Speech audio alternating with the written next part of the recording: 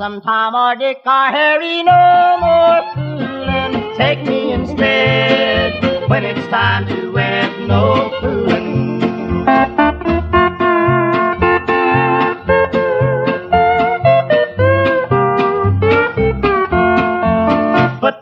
Put your arms around me, honey, hold me tight, cuddle up with all your might. Oh, oh, won't you roll your eyes, eyes that I just idolize. When you look at me, my heart begins to flow, then it starts to rockin' like a motorboat. Oh, oh, I never knew any girl like you. Yes, I told them all about you. No fooling. Yes, I told them all about you.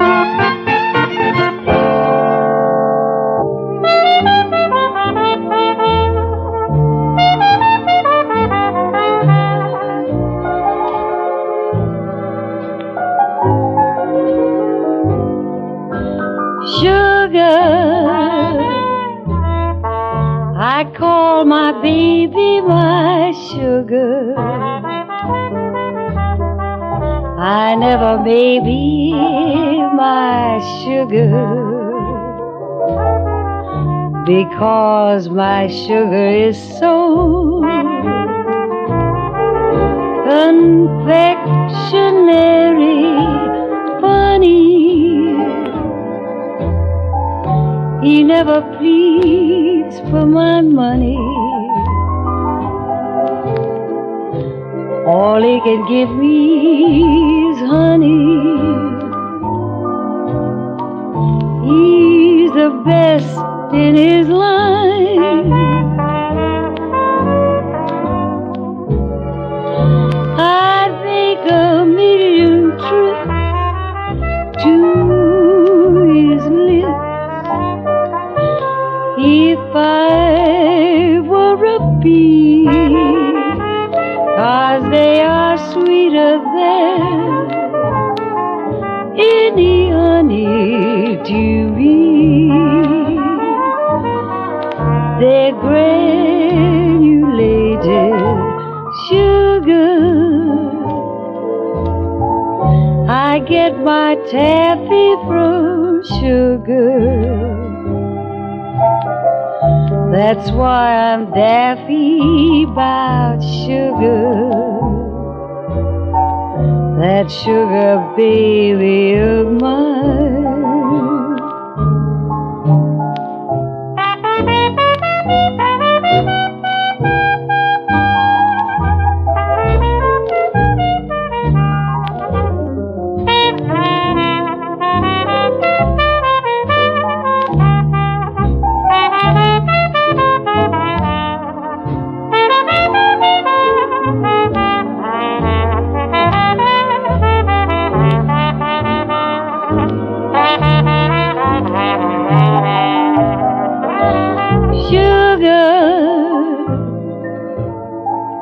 I get my taffy from sugar.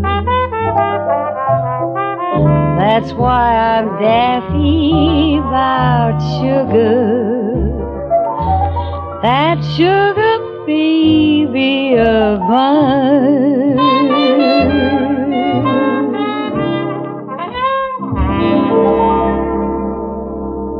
You're watching Westerns Radio live on YouTube and TikTok at OTR Westerns.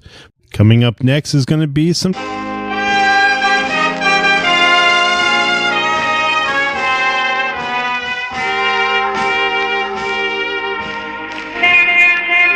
Broadway's My Beat, from Times Square to Columbus Circle, the gaudiest, the most violent, the lonesomest mile in the world. Broadway is My Beat with Larry Thor as Detective Danny Clover.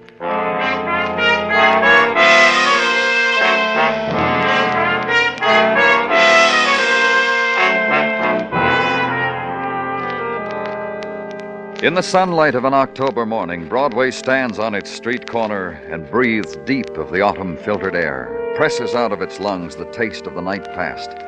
This is the time of day when neon is silent, spectaculars doze. The shadows have not yet found their final shapes, and the pavement is flecked with glints of sun fragments. Doorways are opened on the October day, and the night dreams are swept into the gutters. It's the time of the coffee and cakes, and break from the starting gate.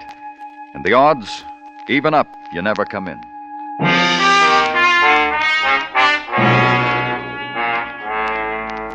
And where I was, the sunlight filtered through Italian damask, swiftly caressed Grecian fragments. A torso in black marble, a head in stone, pocked with antiquity, a glass case with golden coins hermetically sealed against corrosion and desire.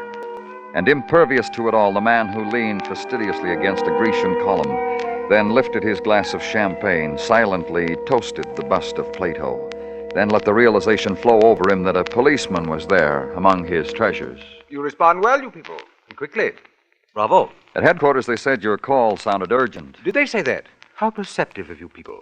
The extraordinary qualities one finds in the most unimaginative of delicious. That's right, Mr. Hanson. No imagination. That's why you'll have to tell me the reason I'm here. It's exquisite. You'll be ravished by it. Shall we set it off with champagne? Look, You reject the bubbly. It's going to be such a grisly day, Mr. Clover. I promise you. It's off to a good start. Goodbye, Mr. Hanson. Come back, idiot man. Come back.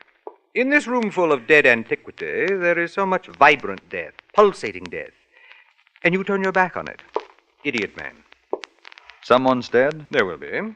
Does the statement chafe up an emotion in you? Who? Nola, my wife. Once of such beauty. Such beauty that would put all these my Grecian delicacies to shame. That torso, for instance. It would blush to its tippy toes at the beauty that once was Nola's. But no more. And she's going to die because... There will be violence of one sort or another. Death, it is almost too much to hope for, is it not? Though Nola deserves it. How that old girl deserves it. She's done something? Mm-hmm. Yes. Mm-hmm. She convinced a boy to come here all the way from Europe. An Adonis of a boy. Kurt could turn on the old girl. Young gods turn on old beauty sometimes. Destroy it because it offends their sense of the aesthetic. Kurt Bauer. A young thing with a pair of skis. I fear Nola is playing with her own demise in that boy, and she's not aware of it. No more than she's aware that... That what? That my daughter Connie, by a former, less colorful marriage, also has no love for Nola. You must talk to Connie at her place on Sutton. Ask her why she loathes Nola so helplessly. It'll amuse you. And you, Mr. Hanson, what about you? Why? I, too, am a creature of violence. Delicious, isn't it? I don't know one day to the next how I'll react when something's taken away from me. I fear for Nola, Mr. Clover. Such an exquisite fear. That's why you called us? But exactly. Nola's a lovely old girl. I'd fret if there was so much as a scratch on her. You'll prevent that, you people, won't you? If you can. If you can. And saying it, Mr. Hanson poured himself a drink, moved over to the slender Grecian column, faced me, and took his stance next to Plato. He fingered his mustache, cocked his head, and used a half of his mouth for a smile. That's the way I left Mr. Hanson.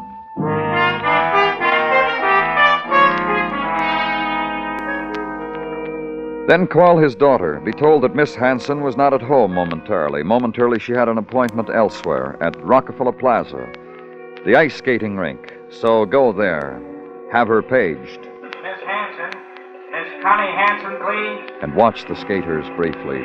The young thing who catches your eye in pirouettes, and Swifty, the rapid boy on racing blades, and the lady who gets up again, brave and intent, and skates close to the rail. And the very tall young woman who skims out of the crowd and talks to the announcer. Hi, Miss Hanson. That man asked for it. Do you want to see me? Yes, my name's Clover. Can we sit down? Sure, if you want. I'm from the police, Miss Hanson. Go on. I'm not panicky. I had a talk with your father a little while ago. What's his current burden? I'm not sure, Miss Hanson. He seems to be worried about your stepmother. He should have started to worry about her 15 years ago, the day he married her. If I were he, I'd give up by now. You know, come philosophical about her. What'd he say about stepmother Nola? He said something would happen to her. Somebody... Kurt? He mentioned a name, Kurt Bauer. Kurt Bauer. You know something? I've been waiting for Kurt for 2 hours, just to cross hands with him and dance a blue Danube with him. He won't show up. Would you show up for me, Mr. Clover? For a girl who's 6 feet tall? I want to. My complexion's not so bad, but look at this hair. Ever see hair like this on a girl? I chuckle to myself when I put lipstick on my face. Tell me about Kurt Bauer. And see me gush? Don't make me do that, Mr. Clover. I'd titter and poke you with an elbow. Well, just tell me who he is. Young man. We found him in the Italian Alps. We? Stepmother, Nola, and I. We were skiing. Something came out of the blue and plopped down beside us and made nasty little slaloms in the snow. That was Kurt. What's he doing here? Stepmother Nola stopped waxing his skis long enough to tell him she could get him a job come winter at Lake Placid. Then why would he want to do anything to harm her? My daddy tell you he would? Dad was ribbing. He's a ribber. Great sense of humor. He reads Plato and hits passers-by over the head with folded newspapers. How about you? You don't like Mrs. Hanson, do you? I don't like any woman who's lovely. You blame me? Now, pardon me, Mr. Clover. There's a tall man skating over there. He's alone. I never saw him before, but maybe he's looking for me. I'll give him something to look at.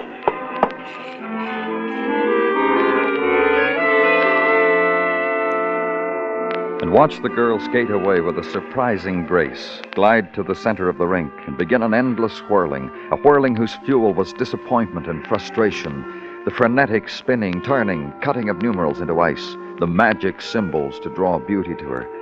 And it doesn't happen until the awkward crash against the spectator's railing, the clumsy fall that sparked only a laugh, and no one helps her to her feet.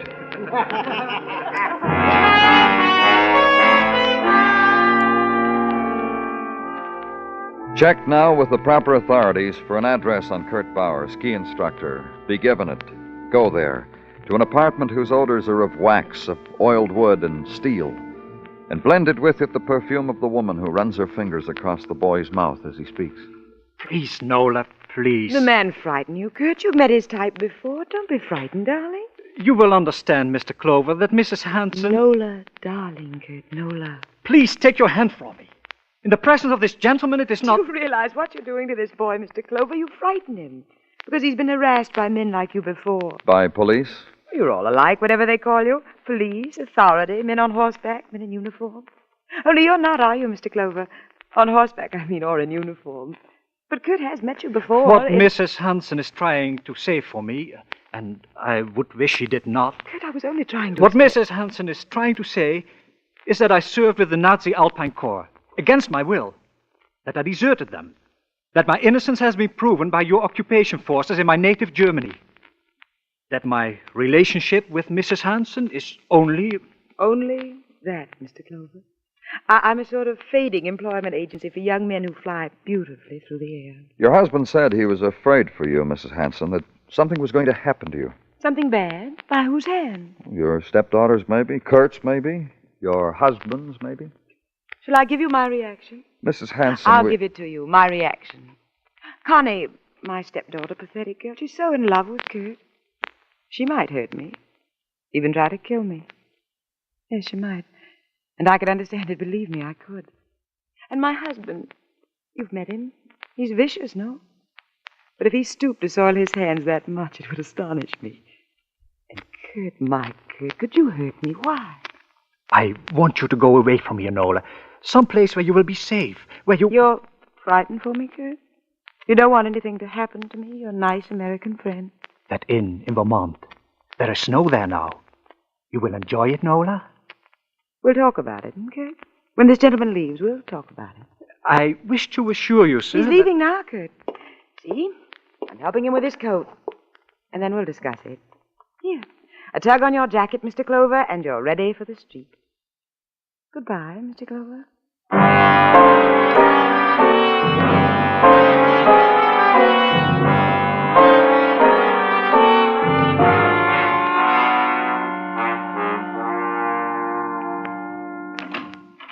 Danny? Come on in, Markovan. What's on your mind? Nothing. Just going home, Danny. How about you? Yeah, a few minutes. You bowling tonight? Yeah, I guess so. Well, don't do me any favors. You don't feel like bowling? Say you don't feel like bowling. Yeah, What's the matter with you? I'm bewildered, Markovan. You ever get bewildered? That's why I bowl so much. It takes my mind off the many times I'm bewildered. I can't figure those people. Each one of them. Dale Hansen, his wife, his daughter, that Kurt Bauer. What about him? I don't know. If I said they were strange, would you know what I meant? Me either. There's something shrill about all of them, like they were waiting for something to happen, like each was waiting for the other to make a move. One of them was... Danny Clover speaking. Dale Hansen, Mr. Clover. Yes, what is it, Mr. Hansen? Have you been inside Kurt's apartment recently? About 3 hours ago. Why? I suggest a revisit. I strongly suggest it, Mr. Clover. Goodbye. Who was it, Danny? I'll tell you on the way. Come on.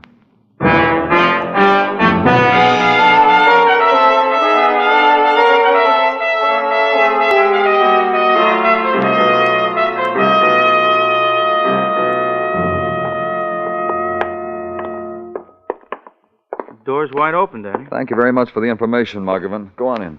Right, all right. What's supposed to be here in Kurt's apartment? I don't know. Look in that room. Yeah.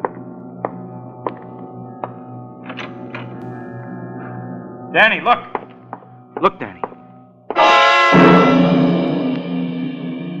He stood there in the doorway, Markovan did, pointing at Kurt Bauer, lying there on the bed, arms outstretched like the beginning of an embrace, like the end of one.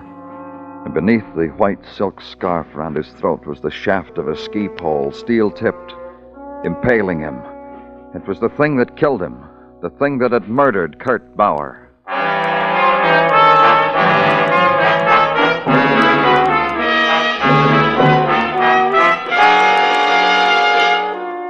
You were listening to Broadway's My Beat, written by Morton Fine and David Friedkin, and starring Larry Thor as Detective Danny Clover. Robert Q. Lewis is in the Waxworks for a solid hour of pop tunes every Saturday night on CBS Radio.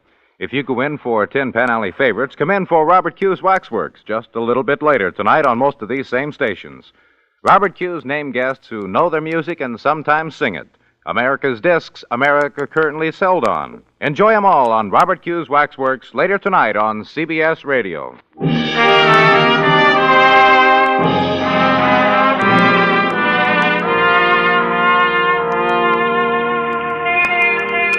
It's the time that was saved up for Saturday night on Broadway. The time when the great explosion flings itself out over the city, and the lights climb in columns against the wall of night like licking serpents. Crowd gathers to give it voice. The hawkers, the gawkers, the hurry-up boys, the take-it-easy girls, the laughers, the weepers, the footsteps, the sigh of silk, the whispers.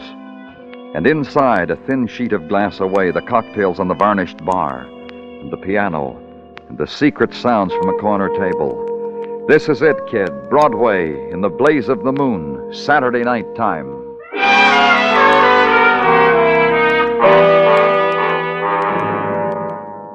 And the night had an hour in it to find a man murdered, to consider him, to watch the police technical department attend him, to talk to the medical examiner. The hour to officiate, then to leave. And to make a call to Dale Hansen, summon him to headquarters. For the first time in my life, Mr. Clover, I feel, well, municipal, like a citizen. It has the shade of a sensation about it. You knew we'd find Kurt Bauer dead, didn't you? Of course.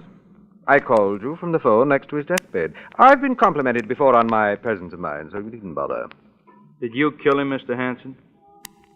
You are Mr. Clover's, I suppose you people would say, sidekick? Did you kill him? Certainly not. I went to give him his fee for making my dear ones proficient on ice. Let's see that medical examiner's report, Markovan. Thanks. Kurt Bauer died at about 7 o'clock, according to this. And I called you at 9. From 6 to 8:30, I was being sweated and massaged. You may check my club, the Hermitage Club. Well, check it, Markovan. Gramercy 51110. Let me ask you something, Mr. Hansen. Certainly. You tried to throw us off the track, didn't you? told me your wife was in danger while it was... Believe me, this whole turn of events is merely a pleasant surprise. Who killed him, Mr. Hanson? I suppose someone whose forte is pleasant surprises. I caused you to frown. Forgive. Did you know your daughter was in love with him? She'll grieve. And your wife? My wife is a foolish woman, and harmless. Her attempts to recapture a lost youth is saddening, but I bear with it. I just spoke to a master named Bill, Danny. Yeah? Yeah, he baked him and massaged him from 6 to 8. Give him a half hour to get dressed. You're in the clear, Mr. Hanson. You can get out of here.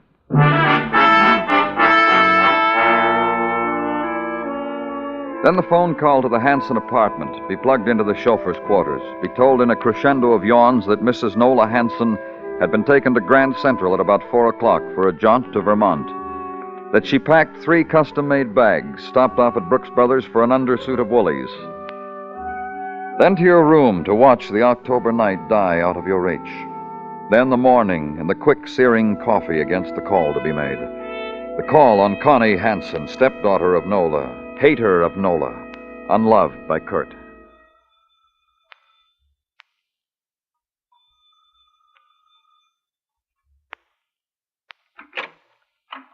Miss Hanson, please. Well, who are you? Police.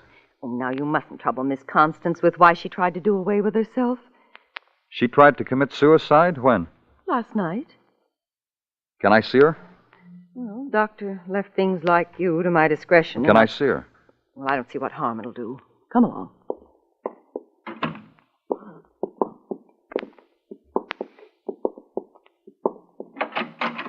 Miss Constance?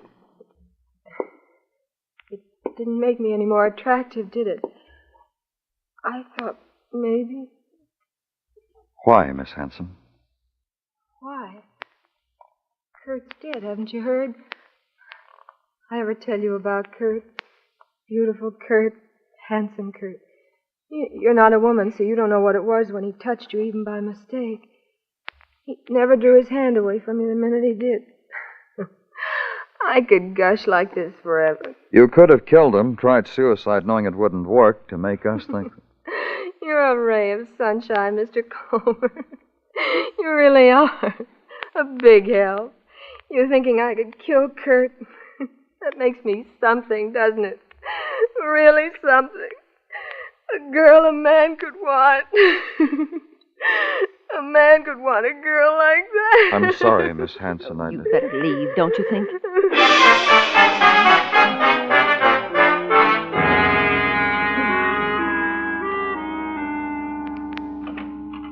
Danny? Oh, hello, Gino. Happy holiday. Oh, thanks, Gino. Holiday? What holiday? You kidding? No, I'm not. What holiday? Why, Danny, on this date in 1774, Samuel Adams did call together the Continental Congress. Oh, I guess it slipped my mind. Don't let it bother you. Last year I forgot, too. And, Danny, to celebrate this auspicious occasion, I gave my oldest, Emilio, a new Columbia bicycle.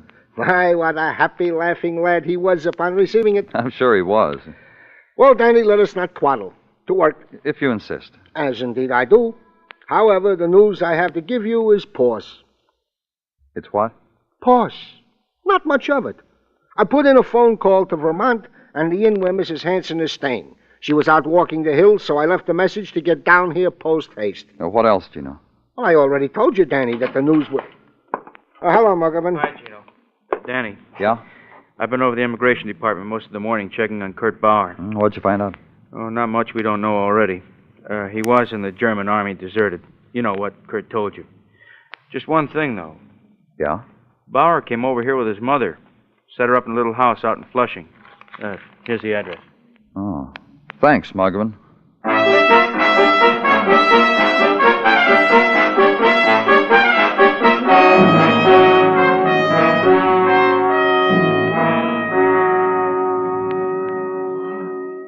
Kurt was something fine, Herr Clover. Something beyond your understanding. I met him, Mrs. Bauer. Talked to him. He told me he was a deserter. My Kurt was a man of intelligence. When promises, dreams were not what they pretended to be, Kurt fled from them, as he fled from your authorities in our country. He said he'd been an unwilling Nazi, and that he was cleared. He was, but it was still flight. because Mrs. Hanson beckoned. She loved him. Many have loved Kurt. Many Mrs. Hansons. Younger, richer, less greedy for youth. And many husbands have wished my Kurt dead for this. Dale Hanson? A curious man. This house, it was his gift to Kurt. Kurt's clothes, his apartment, money to spend. You mean they were a gift through Mrs. Hanson? No, not from him personally. Because my Kurt went to him when we came to your country, explained to him his interest in Mrs. Hanson was only professional. She had talent for skiing. Explained to him his gratitude for the opportunities of your country. My Kurt was an intelligent man. You could call it that. Was it not intelligent of him to go to Mr. Hanson immediately when you found him with Mrs. Hanson? When you told them of her husband's fear for her? Kurt did that? Immediately. To ask of Mr. Hanson the favor of money for our return to our home. Kurt had no wish to be present when... And what did Hanson do? He promised Kurt the money. He told Kurt to come here to me. He would bring the money to us. You wish more from me, Mr. Clover? No, nothing.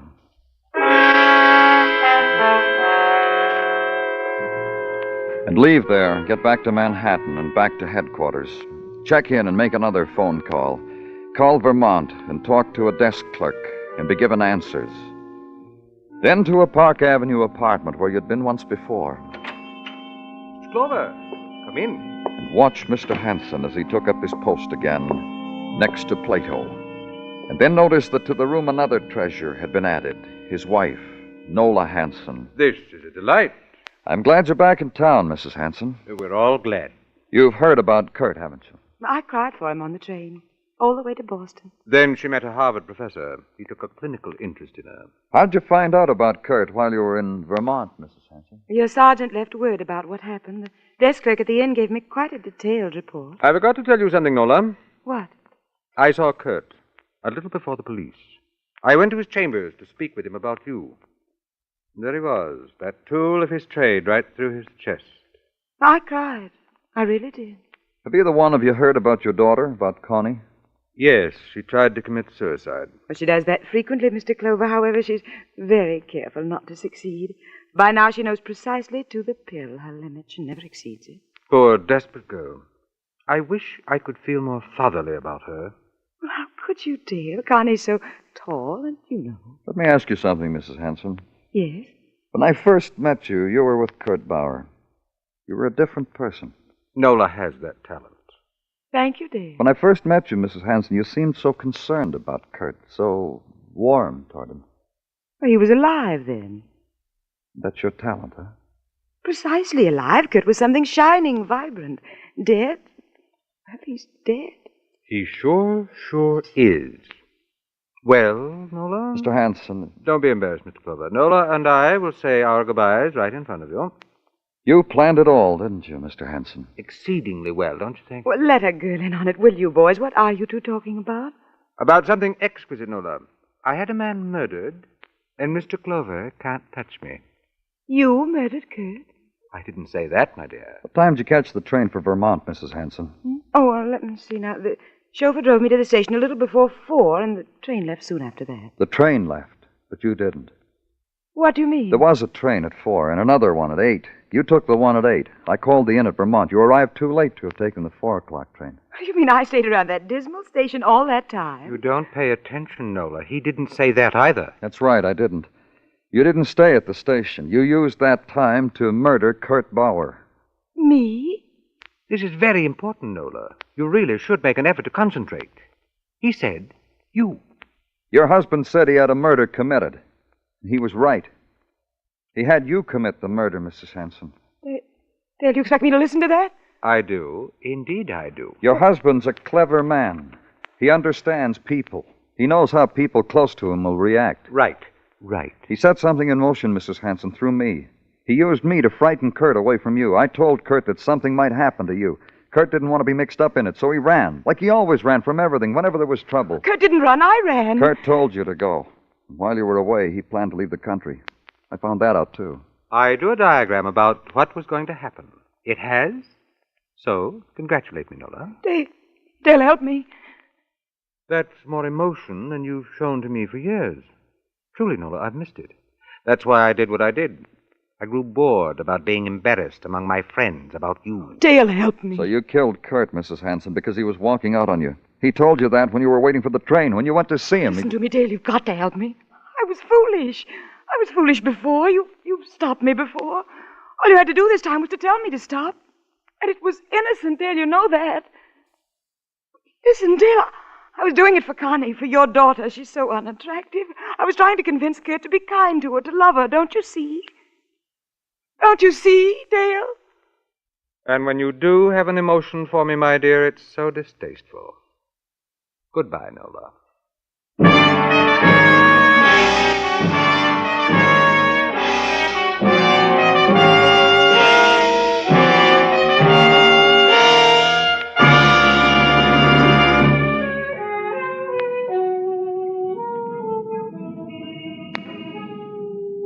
Nighttime blares down Broadway. The canyon streets gather it in like some passion, and the night is a backdrop for a million fragments, neon and roar and melting shapes and shock and clots of crowd. It's a fury that sweeps you up and holds you close and throws you into the gutter of your choice. It's Broadway, the gaudiest, the most violent, the lonesomest mile in the world. Broadway, my beat.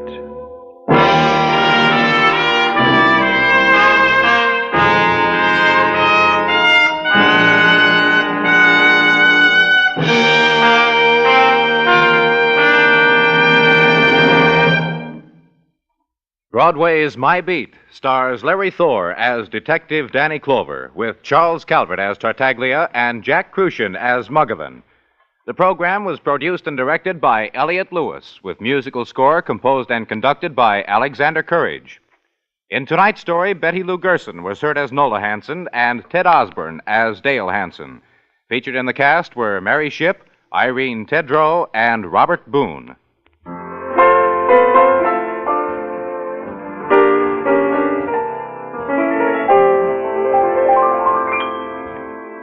When Squire Jack Benny invites the whole gang to a swank Hollywood nightclub, the natural question arises in everybody's mind: who's picking up the check? They'll find out, and so will you, tomorrow night when CBS Radio brings you Jack Benny Time. Bill Anders speaking. And remember, the Frankie Lane Show is your date with slick syncopation every Sunday afternoon on the CBS Radio Network.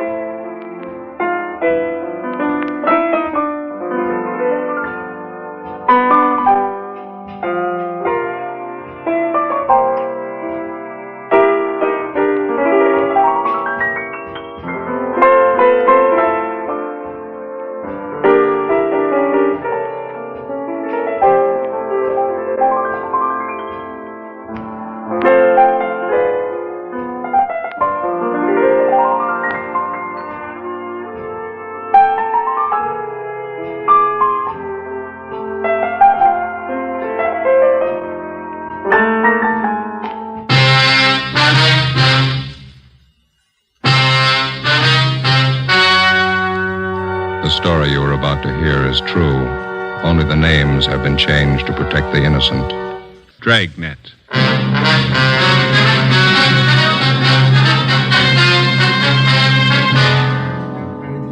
You're a detective sergeant. You're assigned to Juvenile Bureau. A pair of fake talent scouts are at work in your city. Their victims, young girls seeking careers in Hollywood. The criminals are vicious and relentless. Your job: get them.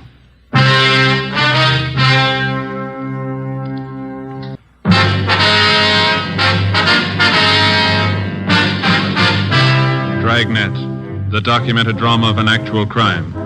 For the next 30 minutes, in cooperation with the Los Angeles Police Department, you will travel step by step on the side of the law through an actual case transcribed from official police files. From beginning to end, from crime to punishment, Dragnet is the story of your police force in action. was Tuesday, May 7th. It was mild in Los Angeles. We were working the day watch out of Juvenile Bureau. My partner's Ben Romero. The boss is Inspector Bowling, Commander, Juvenile Division. My name's Friday. It was 10:13 a.m. when I got to 1335 Georgia Street, second floor. The squad room. Hi. Hi, Ben. Did you pick up that latest run the stats office made for? No, I don't think they got it ready yet.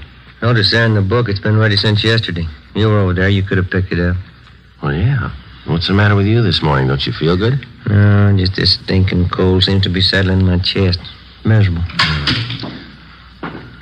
Yes, sir? Can I help you? Oh, yes.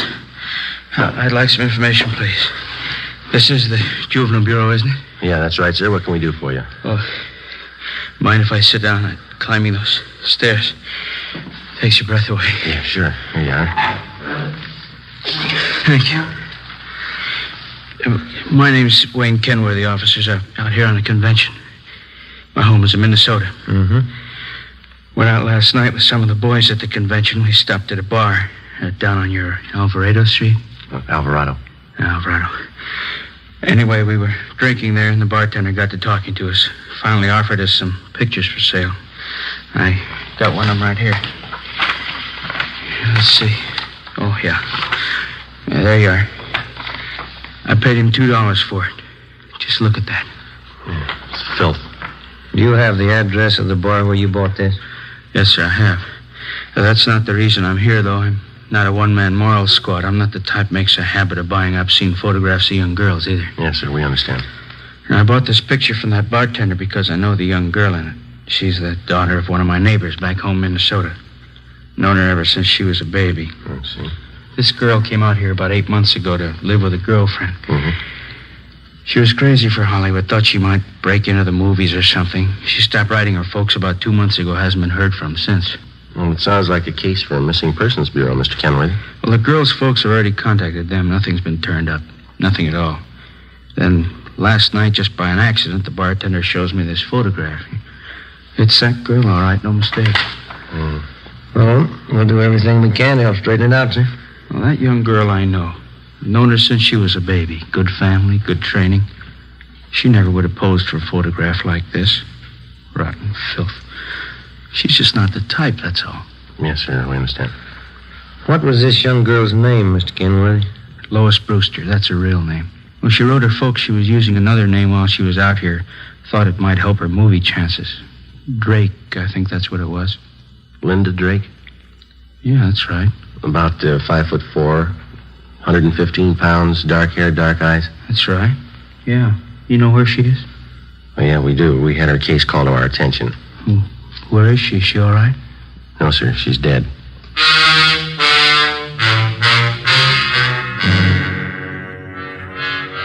Two days before Mr. Kenworthy walked into Juvenile Bureau, the body of a young girl had been washed up on the shore just below the beach town of Venice. Apparently, she'd taken her own life. The girl was a brunette, attractive, not more than 17 years old. There was no identification on the body except for a rent receipt found in one of the pockets of a cotton jacket that the girl had been wearing. The rent receipt was made out to Linda Drake. It was signed R.L. King, 876 Peoria Avenue. The address was checked out, and R.L. King was found to be the girl's landlady. After identifying the body, she told investigating officers that Lois Brewster, alias Linda Drake, had lived at her rooming house with a girlfriend for about 6 months. The girlfriend's name was Joyce Fowler.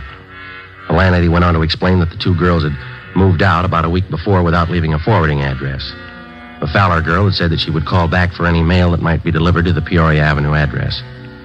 There had been no other leads to the dead girl's background or identity until her former neighbor from Minnesota, Mr. Wayne Kenworthy, showed up. Later that day, Ben and I met with Inspector Bowling and briefed him. Dirty, rotten business. I'll buy that. How far have you gotten with it? Check the dead girl's quints with the missing persons bulletin. It's Lois Brewster. We notified the girl's parents in Minnesota. They're coming out to claim the body. It's pretty tragic. She's an only daughter. 17 years old. Same old story, we figure, Skipper. Some phony talent scout grabbed her and showed her the bright lights, got her to pose for those pictures one way or another. They can make a teenage girl go one of 100 directions after that. This one ended up on a beach. That's all I care about now. How about the girlfriend Lois Brewster was living with? Joyce Fowler? No word so far. Well, what about it? Any ideas? Well, it pretty much depends on finding this Joyce Fowler. There's no background on her. We got out on all points. How about phony talent scouts, cheap modeling schools, photographers? Check out that angle. We put 4 of them away in the past 6 months. Another half dozen are being watched. We can start double-checking them tomorrow. Now, how about that picture that old fellow Kenworthy brought in? Any lead there? We gathered a dozen samples just like it. One's as bad as the other. They're all printed on the same quality photographic paper. There's no markings of any kind on them. There's a common type of paper. All right, then get on the distribution angle. Stay on it. Every rotten bum that peddles this trash, and get them. I want them right up the line. Distributors, wholesalers, guy that prints the pictures, guy that takes them, every lousy one of them. I still can't figure. What's that? Well, the Brewster girl is a good home there, good training. She knew right from wrong. Kids don't forget that in a hurry. That might have been her trouble. How do you mean? She remembered it.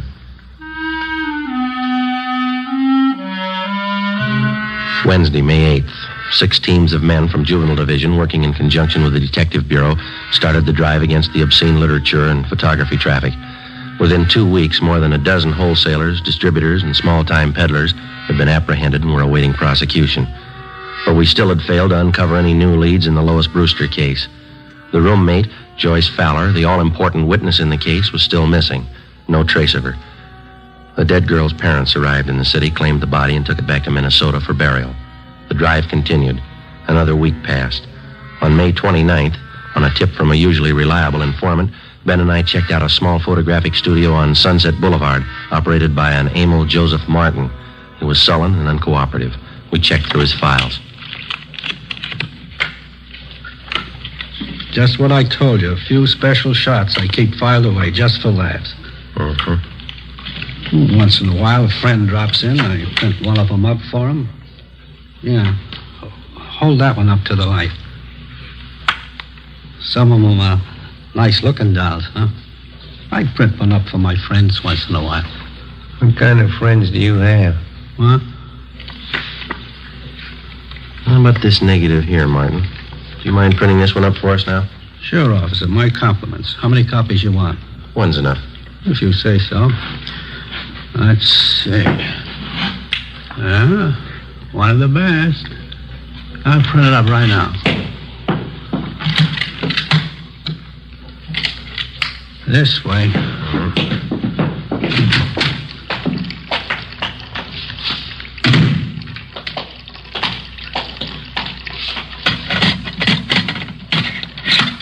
This one's a real collector's item, you know.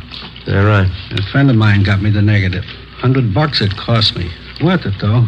I'll make up a couple of prints for you, huh? One's good. Okay, anything you say. You want to get that light switch? Oh, yeah, I'll get. All right.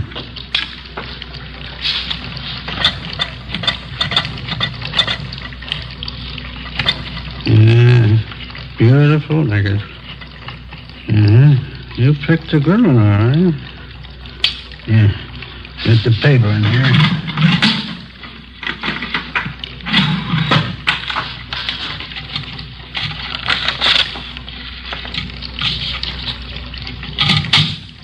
Yeah, that does it. Okay, one print. That's all you want? That's all.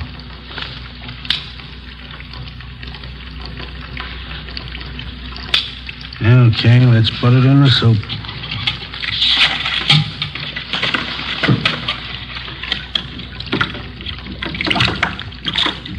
Yeah, I bet you get a kick out of this one. Real beautiful girl.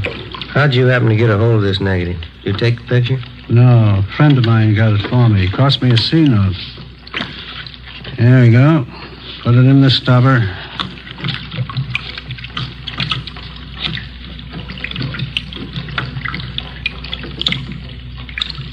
There we go.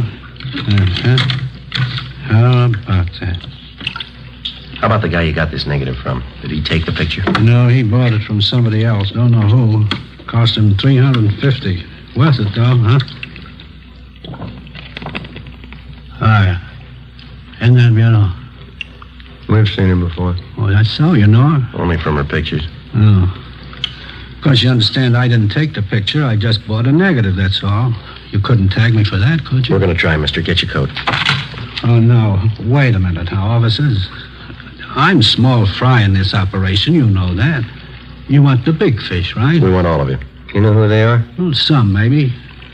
Must be worth something to you. Well, you know better than that, Martin. If you cooperate, we'll mention it in our report. That's all we can do. No promises. Not a very good offer. You're not in a very good position. Yeah. How about it? All right, I'll tell you. Emil J. Martin was booked at City Jail for violation of 311 PC. His file of lewd photographs and negatives were impounded and booked as evidence. With the help of information which the suspect had given us, we were able to round up 3 wholesalers and another distributor of obscene books and photographs. Each one of them was questioned thoroughly. We ran into the same old routine. They denied knowing anything about the man who was masterminding the racket or where he was operating from. The Lois Brewster case dragged on. No progress. In virtually every case of tracing the lewd pictures to the point of production, the investigating officers were able to link the small-time peddlers to their distributor and the distributor to the wholesaler. Well, that's where it stopped, a dead end. Beyond that, nobody knew anything about the operation of the racket. Stakeouts were set up at locations where sales and deliveries of obscene material were known to have been made. Nothing happened. The drive stalled. Thursday, June 11th. Well, now, Joe? Yes, Gilbert? First piece of news in the month. The policewoman just called it in. Yeah? Lois Brewster's girlfriend, Joyce Fowler. Yeah? She's been found.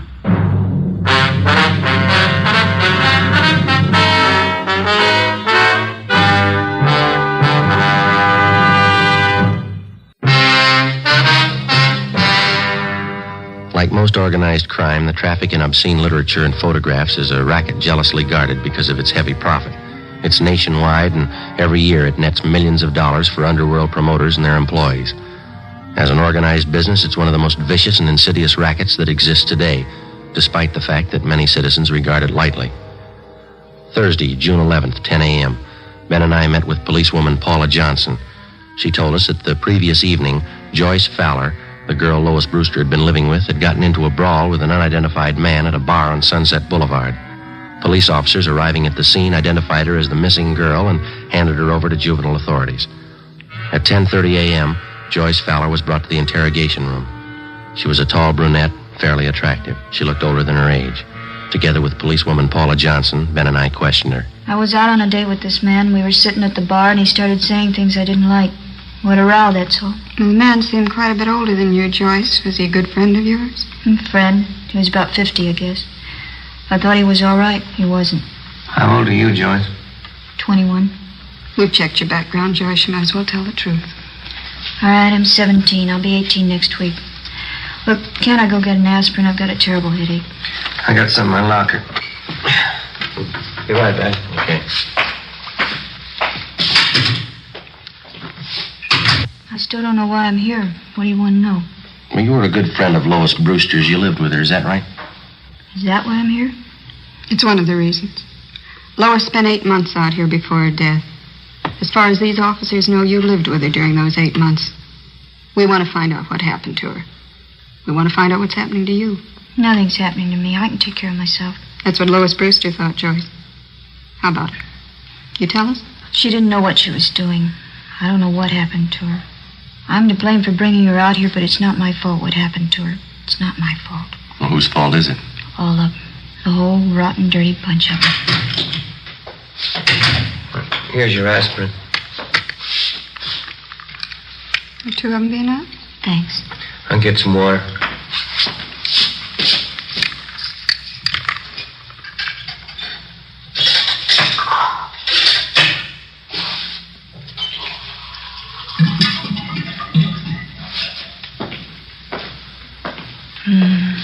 Is something wrong, Joyce? Don't you feel well?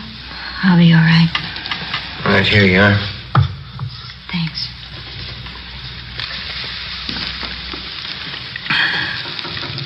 I don't remember too well how it started.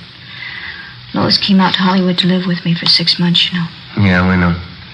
We tried to get modeling jobs, bit parts in the movies. We didn't have much luck. We had to eat, pay the rent.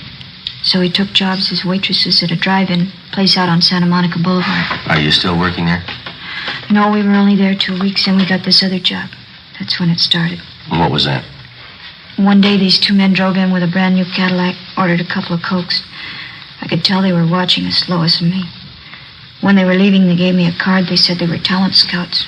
They asked us to come to their offices for interviews. You still have the card they gave you? No, Looked for it once. Guess I lost it. Mm-hmm. Would you go on, please? The older fellow's name was Fred Ramus. Other one was Mr. Gilbert.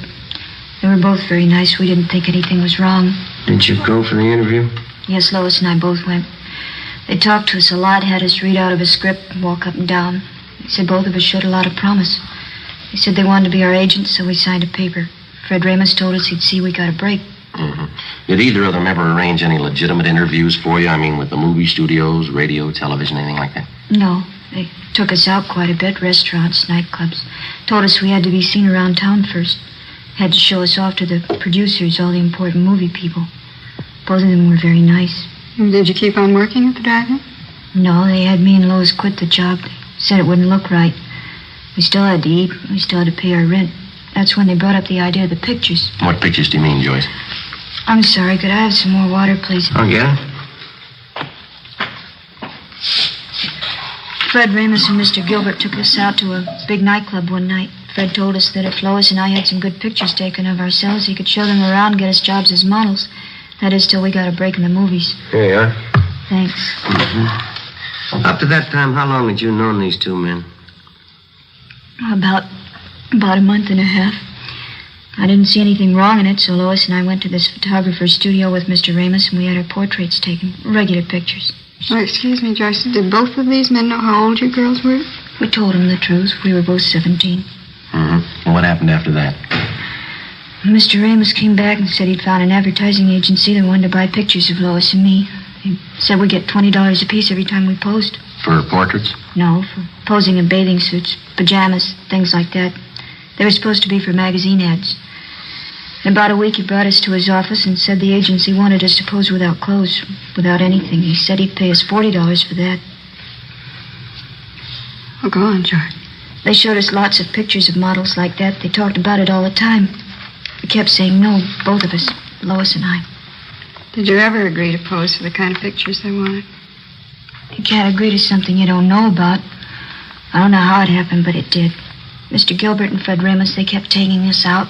We used to drink quite a bit with them. Went on for weeks, I guess. One night there was a big party. We drank. Lois and I got separated.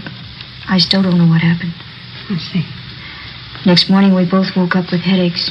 Fred Ramus came and showed us the pictures. I felt dirty all over. I don't know how it happened, I swear it. Lois began to cry. I hit Mr. Ramus. I slapped him. And what does Mr. Ramus tell you? He pretended to be very nice about it. Said he'd pay us well if we go on posing for pictures, the kind he wanted. If we didn't, he said he'd wreck any chance we might have in Hollywood. Said he'd see that the pictures got out. Threatened to send copies to our families, our friends back home. Didn't you think of going to the police? We talked about it. We were afraid of the publicity, the newspapers. We just kept going on, doing what he said. It was like a nightmare. Kept getting worse. We kept getting in deeper. Sergeant, you have that envelope? Yeah. Yeah.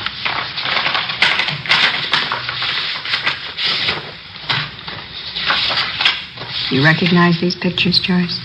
Yes. Mr. Ramus and Mr. Gilbert, they have you pose for these? Yes, that's some of them. We always drank a lot, so we wouldn't remember.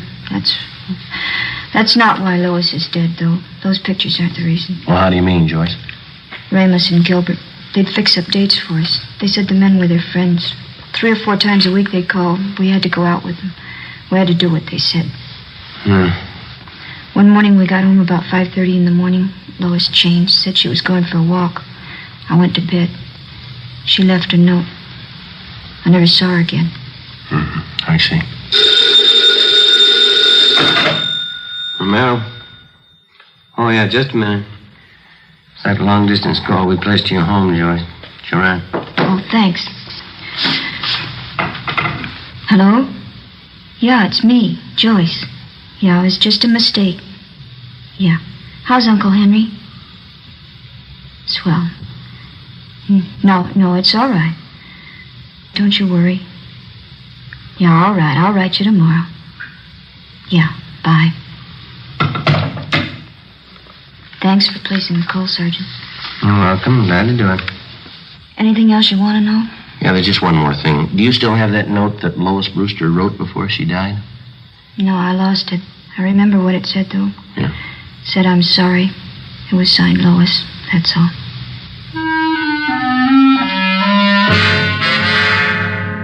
Joyce Fowler supplied us with the addresses of Fred Ramos and his partner, Gilbert. She gave us all the names and addresses of all their friends and employees that she knew of. She also pointed out their offices and base of operations. Inspector Bowling ordered an immediate investigation into the background and business activities of both men.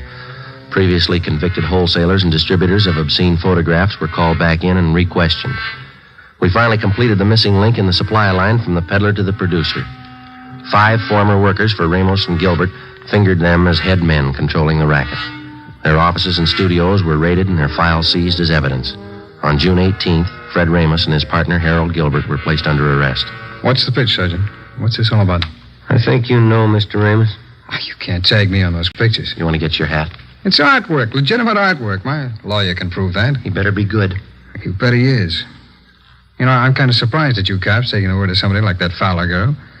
She doesn't know what she's talking about. She's a psycho. Is that right? Why, sure. I tried to do something with her and that girlfriend of hers. I even signed up as her agent. They were hopeless. You've got quite a stack of negatives here. Pictures of both of them, 17-year-olds. They're just candid shots, you know. Spicy for my private collection. There's nothing wrong in that. I figured I'd give the girls a break, let them earn a few bucks. Yeah? Look, I couldn't have treated those girls better. I took them around, showed them the town. Both psychos. I never did trust them. Well, that's the big difference, Ramos. Huh? They trusted you.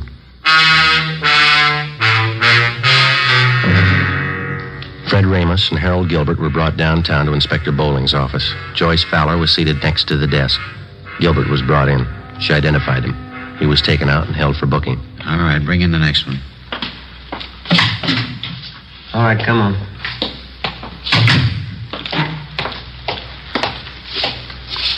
Yeah?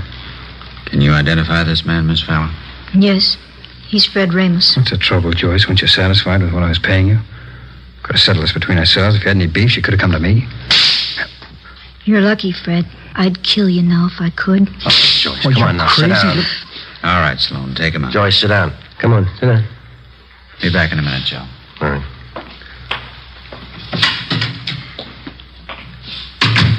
I'm sorry.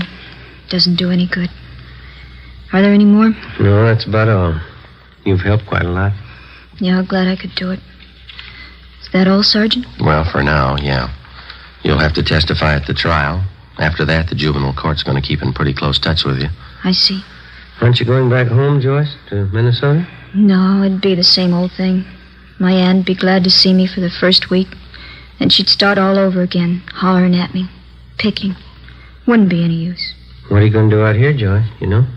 I know a nice fella in Santa Monica. He's going to get me a job at a brand new drive-in. Cute uniforms. But I don't think juvenile court's going to let you take a job like that, Joyce. I hope so. A lot of talent scouts go there. Radio, movie producers. They might notice me. Yeah? Never can tell. Might lead to something.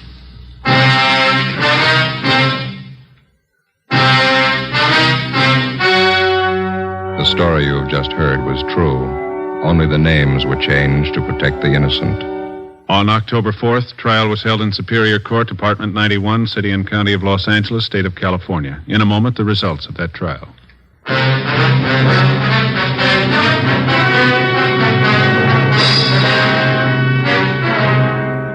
Fred Ramos and Harold Gilbert were tried and convicted on several counts of rape and lewd conduct. They received sentences as prescribed by law and are now serving their terms in the state penitentiary.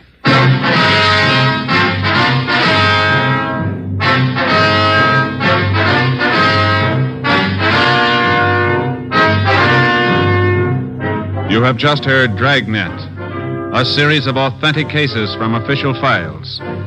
Technical advice for Dragnet comes from the Office of Chief of Police W.H. Parker, Los Angeles Police Department.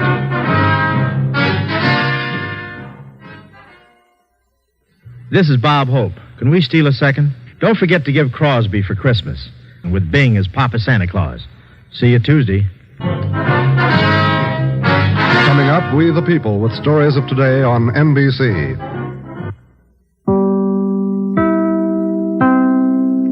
You're watching Westerns Radio live on YouTube and TikTok at OTR Westerns. This one's going to be Adventure. Hope you enjoy. The Green Hornet.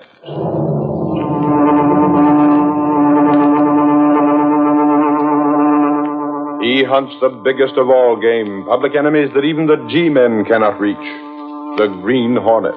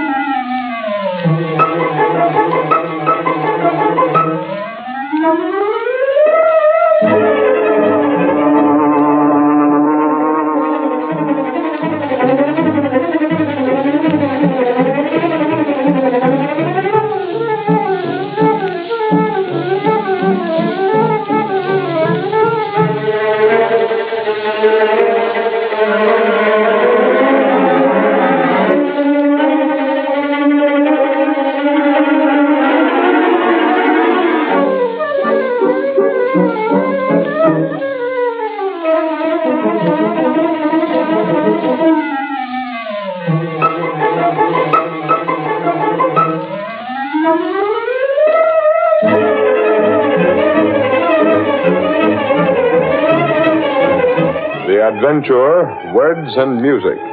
The events and characters depicted in this drama are fictitious. Any similarity to actual persons, living or dead, is purely coincidental.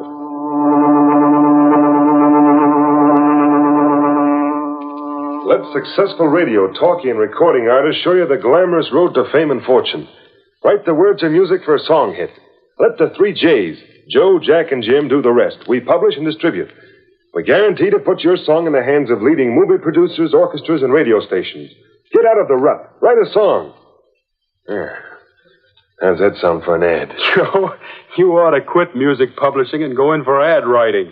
That'll get 'em. Sounds good, Joe. But you ought to have something about send for our free booklet and full details. Oh, I got that here, right down at the bottom. Now, the idea is that we'll run this in all the cheap magazines with a blank to be sent in. We've fiddled around with this racket long enough. Now it's time to branch out. That's the idea. Get into a nationwide business. Hold on, Jack. Maybe we should get a lawyer to look things over. We'll be using the mails, you know. I talked to the lawyer, Jim. We aren't breaking any laws. What about that line, submitting songs to radio stations, dance bands, and all that? We will. We'll submit them. If they toss them in the wastebasket, that's not our worry. Okay. Another thing the lawyer said. What's that? We ought to protect each other. I got some contracts here, see? Contracts for what? We all sign them. It's a partnership agreement so as we don't break up. Break up? Yeah. Suppose one of us lands a job with a radio sponsor or something. None of us could. You know that, Jack. We worked as a harmony trio. We're washed up as far as that stuff goes. Maybe your pipes were never good for solo stuff, but Jim can do a good tenor. Oh, not me. I'm for the publishing racket. There's big dough in it. And we don't have to worry about commercial contracts running out. Just the same, we should have an agreement. If one of us pulls out or dies, the other two get his share of the work. That's fair enough, Jack. Sounds all right to me. I thought it'd be okay with you two. If we're going into big business, we might as well be organized right. And what about this ad? Is it okay with you two to go ahead and run it? Sure. The sooner we get started, the sooner the dough will begin rolling in.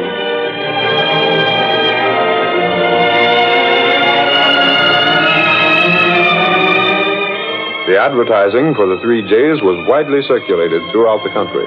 And a few weeks later, cash came pouring into the publisher's office with every mail delivery. Hundreds of hopeful young people awaited the verdict of the racketeer trio, just as Waldo Fielding did. Any mail for me today, Mother? Yes, Waldo. There's a letter from that song publisher. Where is it? Gee, I can hardly wait to hear what they say about my poem. Wouldn't it be swell if they put music to it and publish? There's the letter, Waldo. Gosh, if I could just get the start. Why, look at what some people make out of songs. I heard that sometimes a guy makes as much as... Ma! What is it, Waldo? They'll accept my poem. They will? Yeah, they like it. They'll have one of their best men write the tune, and then they'll publish it and see that it goes to all the radio stations and the movie studios and the dance bands. Oh, boy, I knew I could do it. But, Waldo, won't they expect a lot of money for doing all that? No. They say here that they'll take the chance on royalties. If I don't make anything, they won't make anything either. All I have to do is pay for the copyright and the printing cost and mailing. But how much is that? Well, I suppose it'll seem like a lot to you, Mom. It's about $50. $50? But that's not much, really. Why, I'll bet a lawyer would charge almost that much just to get the copyright for me. And it might bring me in as much as $500,000. But, Waldo, $50. We haven't got that. Well, I'll get it. I'll sell my camera, and I can get something for my banjo. The chances are that Steve will pay a little for my shotgun. I'll get the money. Don't you worry about it, Ma. You just wait. I'll be rich one of these days. I'm going to start on another song poem right away.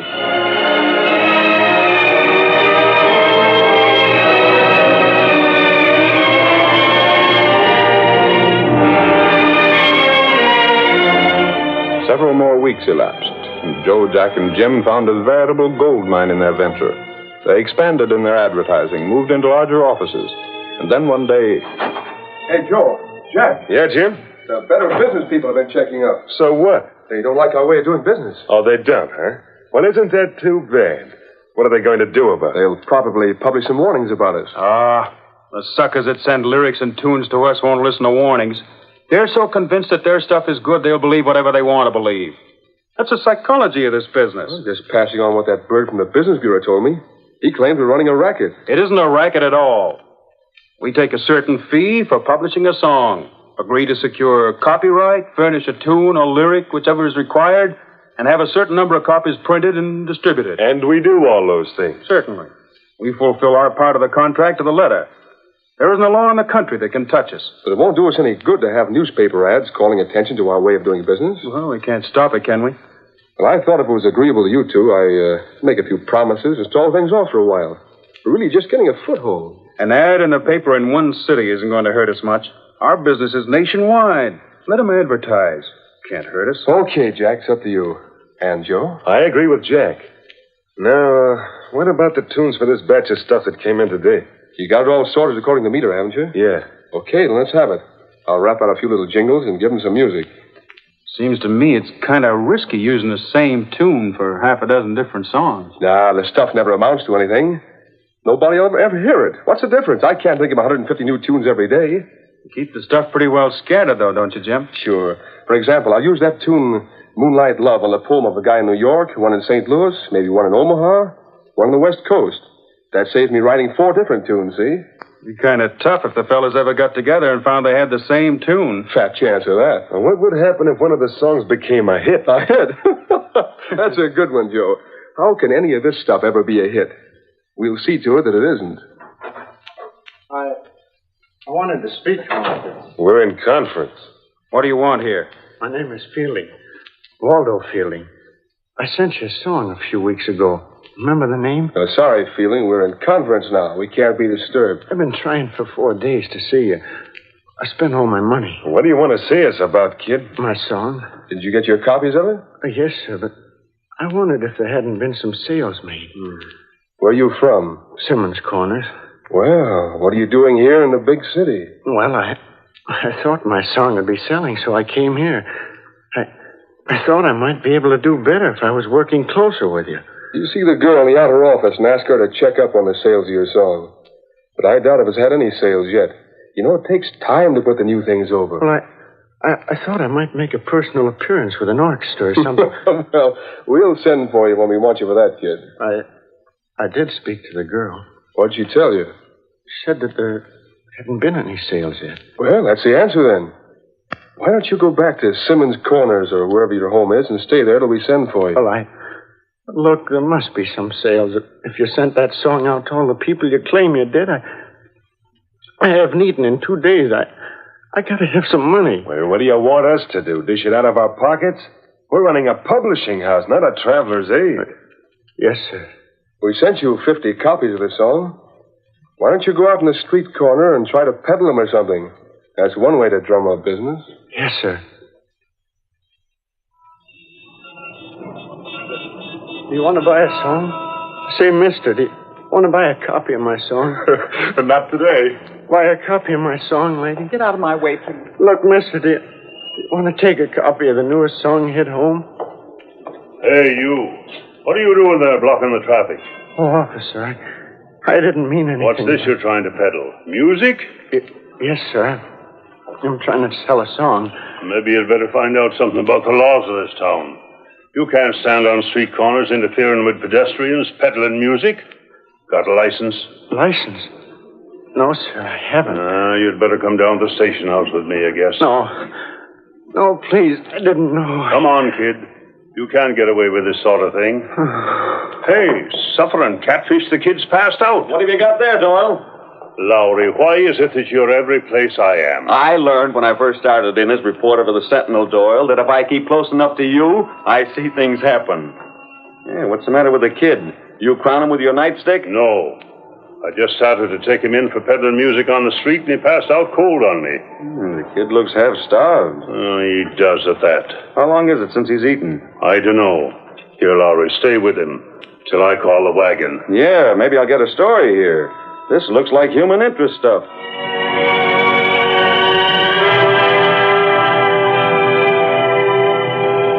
Ed Lowry, the star reporter of the Daily Sentinel, came into the office of the young publisher Britt Reed a couple of hours later.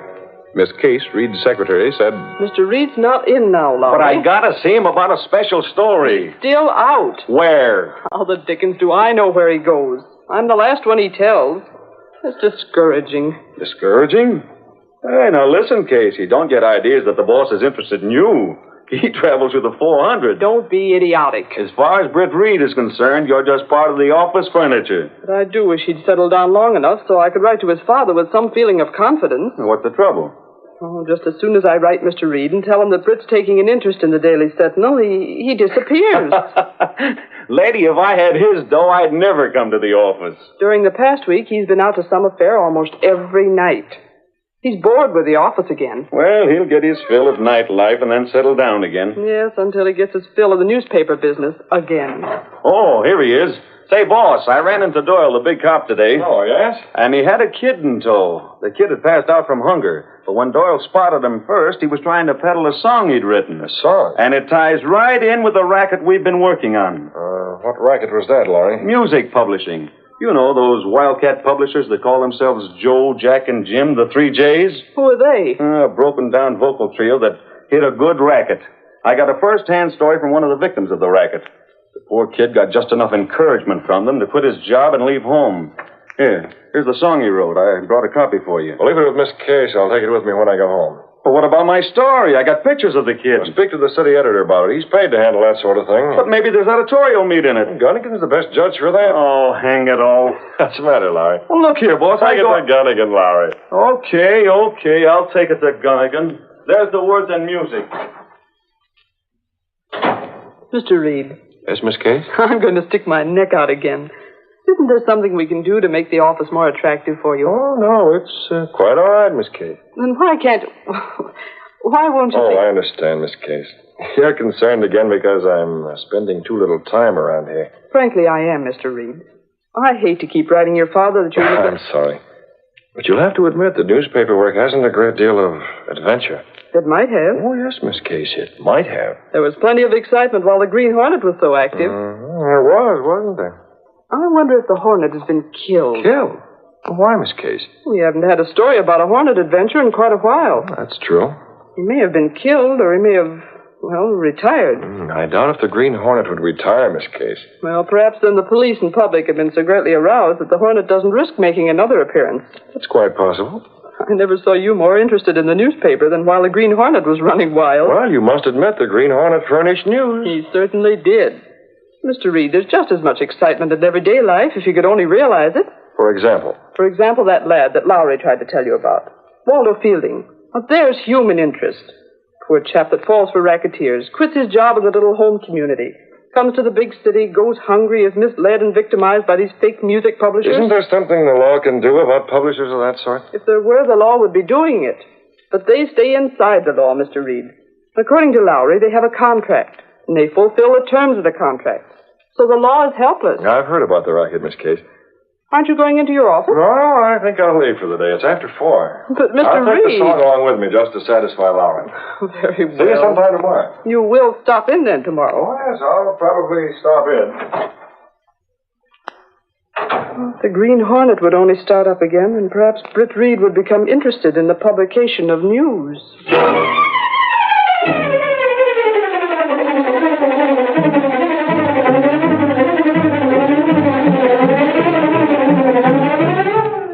The curtain falls on the first act of our Green Hornet adventure. Before the next exciting scenes, please permit us to pause for just a few moments.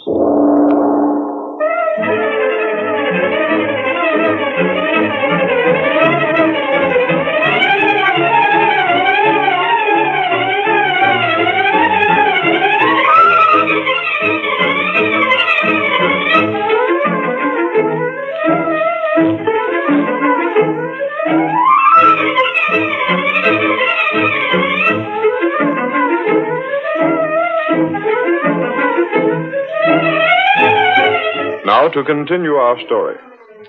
Britt Reed went directly from his office to his apartment. He was uneasy and restless, and only Cato, his faithful valet, realized the real cause of the uneasiness. You're right, Cato. I do feel handcuffed, hampered, tied down. If there were only some way the Hornet could get at this music publishing racket, I'd go out. But the risk, Mr. Britt. Risk be confounded. There's a risk in anything, Cato. Yes, Mr. Britt. I can't find any way it can be broken up. Not even if we do use the role of the Green Hornet to get at them. Is it big? It's nationwide. Those three crooks, Joe, Jack, and Jim, have thousands of people all over the country sending money to them. Money that won't bring a thing except false encouragement and heartbreak. Yes, sir. Yeah, look at tonight's Sentinel. Look at that warning from the Better Business Bureau. They wanted to buy a few inches. I gave them a quarter of a page. But do you think that'll stop people from being made victims? Not on your life. I even ran one of the songs, a typical song, copyrighted and published by Joe, Jack, and Jim, to show the stuff they called good. Cato, I haven't it just occurred to me. What is it? I have an idea, Cato. Life's going to be exciting after all. This may be the entering wedge. Maybe this is what the Green Hornet's been waiting for. The ad for the Business Bureau, Cato. It shows a typical song published by that firm of Joe, Jack, and Jim. Yes, Mr. And the music for this is the same tune that was used by that young chap Lowry brought in a story about. It is? It definitely is. I don't know a great deal about music, but I do know that much. Did I have an engagement for tonight? May I call, Mr. Britt? Cancel it, then. We're going to make other plans. What are they? This may give me the lead I need to smash that publishing firm. Joe, Jack, and Jim. Eh?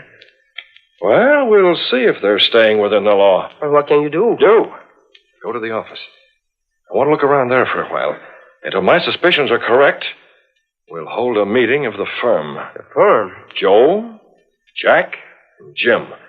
Come on. We're taking out the Black Beauty.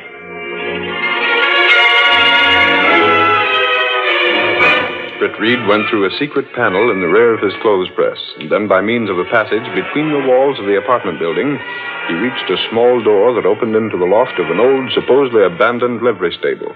It was here, unknown to everyone, that the sleek black car of the Green Hornet was housed. Is the car ready, Cato? Yes, sir. All right, get in. Mask? Here, in compartment. Gas weapon? Here. Good enough. I want to telephone Joe, Jack, and Jim, but I can do that from their own office later on this evening. Yes, sir. Now, let's get going.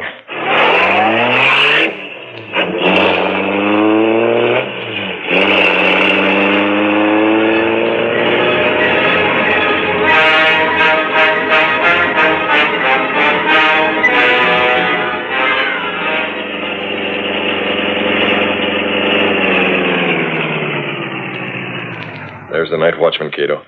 Standing at the entrance to the building. Yes, sir. You take the car onto the rear. I'll handle him. What are you going to do? I'll have to knock him out and get him out of the way.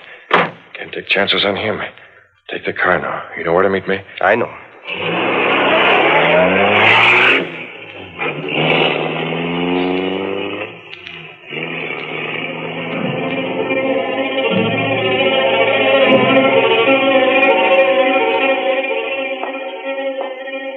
Hat brim pulled low over his eyes, almost hiding the mask, the Green Hornet approached the entrance of the office building where a man stood smoking a pipe. Offices are all closed now, mister. I don't want to hurt you. What have you done, Hornet? That'll hold you for an hour. If I need more time, I'll give you some more gas.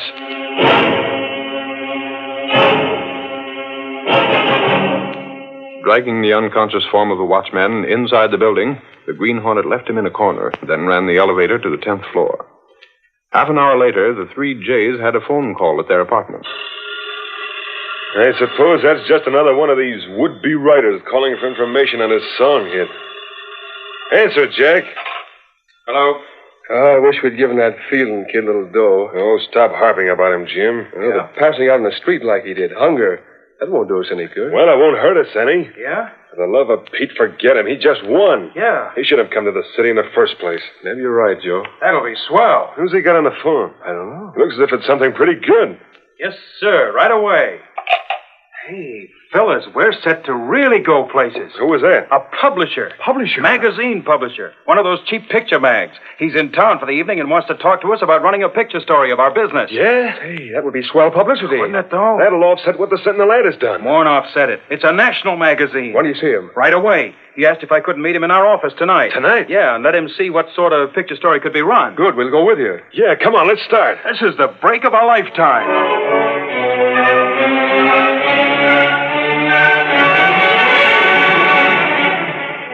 Joe, Jack, and Jim rushed in a cab to their office building and found the front door open. The watchman must be on the first floor. Yeah, that'll save us waiting for the elevator. Hey, Larry! Where are you? He isn't on the first floor. The elevator just coming down now. You shouldn't leave the front door open like that. Don't worry about it. Well, Larry... You're covered. What in place? Mass, the Green Hornet. One of you can run this elevator. Get in there or I'll fold you up where the night watchman is. You killed him, murder. Get aboard. Don't shoot, don't shoot. Well, what are you after? Up to your office. Get going now. The 10th floor, you know. Stop waving that gun around. I'll stop by letting you have it at the first sign of any rough stuff. I'll show Take it. it. Oh, Jim. Let that warn you two. Oh, shot him in cold blood. Yeah. How do you like it? Leave him right where he is. You open that door and get to your office. What are you going to do? You'll find out. Step along there. There's a light there. I left it. You needn't think about the magazine publisher because I was the one who phoned you. I took the liberty of using your own telephone. I have keys. You won't need them. I've unlocked the door and everything else that needs unlocking. Now what? Sit down in there. What's all this stuff? Your so-called song hit. Yeah, I see. A couple of them have possibilities, haven't they, Jack?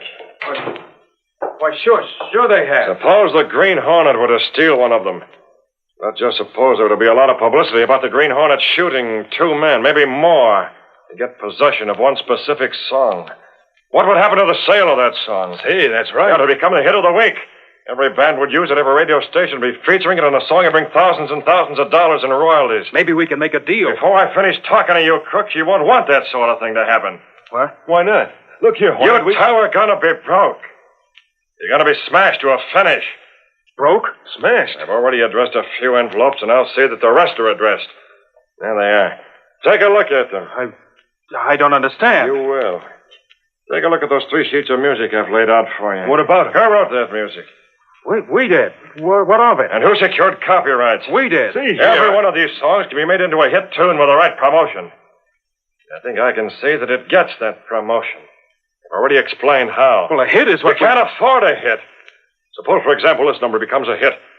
What do you suppose the authors of these other songs with the same music would do? They'd sue, wouldn't they? Yeah, they'd probably There were probably a dozen other poets who've been given the same melody for their song. They'd all start lawsuits.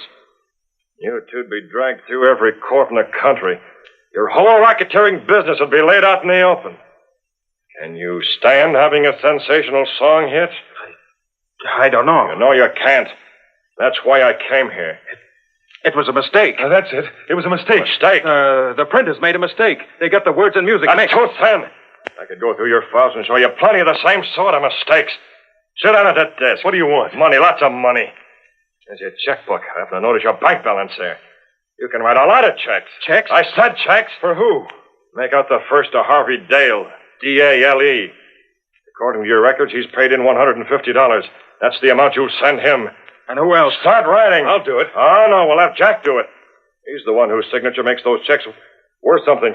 Go on now. Start writing. Now, you see here. Right. How far are you going? As far as your bank balance will allow. There's $200 to go to Mrs. Agnew. 100 to each of the people on this list. 75 to these people. And there's a list of those who'll get $50 each. I'll be broke. I can't afford all You that. can't afford not to pay up.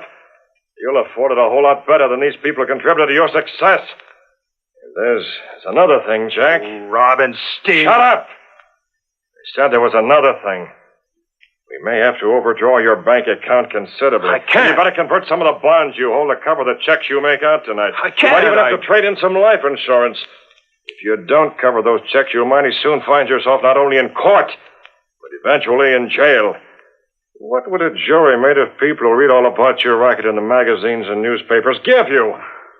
Take your choice, Rat. Go broke and stay free, or go broke and go to jail. And make out checks until you get the writer's cramp. And see that those checks clear the bank.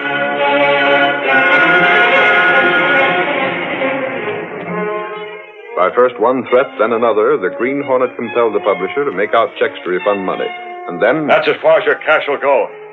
I'll see to it that these envelopes are mailed. You can't get away with it. No? Well, let me explain that I can still make one of your songs a hit. The song that Jim gave his life to keep from the Green Hornet. A song that has some hidden significance to the Green Hornet.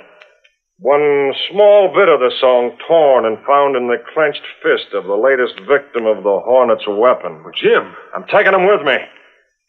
I'll know whether or not those checks clear the bank. If they don't, Jim will be found with this emblem plastered to his forehead. The mark of the Green Hornet. And this part of this song clenched in his fist. Wait. If we don't stop payment, if those checks go through... Then you'll have nothing but poverty to worry you. And don't try another racket like this one. The Green Hornet can make one of your songs a hit at any time. Only the next time, it might be one of you who furnishes the clenched fist.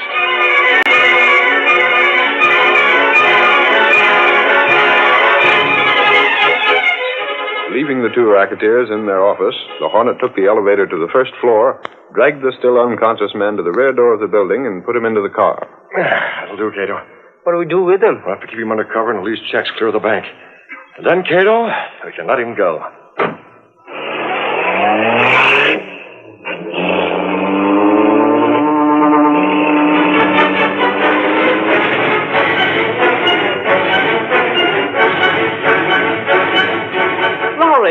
Lowry, have you heard the news? Which news? That Fielding kid got a refund from Joe, Jack, and Jim. That's news. Yes, and the mark of the Green Hornet was on the letter that went with it. Yeah, that's a page one story. The Hornet has stepped out again. I wish I had all the details. But that's not the biggest thing. Mr. Reed was in bright and early this morning. He's a newspaper man again. He's been working like a Trojan all day, trying to run down some leads on the Hornet from what information he gathered. He is? Yeah, but it won't last. We're certain that he'll lose interest again if the Green Hornet goes back into seclusion. But what if the Green Hornet was to be captured? I'm afraid Britt Reed would lose interest in the Sentinel in that case, too.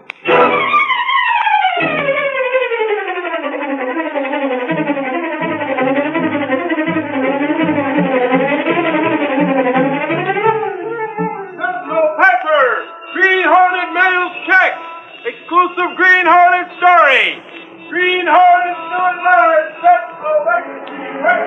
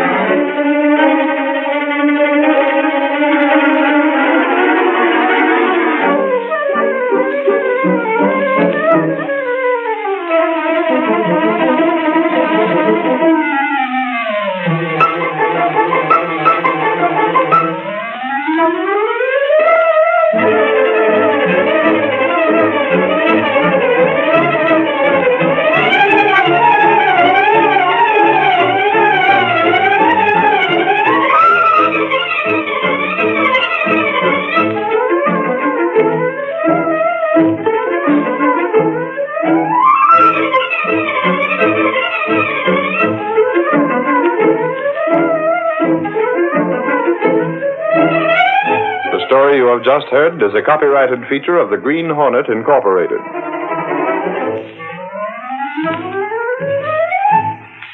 Time now for Armchair Adventures.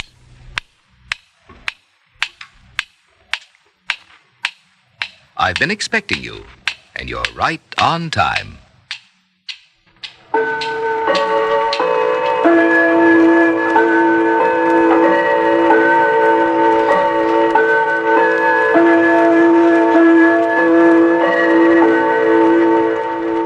I have a story for you, the story of a man who had to fight.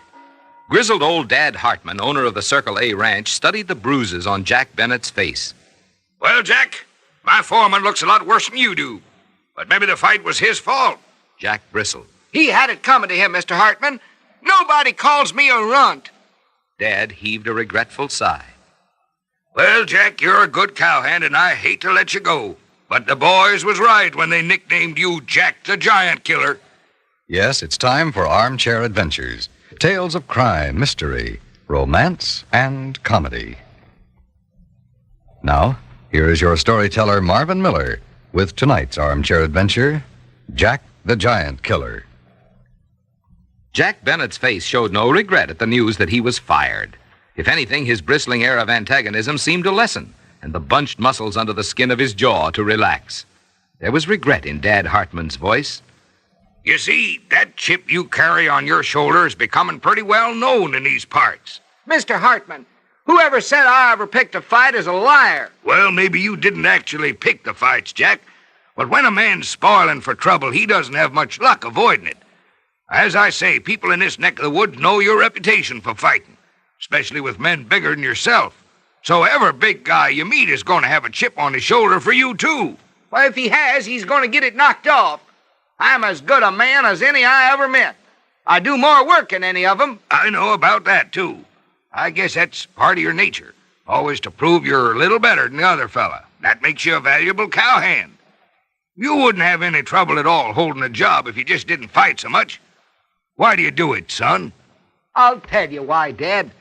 When I was a kid, I was littler than any of the others. Just like now, I'm smaller than most men. And the others was always picking on me, 'cause I couldn't fight back. I made up my mind that someday I wouldn't have to take it anymore. And now I don't, not from anybody.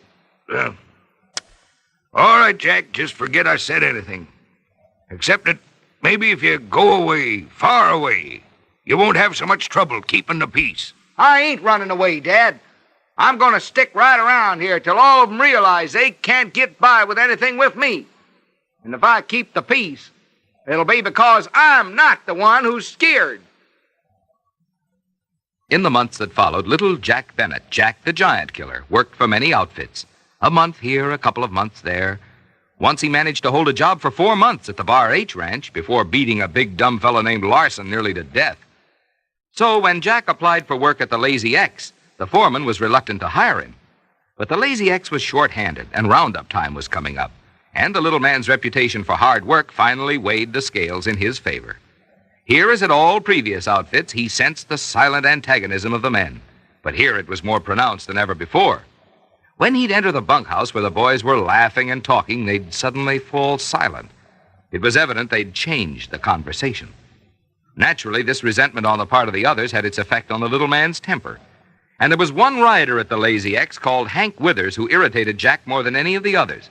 A big, strapping fellow who, for all his size, sat his saddle with easy grace and walked with the tread of a panther. He was young, too, and darkly handsome. Keen intelligence showed in his deep brown eyes. Jack felt an immediate dislike for Hank at first sight. He hated the young man's careless indifference, his sureness of himself. But most of all, he hated the look in Hank's eyes that went right through him as if he weren't there. What Jack didn't know was that Hank was only too aware of the little fighting cock's presence, and that when Hank completely ignored him, it was to sidestep trouble. But the other hands in the outfit could see what was happening. They knew that if Jack Bennett was to ever taste the bitterness of defeat, Hank Withers would have to administer the medicine. All throughout the hot, dusty days of the roundup, they laid plans to set the two men at each other. They dropped casual bits of conversation intended to increase the tension between Jack and Hank, which was rapidly nearing the breaking point as far as Jack was concerned. Bill Neely squatted beside Jack at the campfire one night and started a conversation. You know, Jack, the boys have had their eyes on you and Hank. We'd heard you was pretty much of a worker, but the way it looks to us, you ain't keeping up with Big Hank. Oh, yeah? Well, I can rustle more strays in an hour than that big galoot can in a month. You want to see some riding, just you keep your eyes on me tomorrow. The next day, Jack was a frenzy of action, driving his sorrel mare till her hide foamed with sweat and her nostrils sucked in great gulps of the hot, dusty air. Bill Neely watched his every movement, then went out of his way to report to Hank. Of course, it ain't none of my business, Hank, but it's common knowledge around the outfit that runt Bennett has bragged he's a better man than you. Now, I don't want to start no trouble between you two, but I just thought you ought to know how he feels. Well, if Bennett thinks he's a better man than me, it's all right for him to think so. Well, I'm pretty disappointed in the way you're taking this, Hank. We'd sort of hoped that you'd be the one to take him down a few pegs. Of course, if you're scared of him... Well, I'm not. Get that straight. If he does something so I have to whoop him, then I reckon I will. The next day, Bill Neely reported this conversation to Jack, twisting it just enough to make it sound like a threat. Then he returned to Hank with Jack's reply. It didn't take long to get the two of them worked up to a pitch where anything could happen, and shortly it did. On the night the outfit returned to their quarters from the roundup, tired out and with tempers frayed from the grueling days of toil, the incident occurred which set the match to the powder. Bill Neely had left his dog behind, and now upon their reunion, the dog was frisking all over the bunkhouse. It happened to dash across the open doorway just as Jack Bennett stepped in. Jack tripped on the dog, almost went down. And then in a flash of anger, his foot shot out. Bill stepped up to defend his pup, and the enraged little man lashed out with a vicious right and left, which sent Bill sprawling. Hank got out of his bunk and advanced toward the giant killer. Listen, Bennett, why don't you pick on somebody you can't lick? If you mean yourself, come outside and say that again. Uh-huh. I guess maybe I will. Come on. Outside in the moonlight, they squared off. The big man waited for the rush he knew would come. The small man waited for the other's guard to drop momentarily, and then flew forward, arms swinging. Around and around they struggled, Jack holding on, fighting in close where his shorter arms could find their mark. Hank pushing the little man away and landing smashing blows. They heaved for breath. Still they fought on, until one great swing by the big man caught Jack flush on the chin. His body straightened up and stiffened, then he fell flat on his back in the dust. A cheer broke from the doors and windows of the bunkhouse where the men had watched the battle. Hank turned toward them. Well, I done your dirty work for you now. I hope you're satisfied. He bent and picked up the little man, carried him to the water trough. With his big red checkered handkerchief, he washed away the blood and dust. He carried his victim into the bunkhouse and laid him gently in his bed. Then he turned to the circle of men. I want all of you to forget this happened. Because if I hear of any of you shooting off his mouth, you have to answer to me. Now go on. Get to bed, all of you. One of the men could not keep silent. But Hank, he had it coming to him. Somebody had to do it. Maybe so. But that don't change the facts that he's the gamest little guy that ever lived. The men lowered their eyes, kind of ashamed. And then one by one, they shuffled off to bed.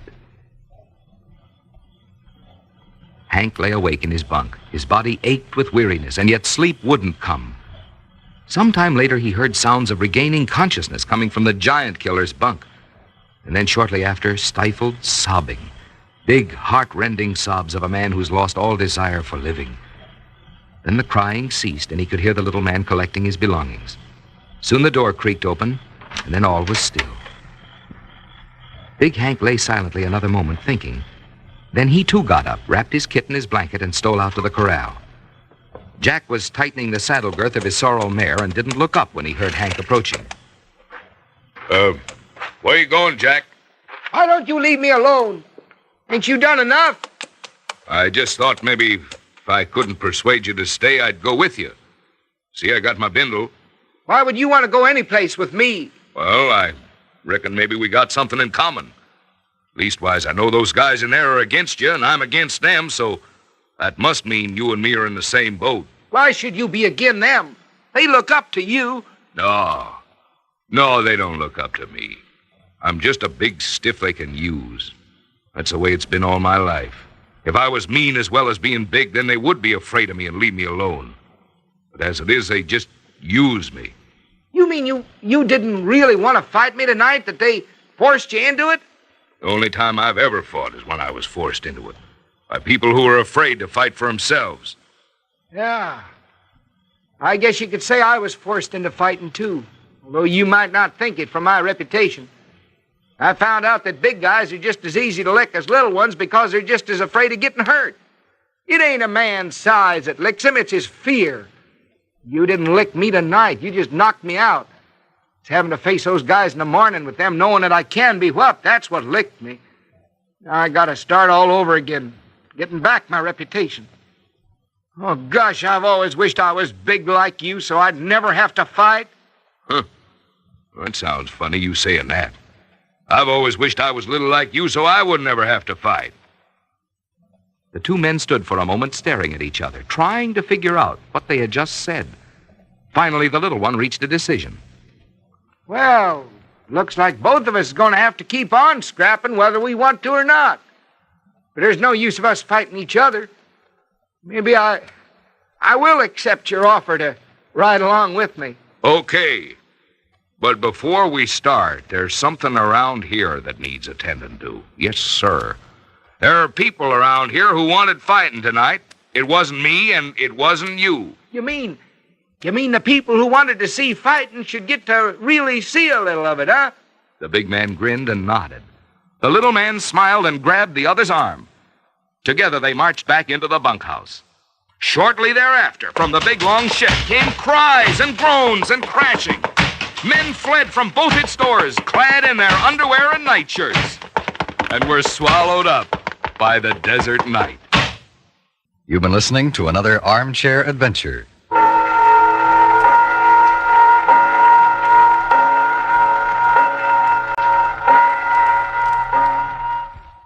Social Security provides the serviceman with new insurance protection, with benefits paid to insured men and women at age 65 upon retirement or at age 50 if total and permanent disability strikes.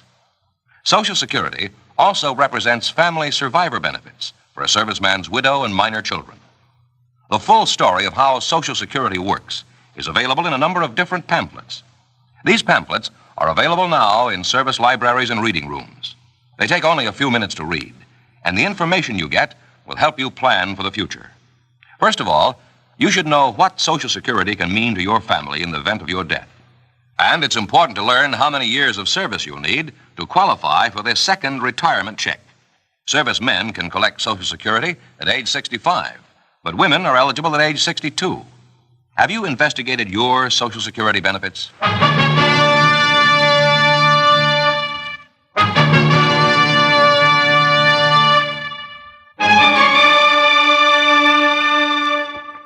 Marvin Miller's Armchair Adventures has come to you through the worldwide facilities of the United States Armed Forces Radio and Television Service.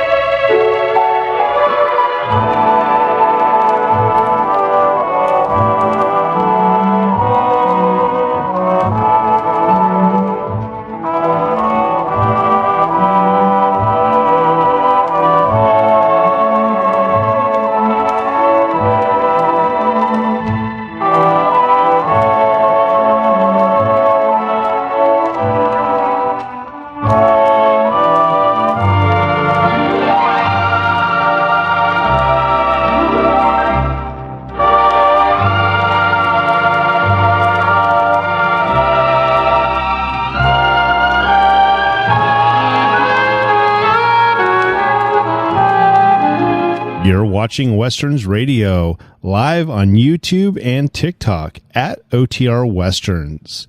Next set of shows is going to be some comedy. Hope you enjoy. And again, thanks for listening. From Hollywood, Colgate Tooth Powder presents The Mel Blanc Show. Use Colgate Tooth Powder. Keep smiling just right. Use it each morning and use it each night. It cleans your teeth, makes breath so sweet. Use Colgate Tooth Powder. Want teeth that sparkle and dazzle, a breath that's fresh and sweet? Then try Colgate Tooth Powder, for the new all-purpose Colgate Tooth Powder cleans your teeth and sweetens your breath. Yes, this new all-purpose tooth powder produces an amazingly rich active foam that's marvelously effective. Every time you brush your teeth with this new all-purpose Colgate Tooth Powder, your whole mouth feels clean, sweet, fresh. Your teeth regain their natural sparkle. It's been proved in 7 cases out of 10 that Colgate Tooth Powder instantly stops unpleasing breath that originates in the mouth. And as for cleaning, you can depend on Colgate Tooth Powder revealing the natural brilliance of your teeth.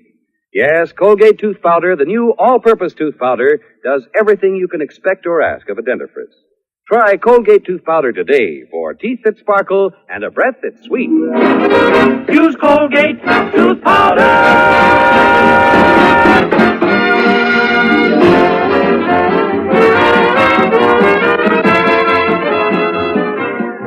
Yes, Colgate Tooth Powder presents The Mel Blanc Show, written by Mac Benoff with Mary Jane Croft, Joe Kearns, Hans Conried, Fran Heflin, Earl Ross, Victor Miller and his orchestra, and starring the creator of the voice of Bugs Bunny.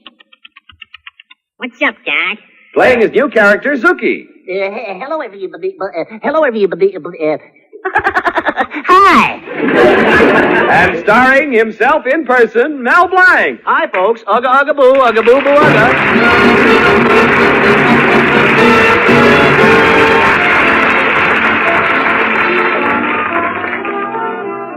Well, here it is, the middle of May. And if May is here, can June be far behind? In Mel Blanc's little town, all the engaged couples are making plans for their dream house. And as they stop and gaze into the window of Miller's furniture store, Barbara Bevan says to her boyfriend, Jerry, "Oh, Jerry, what a lovely bedroom set." You like it, Barbara? I promise you, as soon as we're married, we'll move it right into our house.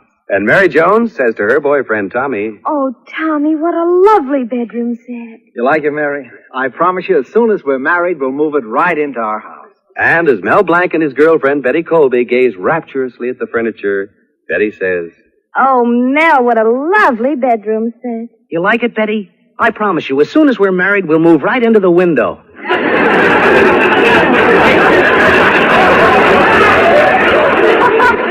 Silly. Oh, Mel, I can just see our dream house now.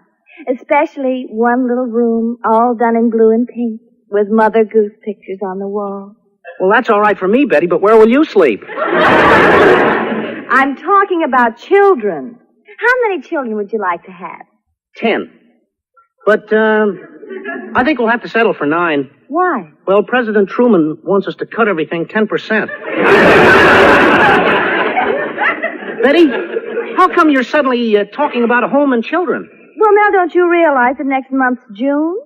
Doesn't that mean anything to you? June? Gosh, Betty, I'm glad you reminded me. I've got to start saving money for firecrackers for the 4th of July. Oh. No. I'll give you a hint. What happens all over the world in June?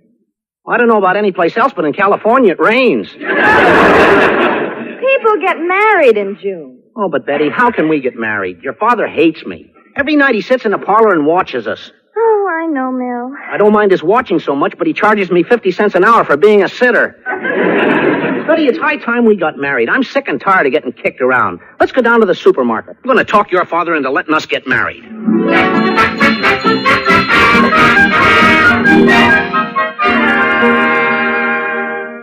Hello, Father. Oh, hello, Betty. What brings you down to the supermarket? Hello, Mr. Colby. Mr. Mel Colby. Blanc, you idiot. I've been wanting to see you. What did you do to my sausage-making machine? Well, I fixed it, Mr. Colby. I was fixing a sewing machine, and I may have got the parts mixed up. A sewing machine? So that's it. Something wrong? Plenty. All the Frankfurters are coming out with belts in the back. Oh, what are you complaining about, Mr. Colby? Now you can advertise Frankfurters by Hart, Schaffner, and Swift. But, Mr. Colby, the reason I'm here is because I want to marry your daughter. You want to marry my daughter? Mel Blanc, my daughter couldn't possibly live with an idiot. I know, Mr. Colby. That's why I want to marry her and take her out of your house. Mel Blanc, I'll break him.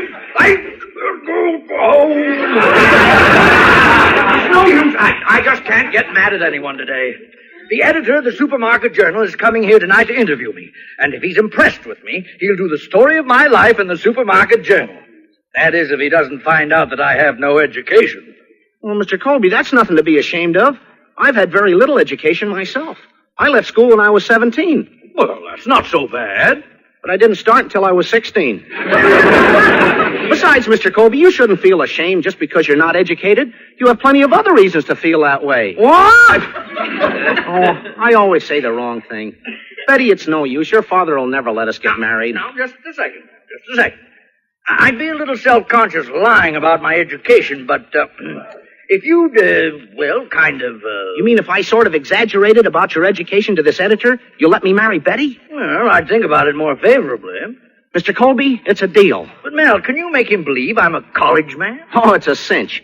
Mr. Colby, how many years were you at Yale? Yale? I never even went near the place. You see, a Harvard man already. See how easy it is? Well, I don't know. I'm giving you a chance, Mel, but if you ball things up like you always do, your name will be Mud. Mud, huh? Well, don't worry, Mr. Colby. I'll get my assistant Zuki to go to the library and get some books on education. Come on, Betty. Just think. By this time next month, you and I will be Mr. and Mrs. Mudd.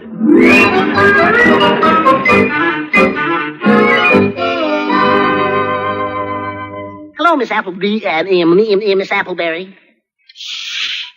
Suki, you're in a library. Hello. Well, Miss Appleby,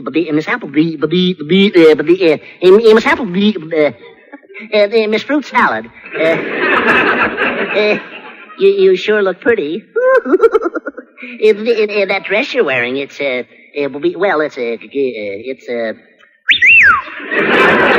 it's just a little something I threw on. Well, it sure landed in all the right places. Silky, how come I haven't seen you in the library for so long? Well, I've been busy. I've been working hard. I've been studying. I owe you 2 cents. Well, what are you doing here now? Well, Mel Blanc sent me over to get some books. What kind of books? Travel? No. History? No. Romance? Sure. What time do you get off? Suki, are you sure you know what you want? Yeah, but I still got to get a book.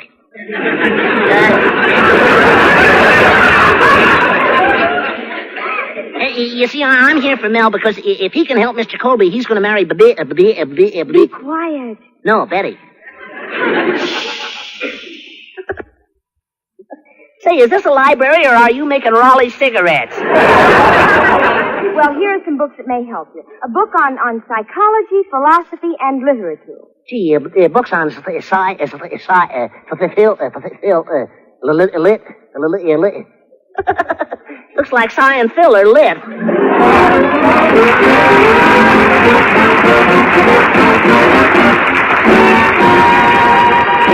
Well, while Zuki is taking the books to Mel, let's listen to Victor Miller and his orchestra and April Showers.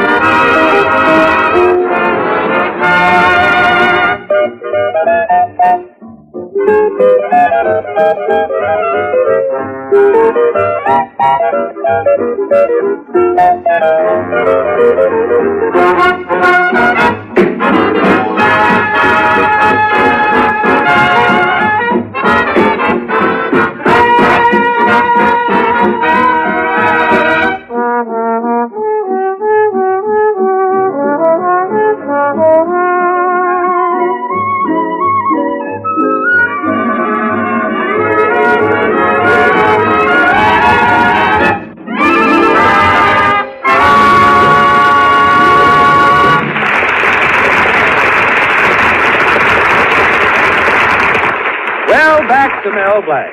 For the first time in months, Mel isn't in trouble. In fact, it looks like Mr. Colby is going to consent to Mel's marriage to Betty if Mel provides the proper educational background for Mr. Colby in his interview with the editor of the Supermarket Journal.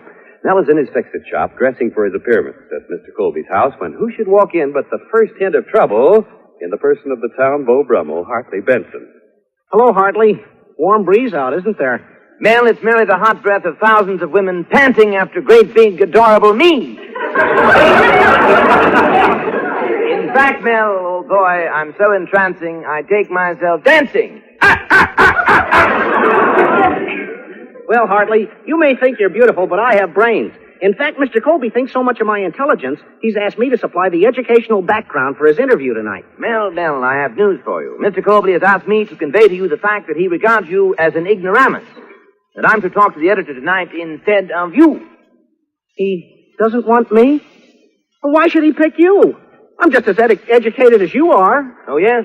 I'm Cornell, 38. So what? I'm Heinz, 57. Besides, I don't believe you ever went to Cornell. Oh, no? Well, look at the Cornell yearbook for 38 and you will see. Hartley Benson voted the man most likely to succeed at Vassar. Mel, boy, they went wild over my student body. In fact, I was their star athlete. What game? Tiddlywink. I played left tiddly. In fact, the beautiful girl was my downfall. I was about to score one for our side when she looked at me. What did you do? I winked when I should have tiddled. That's not all, Mel. I also played fullback on the football team. I was a terrific plunger. That I can see, Hartley. You're built like one. That does it. You mortify me. In fact, I'm so mortar I could fly. However, I shall soothe myself by saying...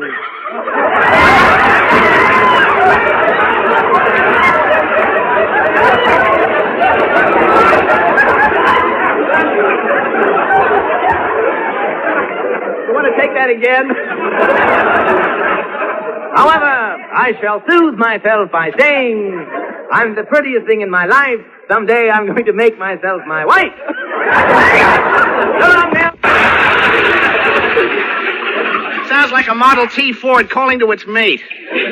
My one chance to marry Betty, and now Mr. Colby turns me down because I'm an ignoramus. I wish I was dead. Hello, Mel. Ugga-boo, ugga-boo-boo, ugga. Greetings, great zebra. Mel, you look down at the mouth. Oh, I wish I was dead. I can't get married. I wish I was dead. I got married. The other day, my wife and I had an argument, and she said, John, you'll drive me to my grave. What'd you do? I had the car out of the garage in 2 minutes. Mighty potentate, if you feel that way about your wife, how come you ever got hitched? Mel, strangled is the word. I remember years ago when I first met my wife. She was such a gay young thing, such a saucy baggage. And now? Now she's a baggy sausage.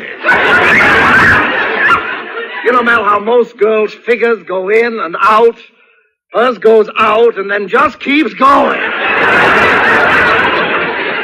Oh, come now, mighty potentate. She doesn't look that bad. No? Mel, you've heard of a face that will stop a clock? Well, in our house, we have a withered Benrus. In fact, yesterday, she looked at it, and Ben got up and left Russ. What a woman. Yesterday, I had 10 gallons of DDT. I was out spraying the garden when she came out and said, John, spray the bugs, kill the ants, poison the old gopher. Dad, what a temptation.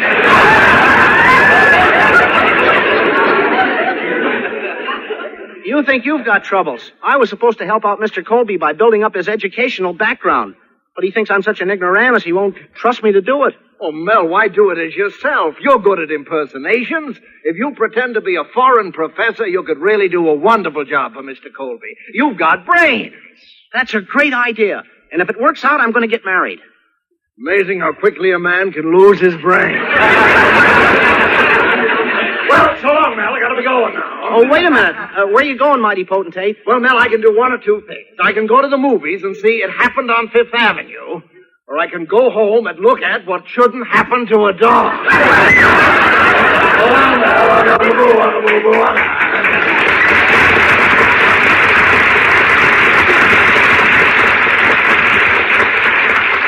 Well, have a nice time at the movies, mighty potentate.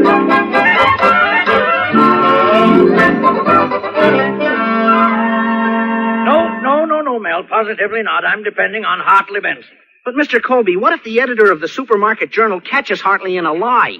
He might know about American colleges, but if I say I taught you in Europe, why, he'll never be able to check. Yes, it would be taking a chance, but...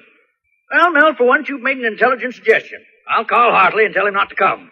But, Mel, you'd better not let me down. I'm putting all my eggs in your basket. Mr. Colby, all I can say is...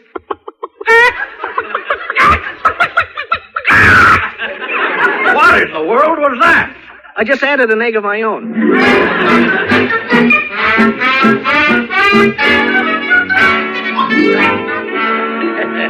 Oh, Mr. Weed, you don't know how honored I am to have you write an article about me in the Supermarket Journal. Oh, have another drink? Thank you. Don't mind if I do. Mr. Colby, you impressed me quite a bit. These sales figures especially are spectacular. Well, you see, Mr. Weed, it's not every supermarket owner that can boast of an education at Eton and Oxford. I came here because I heard you were a self-made man. Never been to college, or even... What was that you just said? I just said that as a boy, I wouldn't have eaten if I hadn't shined Oxford.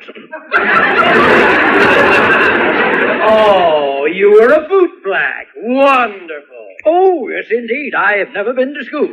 I mean, I ain't never went to school, and I ain't sorry nohow. Words which inspire me. So glad to meet a man who hasn't been pampered by foreign schools and private tutors. Oh, don't bother, Mr. Weed. I'll get it. Ah, good evening here. Oh. Who was that? Oh, it was some man from the German band downstairs. You know, Mr. Weed, I ain't never had...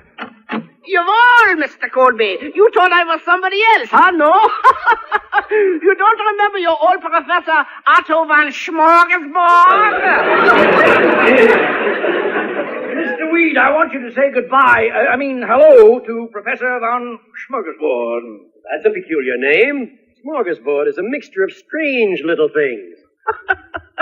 You should see the rest of my family. Professor, don't you have any place to go? Oh, always joking. Little Colby was such a bright pupil. I remember how everyone almost died laughing when he came to class in his short pants. What was so funny? He was wearing long underwear.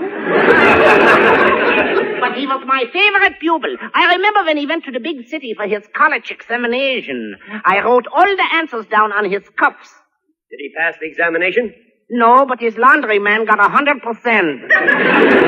Colby went to colleges all over the world. Heidelberg in Germany, Edinburgh in Scotland, Columbia in China. Oh, wait a minute. Columbia's not in the Far East. No? Haven't you ever heard of Eastern Columbia?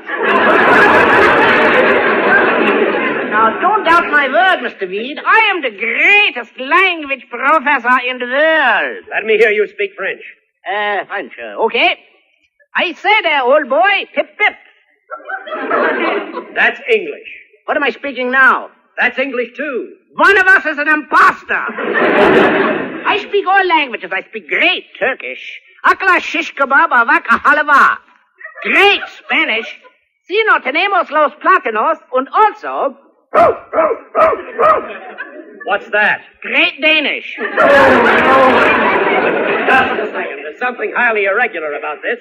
But you happen to be speaking to a man what's an MA, an LLD, and a PhD. And you know what that makes me? What? A Melderfift. Well, this is the most fraudulent thing I've ever heard. Mr. Colby, I was hoping to find a simple, honest, self-made man, but I see you're just a poser, a man who's ashamed of his background. Mr. And Weed. I'm going. Wait a minute, Mr. Weed. It was all my fault. I was trying to build Colby up. I didn't think the interview would look good in your magazine if it said that Mr. Colby only went to Public Union Trade School. The damage is done, and I... Did you say Public Union Trade School? Yeah. Why, that's my school. How come I didn't recognize you, Colby? Well, I always stood with my face toward the wall. Well, turn around. Mushmouth. Mushmouth Colby. What? Why, there's only one man who ever called me that. Stinky Weed! Say, I went to Public Union, too. Well, let's sing the old school song. Yeah. Oh, Public Union, hail to thee. Our hearts belong to OUP. Oh, alma mater, fair and true. Till we die, we'll be P.U.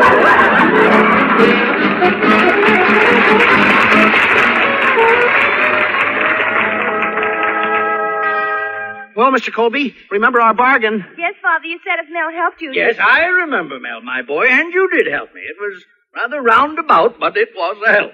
And you don't object to me? Well, not too much. You'll let me in your family? That might be arranged. And I can marry Betty? Well, Mel, you'll have to propose first. Then I'll do it right now. Mr. Colby, will you be my father-in-law? Oh, God!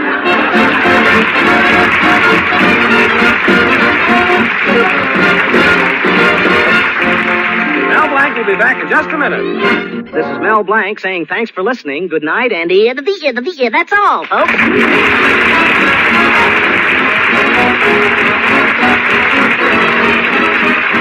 That was Victor Miller and his orchestra playing the Mixmaster song. And this is Bud Easton reminding you that Colgate tooth powder for a breath that's sweet and teeth that sparkle brings you the Mel Blanc Show every Tuesday at this time. Be sure to join us again next Tuesday night for more fun with Mel and the people you meet in Mel Blanc's Fix-It Shop. Say hello to Halo Shampoo for naturally bright and beautiful hair. Remember, even finest soaps and soap shampoos hide the natural luster of your hair with dulling soap film. But Halo Shampoo contains no soap, therefore leaves no dulling soap film. Even in hardest water, Halo makes oceans of rich, fragrant lather, quickly banishes loose dandruff and dirt. Halo needs no lemon or vinegar rinse. Say hello to Halo and goodbye to dulling soap film. Get Halo Shampoo at any cosmetic counter. Remember,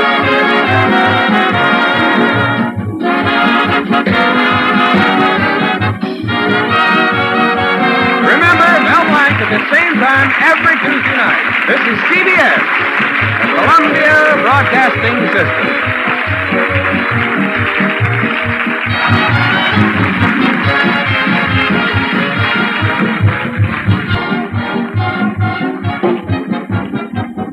You're watching Westerns Radio live on YouTube and TikTok at OTR Westerns. Next set of shows is going to be Westerns. Let's get into it. And again, thanks for listening.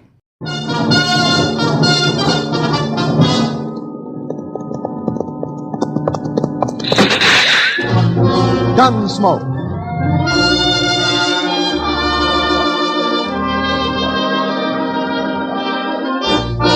Gunsmoke, the story of the violence that moved westward with young America. The story of one man who moved with it. Mark Dillon, United States Marshal.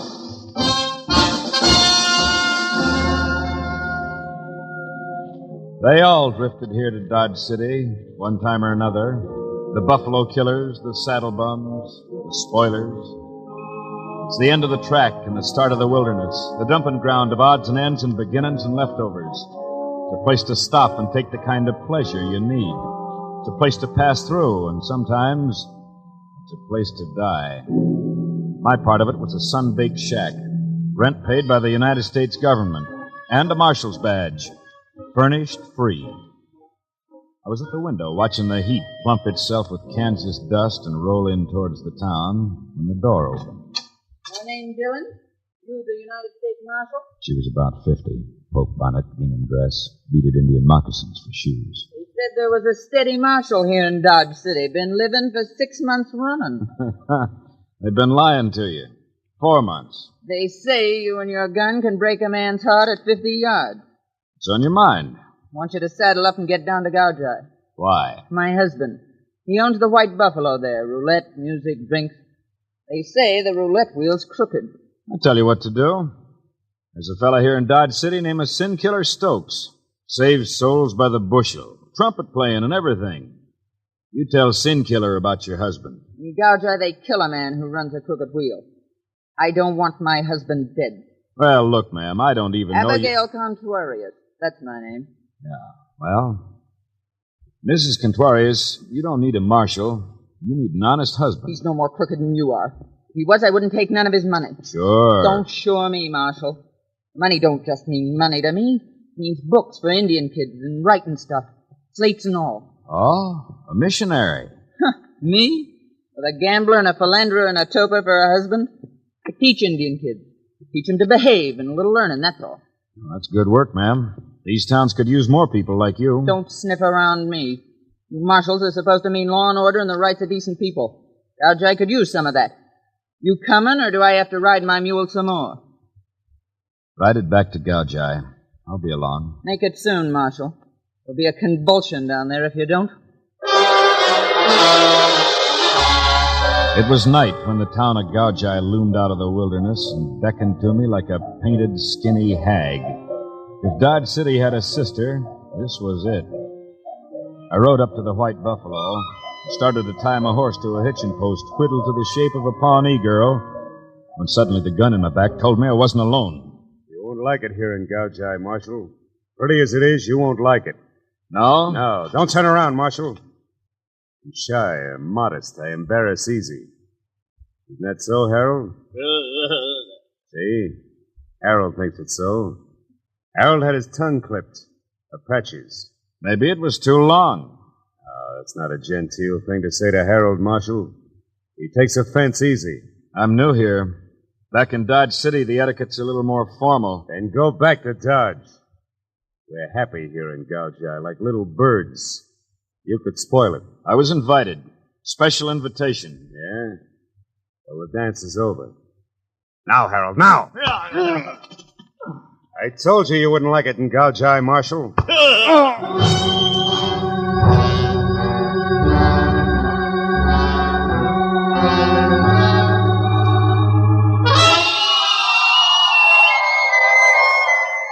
When I opened my eyes, I was in Gaujai's dirt. I knew I'd never forget that voice and that crazy giggle. I picked myself up and waited till the town stopped its dizzy dance.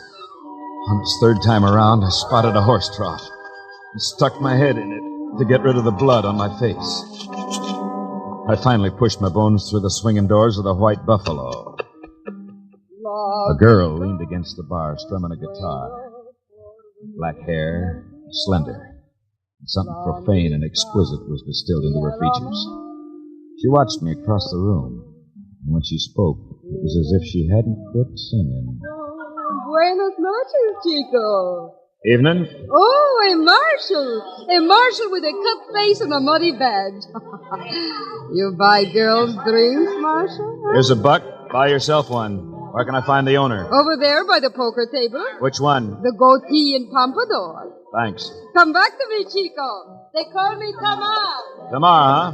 Maybe I will.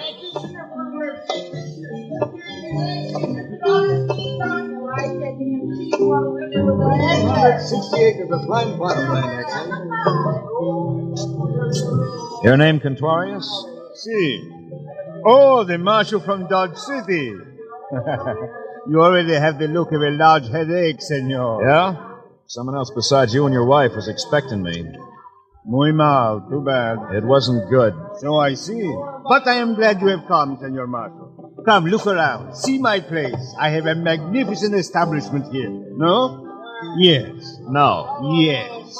You know, it would grieve me if I had to part with it. It'd grieve Mrs. Contuarius more, and for a better reason. Senora Contuarius hates it how I get my money, but she takes it for the Indian children. Looks like the take's plenty. No. Every day my wheel loses money. Somebody is swindling me. This somebody, I swear it, I will kill dead. Your wife hinted it might be you who'd be killed dead. No one has killed me yet. This I tell myself, and it makes me happy. Yeah. Well, let's have a look at this wheel of yours. Of course. Follow me. You see, I have also pharaoh, dice, girl, dancing girl, and the finest liquor west of the Mississippi. Number 12. Red face, 12 face. Who's your spinner? I will introduce you to him. Greg. Senor? Un momento. William will take your place. Yes, Mr. Contuarius? Greg Hagen, the best croupier in the territory. Greg, I want you to meet Mark Dillon, Marshal of the United States of America. I've heard your name, Dillon. You're from Dodge City. Lately from there. Go count your chips, Contuarius. Hagen and I want to talk. Yes, I leave you gentlemen alone. We want to talk, Marshal? Yeah. Rumor has it the wheel's rigged. Mrs. Contuarius tell you to ask? Maybe. Well, is it? Look, Marshal. Contuarius is my friend. Still, a croupier's in a mighty good spot to double-cross the house. Marshal, I already told you Contuarius is my friend. Sorry, I made a mistake. No hard feelings? Plenty hard feelings. I think I like it better back at the table. Look around yourself, Marshal. So I did. Mostly, I hung around the roulette table. And as far as I could see, the wheel was giving the house and the customers an even break. Just about the time I was ready to go out and find Contuarius again, two new players wandered up to the crowded table. One in a beaded jacket, the other a silent hulk of a man. They didn't seem to be together or even know each other. On the next spin, the ball fell into 29, bounced out, rolled around 13, and finally settled in double O. Just as it did, Beaded Jacket reached out and put a $100 bill on double O. Greg Hagen, the croupier, looked up. I'm sorry, mister, you placed your bet after the ball settled. The house can't accept it. I had that $100 down before you started to spin. Ask anybody. I had it down. I want to ask the people. I'm telling you, I had it down. Look, mister, your bet wasn't legitimate. The house recommends you take your money and get out. He did. Fast. Too fast. In another second, I knew the reason why. When Beaded Jacket picked up the bill, there was a blue chip under it on double O, and the house paid off to the silent Hulk. I knew I'd heard Beaded Jacket's voice before when I first hit town, so I moved fast. I got out of the casino just in time to see Beaded Jacket disappear around a corner. I took it easy, polite and easy.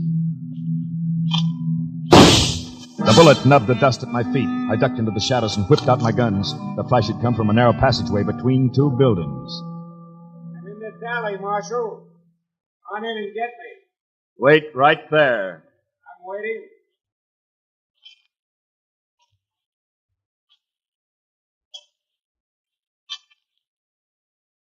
I'll strike a match. I want to see your face when it happens to you. Try me. No. You shoot first. You'll miss, you know that, Marshal. But I won't, because your gun flash will tell me where you are. Real clever. That was clever what you did back at the White Buffalo. Honest Injun. Tell me about it. You and your friend. That was Harold, huh? The giggle with the talent for pistol whipping? Tell me all about it. You throw down a $100 bill with a blue chip underneath it after the ball drops. You get yourself thrown out. Harold, who never made a bet at all, collects 35 to 1. Oh, did Harold do that? Did you do that, Harold? And there he was, framed in the entrance of the alley. I was caught between them. Beaded Jacket and a mute called Harold. The big guns in Harold's hands turned over and over. His face held all the evil in the world. You're right, Harold. Take him. He was shooting waist high along the wall, and he was getting close. There was only one thing to do, and I couldn't miss. You shot Harold, Marshal. That was your mistake.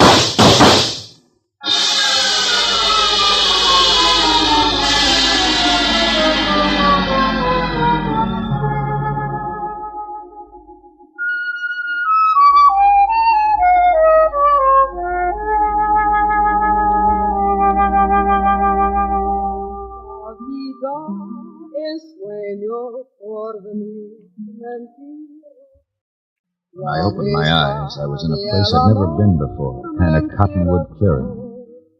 I eased the wound in my shoulder, and from across a smoldering campfire I saw her, Tamar. The morning sun lighted up the features of a man at her feet, Senor Rafael Ramon Jose Contuarius. The bullet hole in his forehead gave him an extra flourish. Now it was Senor Rafael Ramon Jose Contuarius, deceased, and the girl named Tamar was singing a love song.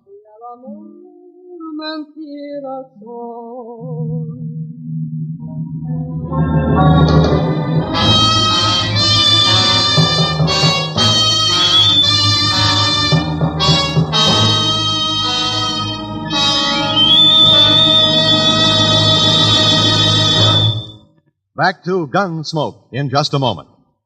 Combining modern detective methods with secrets of the mysterious East, The Green Llama offers CBS listeners a new thrill now on Sundays.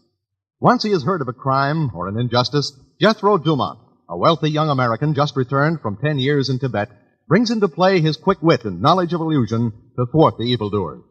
Join him Sundays as he continues his fight against crime on this side of the Pacific, wearing green, the color of Tibetan justice, aided by Tulku, his trusted lieutenant. The Green Llama is a feature presentation of most of these same CBS stations. Now back to Mark Dillon, United States Marshal, and Gunsmoke.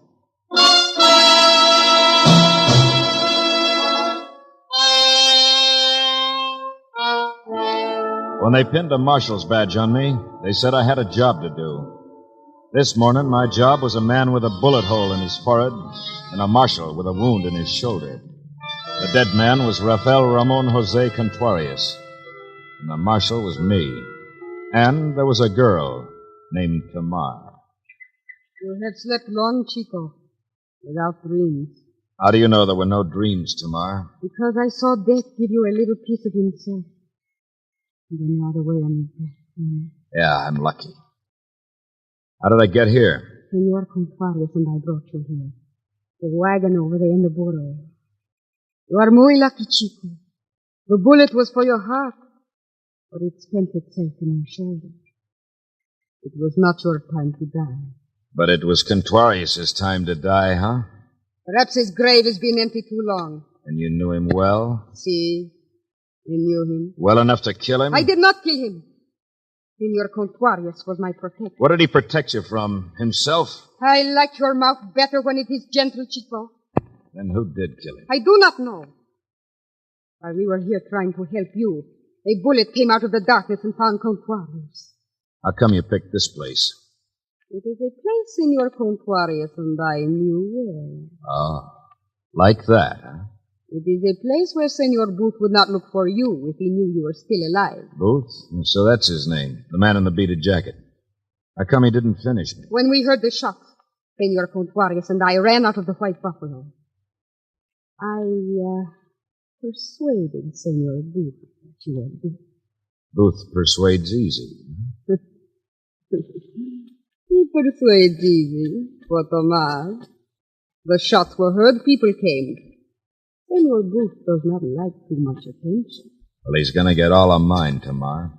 Undivided. I don't advise it, Chico. If you live, go back to Dodge City. If you die, die in Dodge City. Oh, wait. The Senor Contuarius in the burro car.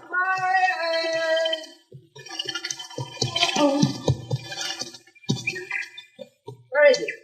Where is he? Answer me, woman. Answer me. There, Senor. Behind the marshal. The marshal? Hello, Marshal. They said you'd been killed. Get up, Contuarius. Get up. He's dead, man. Oh. Shouldn't be lying here on the cold ground. I'll lift him up into the car. I will help you, Senora. If you so much as touch him, I'll kill you. Come along. Contuarius. You're pretty strong to lift him yourself. I've done it before. You're hurt, Marshal? I'll be all right. You can come too if you want. Take you back to town. Look, ma'am, I'm sorry about... Sorry? You should never have left Dodge City. All it got me was a dead husband. Get in.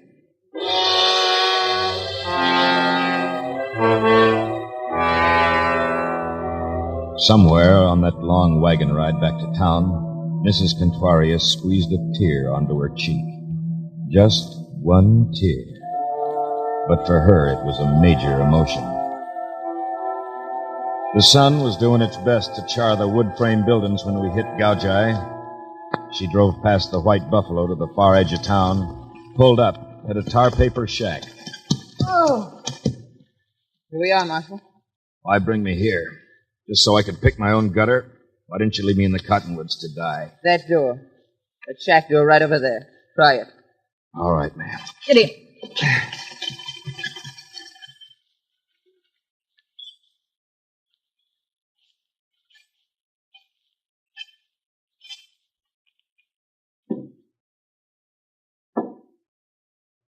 Yeah? Well, Marshal, I heard you were dead. Hey, you're hurt. Come on in. Thanks. Who sent you here? Mrs. Contorius. Huh? Better cut away that shirt. Why'd she send me here, Greg? Not neat, Marshal. Not neat at all. Why here, Greg? Lie still. I'll get this thing. You haven't answered my question. I do things with my hands, Marshal. Spin roulette wheel. Make strike bullets between spins. You a doc? Yeah, I'm a doc. Was. Had a shingle. Nice shiny one. And they said I couldn't have it anymore. Malpractice, they said it. What you looking at? That roulette wheel on the table over there. Don't you get enough practice at the White Buffalo? Don't strain yourself, Marshal. I won't.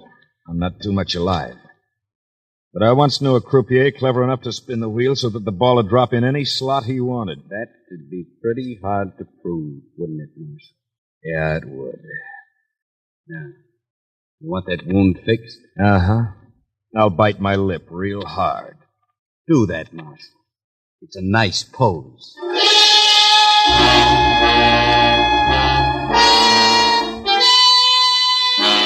I bit my lip, but all I got was a pain in my mouth.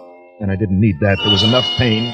It started when Greg put a scalpel against my shoulder, and it went on from there. It went on for a long time. Finally, everything gathered into focus. Keep that bandage dry, Marshal. You'll be all right. Thanks, Doc.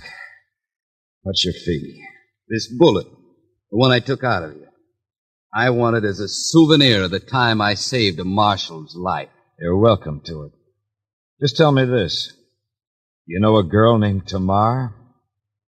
Girl in the Bible had that name. Contorius knew a girl named Tamar. Now he's dead. Contorius dead? Well, I suppose somebody wanted him dead. Yeah. But stick around. I may want to talk to you again later. Always a pleasure, Marshal. I'll be around. What are your plans? I'm going to take a killer. With your shooting arm in a sling? I don't think so. I'll gamble on it, Greg. Want odds?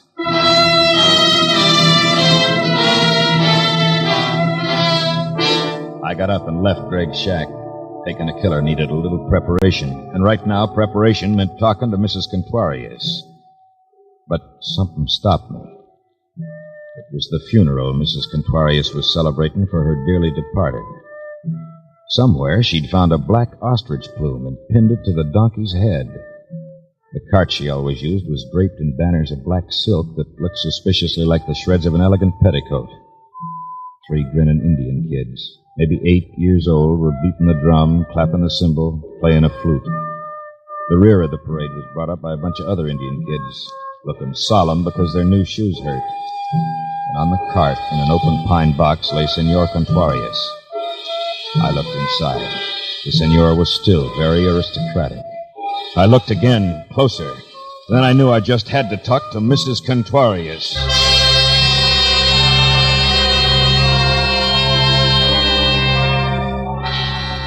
It was maybe an hour later when she drove up to the White Buffalo alone, her cart empty and stripped of the banners.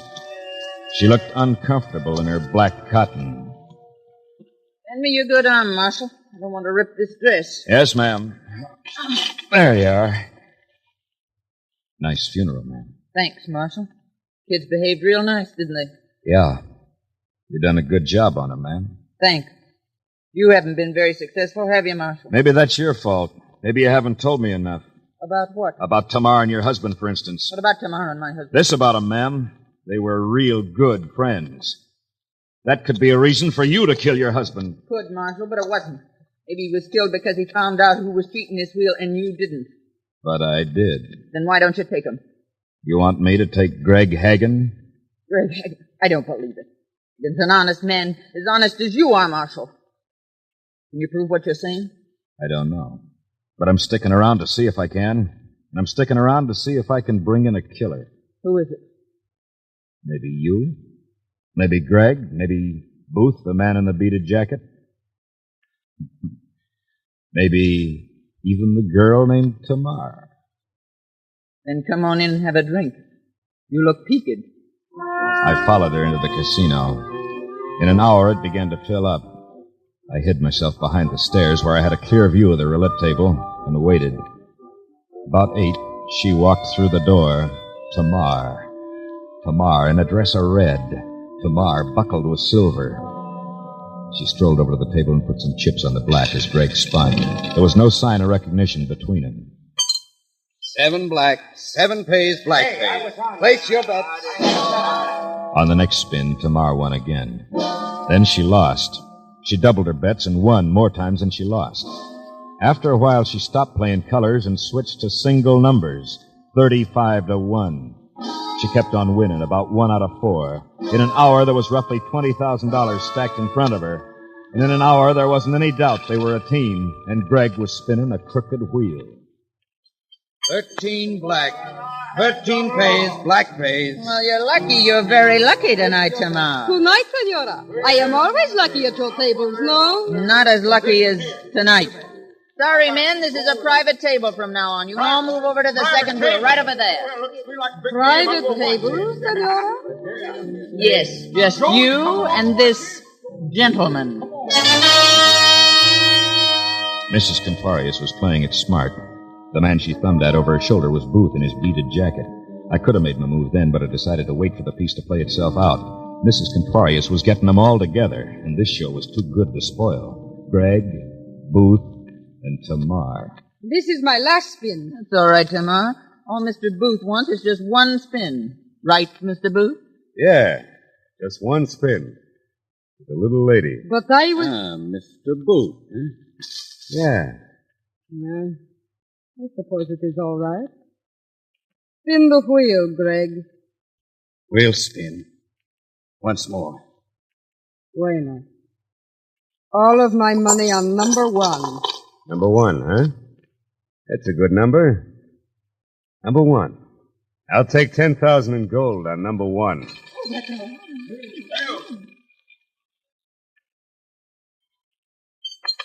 Three red. 3 pays, red pays. Greg, why you double-crossed me. I double-crossed you. It don't matter, Tamar.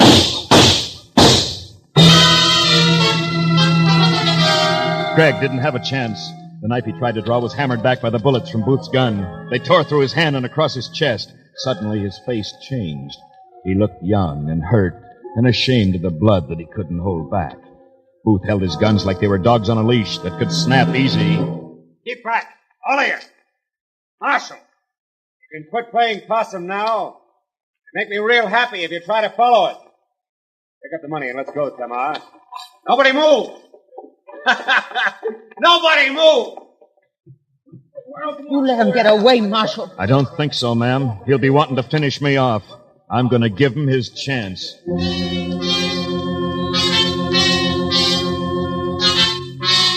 I could have looked for him in a lot of places, but he was with Tamar. That narrowed it down. There was only one place to look. It was dawn when I found him, resting easy in the cottonwood clearing. I knew you'd have to come after me, Marshal. You know, you're funnier than an actor I saw once in Dodge. You're much funnier. Maybe you laugh too easy, Booth. Like you kill too easy. Marshal, with his gun arm in a sling, chasing a killer. Go away, Marshal. Go away while there is still time. I got nothing but time. I'll wait. That's where you're wrong, Marshal. You got no time at all. Yeah? Go!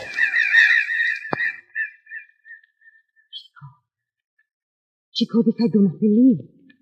It is impossible that someone could shoot faster than Senor Booth. With your left hand. Oh, Chico. You are so very quick with your gun. I like that about a man. Take it easy, Tamar. Come on, let's go. Go? Oh, not now, Marshal. There is time. Sit here next to Tamar. Like this? Mm-hmm. See. You know what I think? Oh, Chico. Chico, do not talk now. I think you had a great thing with Greg. He could put that ball in any number you bet on. Only that wasn't enough for you. Oh, but it does not matter now, querido. You thought you could double your profits by throwing in with Booth. Maybe you were going to double-cross him, too. Like you double-crossed Contorius and Greg. Oh, do not worry about it, Chico. The money is yours, too. It belongs to Mrs. Contorius. And that's who's going to get it. What? What are you talking about? Take your choice. Come back with me to the jail in Gaujai, or I'll turn you over to Mrs. Contorius.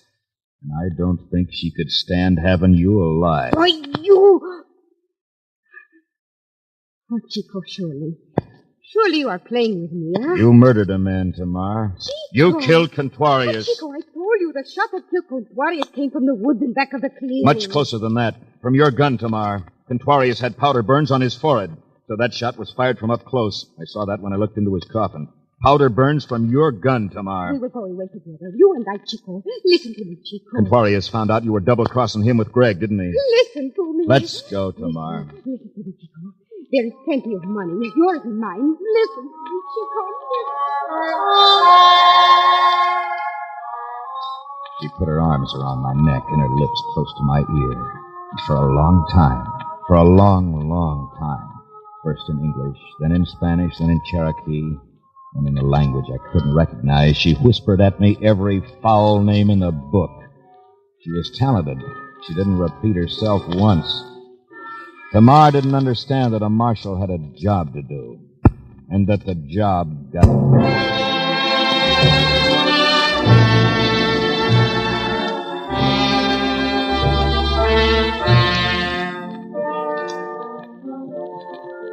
On the way back to Dodge City, I came across a cottonwood clearing I'd never noticed before. I rode down into it. Small animal scurried off a log and lost itself in the shadows. Then I was alone. For a time after that, for a long time after that, I thought about Tamar. They'd given her her guitar, but I knew she wouldn't be singing much longer. The rest of the way home, the country was dust. It got inside of my mouth, and it stayed there.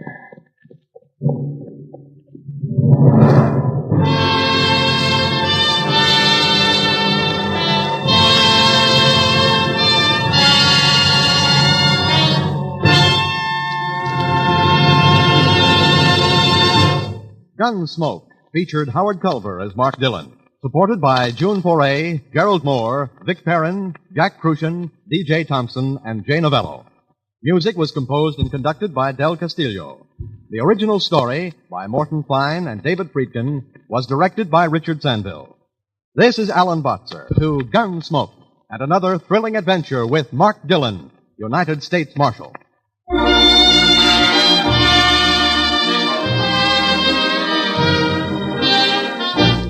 This is CBS, the Columbia Broadcasting System.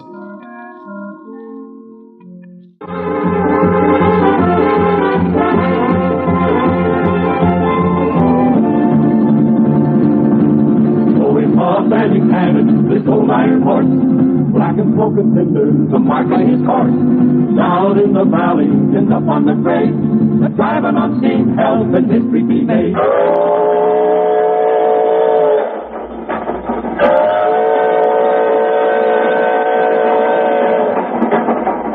CBS Radio presents the CBS Radio Workshop, dedicated to man's imagination, the theater of the mind.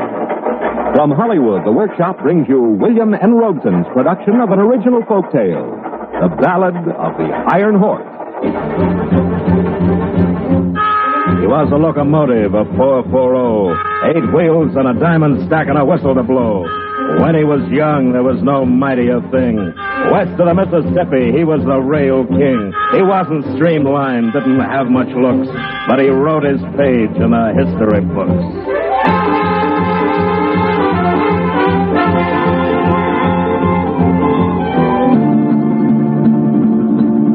His mother was iron, his father was steel. Forged him a smelter from his stack to his wheel. Rocked the rails in 1862. Time of the strife, our grandpappies knew. The North General Grant, the South General Lee, depended on the engines to win each victory. Armies and equipment, the war's heavy loads, were all being carried on the new railroads. And he padded his old iron horse, black and smoking cinders, the mark in his horse. Down in the valley and up on the train, and driving on steam helped and history be made.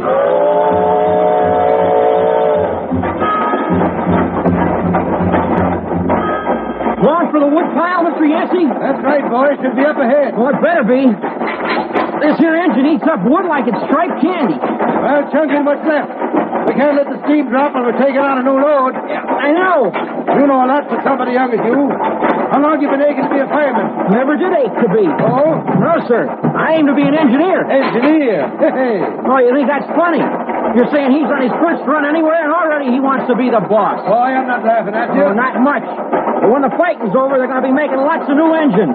Somebody's going to have to run them. When the fighting's over? Well, that can't be too far off. Sherman's outside Atlanta, and with all the troops this road's been carrying down from Nashville to help them, the Rebs can't hold out much longer. You think they can, Mr. Yancey? Mr. Yancey? Take a look up ahead there, boy. Tell me what you see. Oh, it looks like... Yeah, it's a fire. A big fire right near the track. I'm thinking that's our wood. For firewood? We got any other kind? Well, who'd do such a thing? Now, who do you suppose? The Reds. But for what? Boy, to keep us from reaching Atlanta. To keep the troops we're hauling from going into battle. Great day. Well, that sure leaves us in a pretty fix, don't it? Might. Well, what do we do? Sit. Sit? And wait. That's all we can do. Unless the colonel orders his men out to cut us some wood.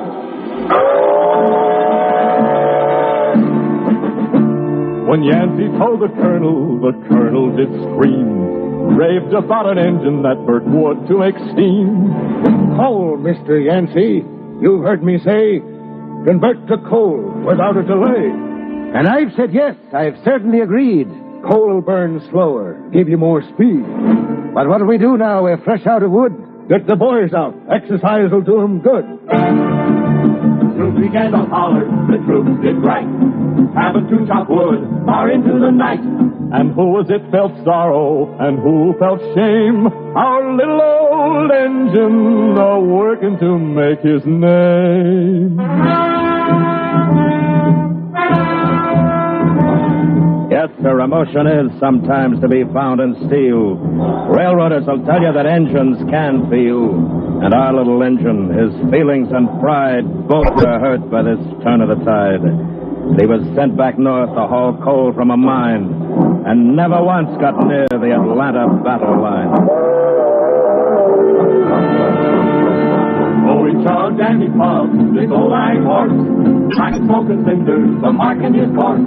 Down in the valley and up on the plain, the driving on steam helped and history be made. From the Shenandoah Valley to Chesapeake Bay, from Trenton, New Jersey to Reading, PA, across the Appalachians, still pulling his load, doing his best on the early railroad.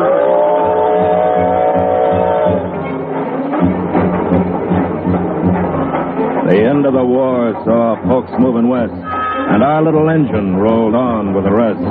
Across the Missouri, and out on the plains, through pasture and fields planted with grains. Farmers lost land to his right of way, and engines swore vengeance to their dying day.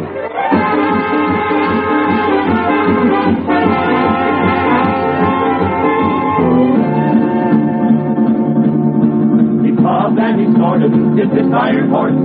Black and smoke and cinders, the market his course. Down in the valley and up on the grade, but driving on steam helps and history be made. Started in to work on the old UP. Started laying track to the Western Sea. Across the mountains from California, the Central Pacific was on its way.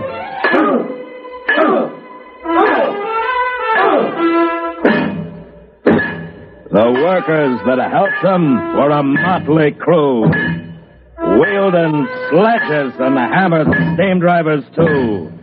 Dandy dancers they call these Irish and Chinese, who sweated in the deserts and ignored winter's freeze.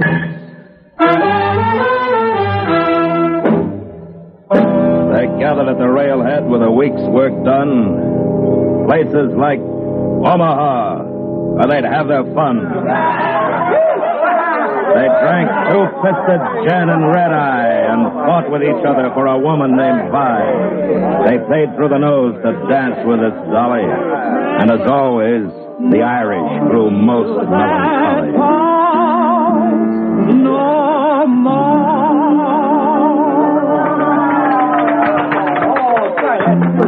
Oh, he sings a right nice song, don't he, Yancey? Yep, that's Kind of a sad song, though. Who's gonna whirl me around next? You want to dance with her, Charlie? Oh. No, I don't know. I thought that's what we came in here for. You've been talking all week about how you wanted to come to Fat Hogger and dance with that woman. Oh, you, Curly? You aiming to dance? She's looking right at you. Oh, doggone. Can't you answer? Boy, she must like your looks. Dancing's what you came in here for, ain't it? Talipot? Well, now, how'd you know I was a fireman? Saw you tossing wood in the firebox the day I came in from St. Joe. About 3 months ago? That's right. You still on that run? No, ma'am. No, we're hauling track to the end of Steel now. Well, then, you're in the real money. How much you gonna pay for that dance? Henry Grady over there gave me $5. Ma'am, I'll give you 8.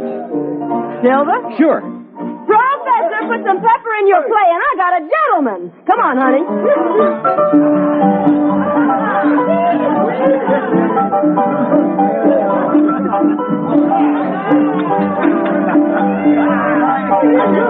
All right, just a minute, little lady.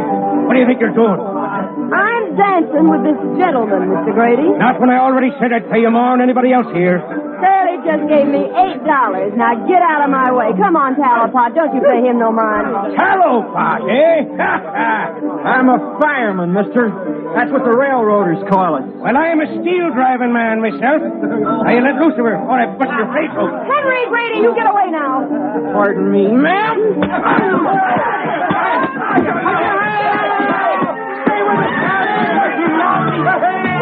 Life was pretty common in the old rail town. Was an every hour thing to see a man go down. Drink and the devil done their best, but the rails kept it going, snaking on west.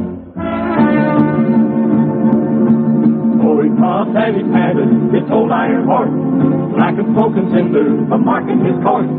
Down in the valley and up on the grade, and driving on steam helps and history be made.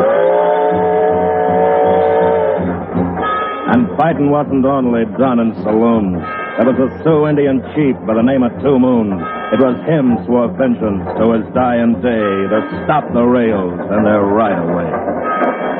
How you feel, Charlie? All right, I reckon. How's your eye? How's it look? Can you see out of it?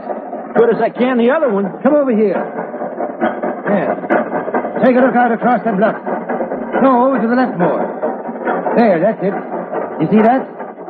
Yeah. What do you think it is? Something moving for sure. Buffalo, maybe. Maybe not.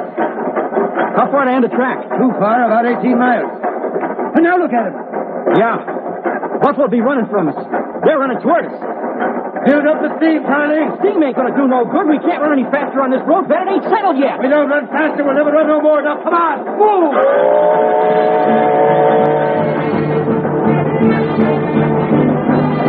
They let out the throttle with the engine moving fast. Looked out the cab and saw engines riding past. Built up the pressure to 150 pounds. The safety valves blew, but they didn't let down. They grabbed up their rifles and they took careful aim. Our engine was straining, never to be the same. His boilerplate weakened already by rust. Didn't seem like they'd lose that Indian dust. Got me one! Throwing more wood, Charlie! You want to bust the boilers with the Yankee? I aimed out on these engine ponies. You look at the pressure gauge? You see what it says? Can't help it. We don't get more speed than we try to board it. But if the boiler goes... I'll bargain with you. You do like I said. And keep it down while you're doing it. Our little engine shuddered, his drivers did strain, but finally outran the fastest horse of the plain. His boilerplate warped, his oilers full strung. He proved himself a hero, but a hero unsung. He puffed and he panted, his little iron horse, driving on steam to change history's course. To the end of steel, this was his last run. To the roundhouse he went, now repairs were begun.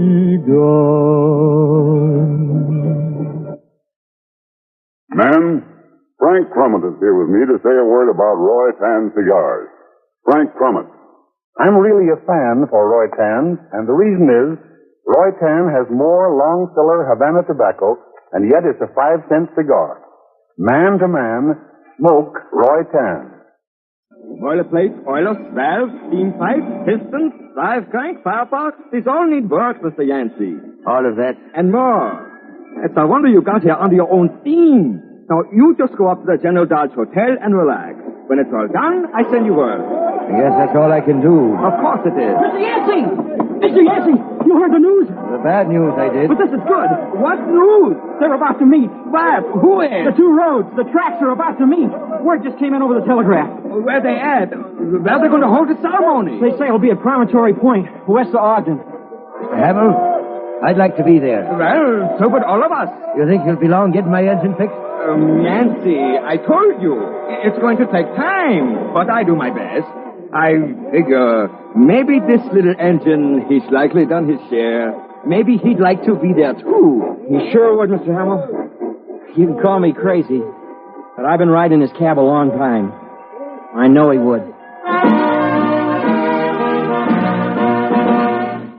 On the 10th of May, 1869, the meeting of the Central and UP line was marked by speeches and whiskey and glory, and the gold spike driven at Promontory. And left sitting in the roundhouse, far from this place, his boiler still out, not sound from the race, was a little engine who wanted to be honored and praised for his march toward the sea. But like many others, no mention was made of our little engine and the part he had played. So with this day over and another begun, his boiler returned. He chugged west toward the sun. Puffed and he panted, this old iron horse, black and smoking cinders were marking his course. Down in the valley and up on the grade, a driving on steam helped and history be made. From Council Bluff, Iowa to Old Cheyenne, he made the trip over and over again. He hauled logs a while on the western line, then down into Utah. And on mountain time, he brought ranchers goods and gave some a ride. Some of them paid with a buffalo hide. Climbed down from their steed, they called a cayuse. They tilted their hats and climbed on the caboose. Oh, he puffed and he panted, this old iron horse, black and smoking cinders a marking his course. Down in the valley and up on the grade, a driving on steam help and history be made. He'd pull cars and lumber and sometimes coal, and then got orders. The Pacific was his goal. Puffed on toward the Sierras through the lofty pines, heading for California's rich gold mines. Up Donner Pass he struggled, fought toward the top, but he couldn't quite make it. At last had to stop. The work he'd done, the years he'd lived, had taken its toll. He had no more to give. He fought with a last gasp. He struggled and cried, but he couldn't make the grade, no matter how he tried.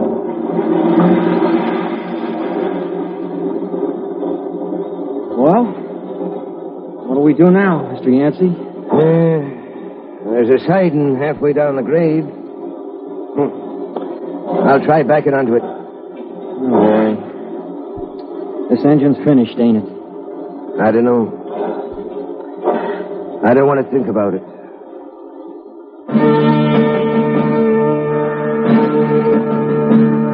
They left him on the siding, said he was through.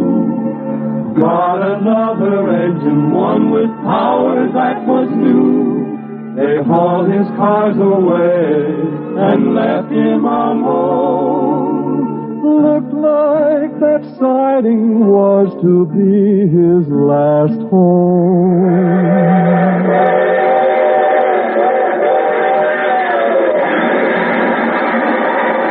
He could hear other engines go charging on by, making the grade without having to try.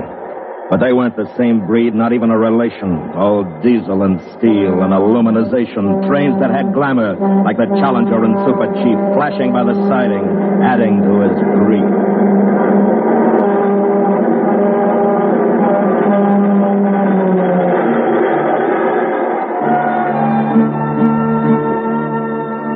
It gets cold up on Donner. Snow gets so deep. In the fall, he was packed in for a long winter's sleep. He stood there, right in sight of the main line. But no one noticed him for the longest time. His parts had most rusted. His pistons froze fast. He was an old has-been, a relic from the past. With all that snow on him. No. It's all right, Henry. I'll be able to tell. Well, by God. By George, Henry, I didn't think it was possible. And it is what you've been looking for, Mr. Tyson? Exactly, just exactly. An old 8-wheel American Standard. What's he doing here? I don't know, sir. I asked around, but if anybody ever did know, they've forgotten. Well, he'll need a complete overhaul. Yes, sir. Of course, the first thing is to get him down to the city. I'll take care of it, sir. Fine, Henry. You do that. A few days later, a diesel-drawn train stopped at the siding with the help of a crane, lifted our engine onto a flat car, crossed over Donner toward the evening star.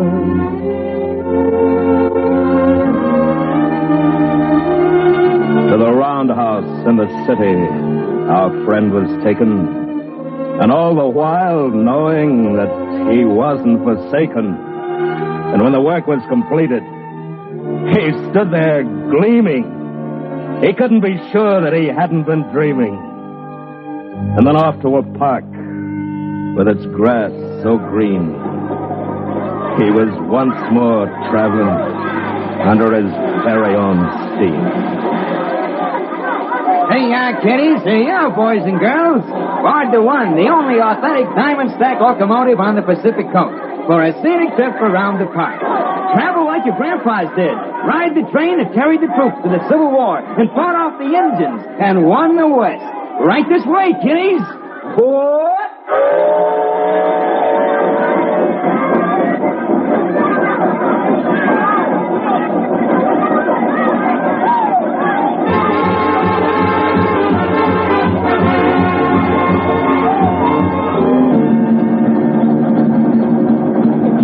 Believe us, we'll go to the park, but get there early, not after dark. It costs $a quarter for only a ride, but it's worth it to see that engine puffing with pride. Oh, he puffed and he panted, his old iron horse, black and smoke and cinders, marking his course. Down in the valley and up on the grade, driving on steam, health and history be made.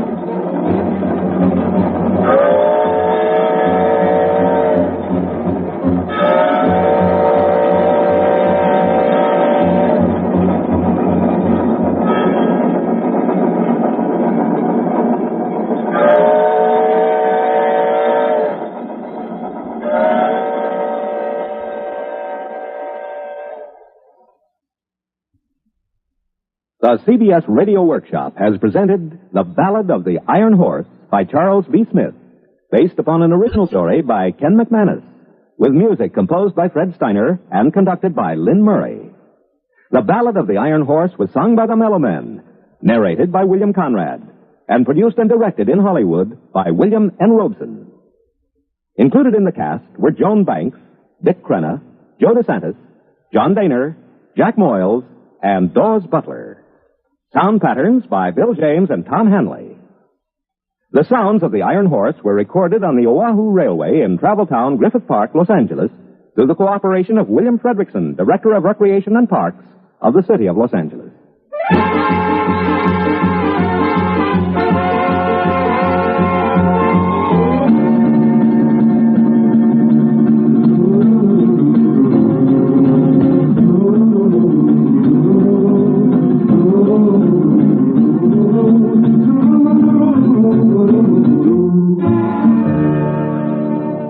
Next week, from Hollywood, the CBS Radio Workshop will bring you The Prevarications of Mr. Pepys, a somewhat lesser-known approach to the famed London diarist.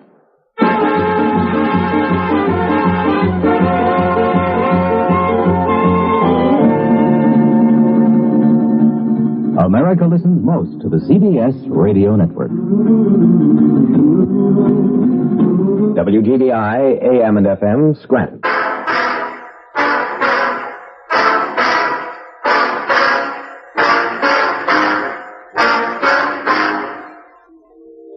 Three-armed men against my gun are not very good odds. But you won't stop me from finding this girl's brother.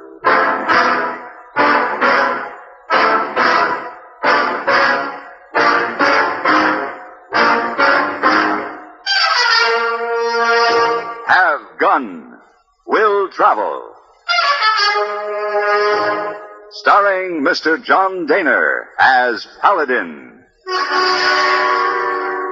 San Francisco, 1875. The Carlton Hotel, headquarters of a man called Paladin.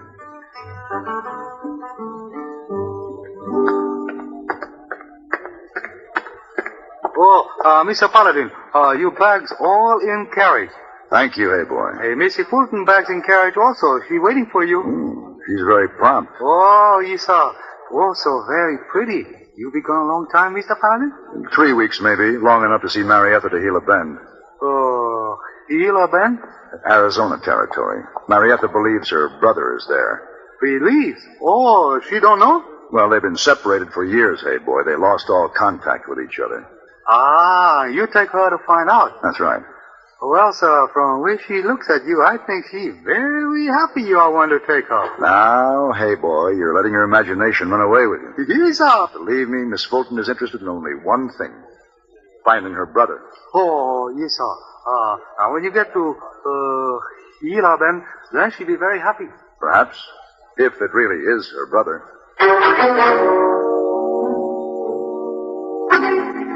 Marietta Fulton was a beautiful and charming young lady. She and her brother, Marlon Fulton, had been separated since their parents' death when both were hardly more than babies. Marlon had been left with an uncle in California.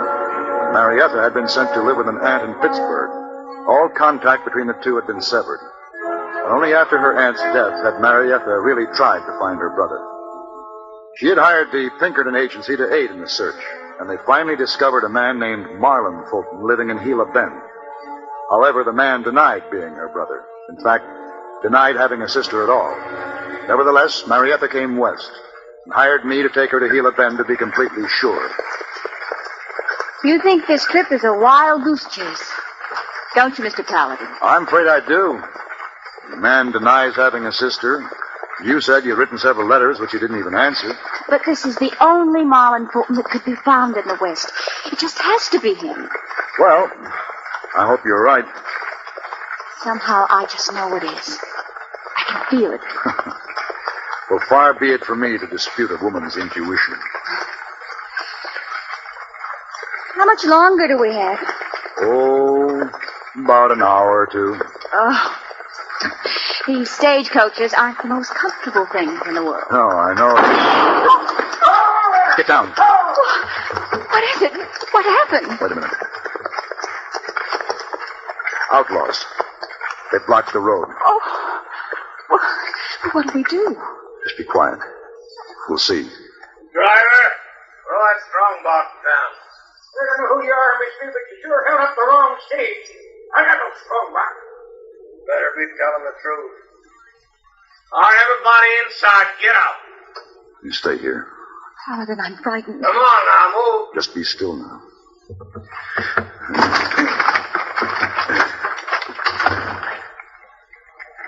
right, mister. Unbuckle that gun belt and drop it. There's 3 rifles pointed right at you.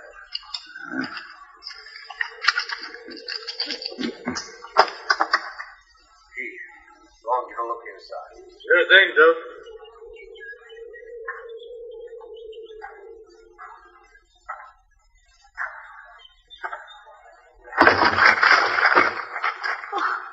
Well, look at what we got here.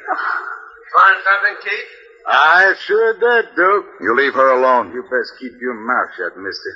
You can step right on out of here, ma'am, so Duke can get a good look at you. Come on now. Paladin? You better step out. Now you're using some sense, mister. Hey, Duke. Ain't she pretty, though? He sure is, Ferdy. It's been a long time since I've seen a girl dressed up so fancy, looking so pretty as you, man. Hey, Duke. I got me an idea.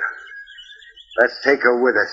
Hey, maybe that ain't such a bad idea, Duke. She might be worth something, too. Robbing a stage is one thing. Kidnapping is another. Now, I warn you. Don't take that girl. Can I hit him, Duke? Why, sure. You are talking again, mister. Next time you wait till someone asks you. You dirty polecat! Watch out, Duke! You murderers! You killed the driver! Who's going for a gun, lady? You'll hang for this. You'll hang! Hey, Duke, she fainted. Pick her up and let's go. No. No, you won't. Look out, he's got a derringer.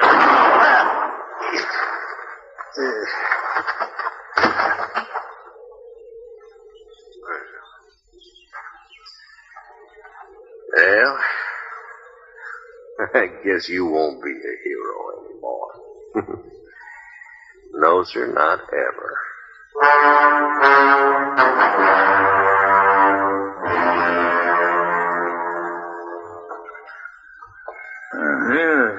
Good to see you coming around, son. Afraid I'd lost you. Who are you? And I'm Doc Jonas. You're in my office.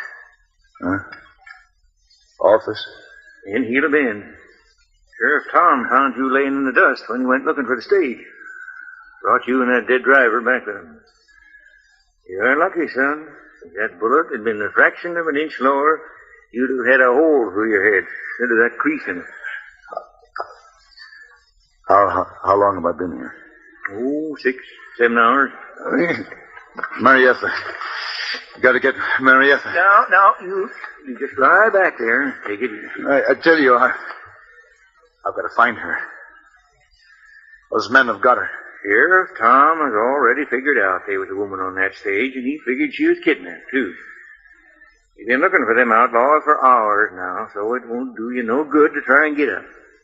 Besides, you'd only fall on your face if you did. Yeah. Sheriff Tom's a good man. He doesn't take to outlaws and kidnapping, not at all. You'll find them. I hope you're right, Doc. I sure hope you're right. The next morning, Doc Jonas put a new bandage on my head and reluctantly let me get up. The room spun for a few minutes and then settled down, and I felt my strength slowly returning. You're a fool, son. You should stay down at least another day or two. I can't, Doc. You can, too. Gonna open up that head wound again, then you'll be down for good. That's something I have to chance. There isn't any sense to it. How do you expect... Doc, open up. That sounds like the sheriff. I got the girl. Bring her in here. Marietta. Now, Put her down here. Easy now. Please. Oh, please don't. Where did you find her? In a line cabin. They left her there to die. Marietta. She's been hurt. She's been hurt real bad.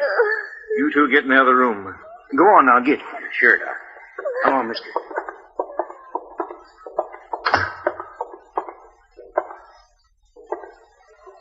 Dirty scum. Dirty, filthy scum. Did you find them, Sheriff? Nah. I had to get her back. But I'm going to find them. It was the last thing I do in my life. Oh, I tell you, mister, it's times like this I feel like throwing my badge away. I was responsible for that girl, Sheriff. And I let those 3 vultures get her. 3 of them. Yeah, I kind of figured as much by their tracks. Who was they, do you know? I know what they called each other. And I know their faces. That's something I'll never forget. Well, you tell me. You're the only witness to what happened. That's right, Sheriff. That's one thing those 3 don't know. They think I'm dead. Maybe, just maybe, they'll come into Gila Bend sometime. I want you to tell me their names and what they look like. Oh. How is she, Doc? You are too late here, Tom. She's dead. Oh, them rotten, dirty skunks. Now, mister, you tell me what their names are. Not now, Sheriff. Not now. I'm not wearing a badge. And I'm going after those men myself.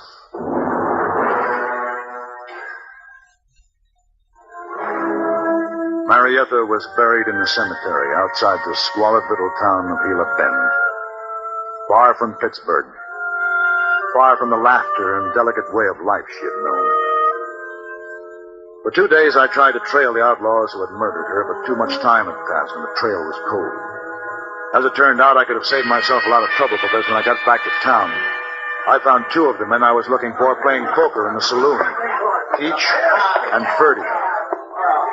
I tell you, this don't seem right, Keach. No matter how good a hand I get, you always win. I don't affect you none, Freddie. I'm just lucky, that's all.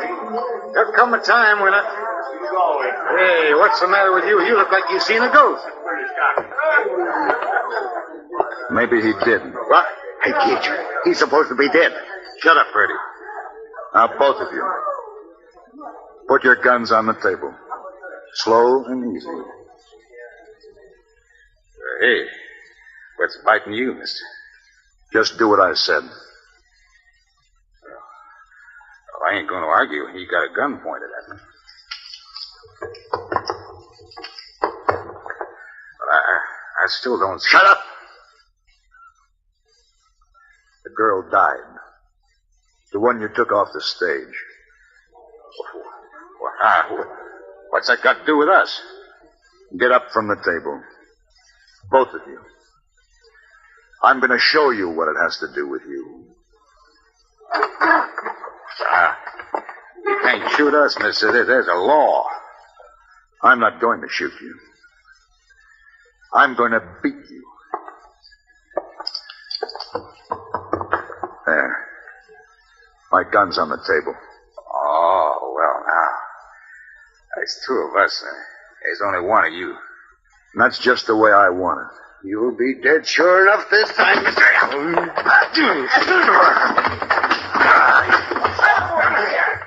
Fatty? Oh, you can't take both of us, mister, and I'll get you.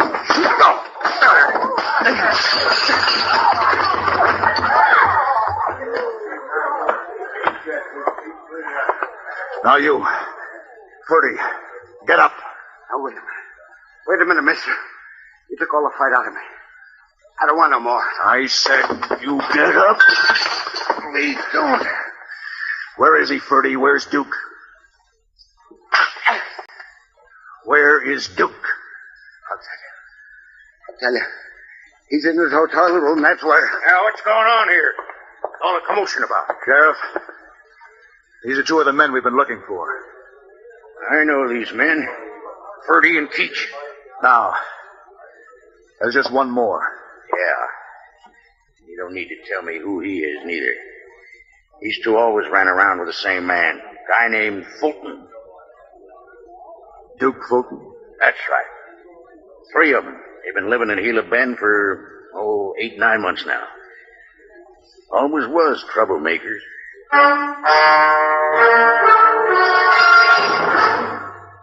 And now here's a message from the watchmakers of Switzerland. Win a fabulous vacation for 2 in beautiful Switzerland. Enter the Swiss Vacation Contest. Pick up a free entry blank at a jewelry store or other store that sells quality watches. Then in 25 words or less, complete this statement. A quality watch is the best value because there are 1,000 prizes.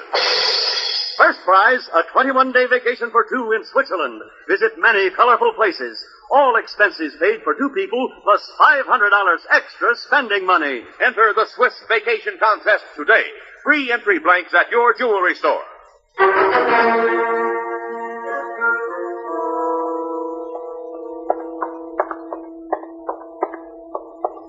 This will be his room.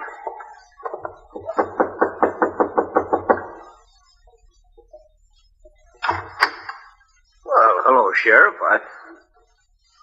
Something has startled you, Duke? No. Why should it? This him, Paladin? That's him. You're under arrest, Duke. Arrest? Oh, what's this all about? What for? A murder and a stage driver and a girl. A girl? Well, the girl wasn't you. She died, Duke. Shortly after the sheriff got her back to town. Well, what's that got to do with me? Everything. Maybe even more than you think. What do you mean? A few months ago, you were contacted by some Pinkerton men. About a sister you were supposed to have, weren't you? Oh, how do you know so much? Weren't you, Marlin? What? So what? A little while later, you got some letters from that girl. A girl by the name of Marietta Fulton. Well, what's that got to do with... There's just one thing I want to know, Marlin. That girl from Pittsburgh. Was she your sister or not? So what if she is my sister? I haven't seen her since I was 5 anyways. I don't want nothing to do with her. That girl you took off the stage. Her name was Marietta Fulton.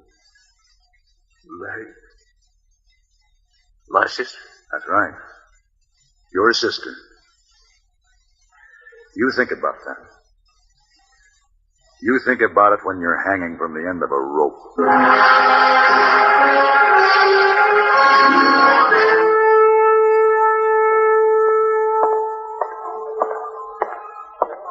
Mr. Paladin, good to see you home again. You're gone a long time.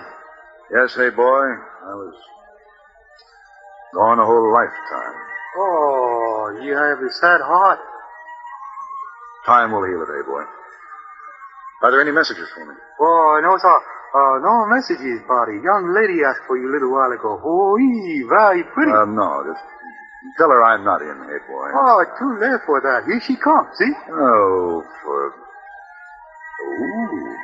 Well, why didn't you tell me, hey, boy? I did. The clerk at the desk said that you were Mr. Paladin. Why, yes. Well, Mr. Paladin, I'm so happy to meet you. My name is Darla Wood.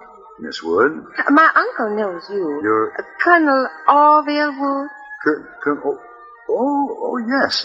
My uncle told me if I ever came to San Francisco to be show and look you up. Well, I'm very flattered.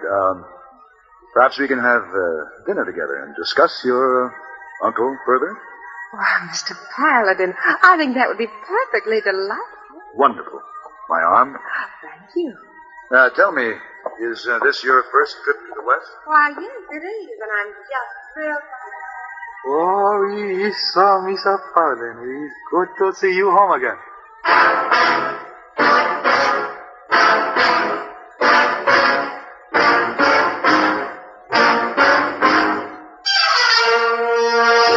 Have Gun Will Travel.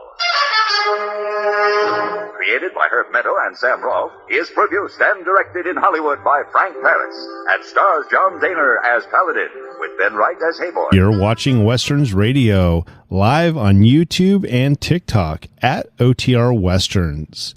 Let's get lighthearted and listen to some music. The Pepsi Company presents Mickey Mouse. Hi, folks. With Minnie, Donald Duck, and all the Disney gang.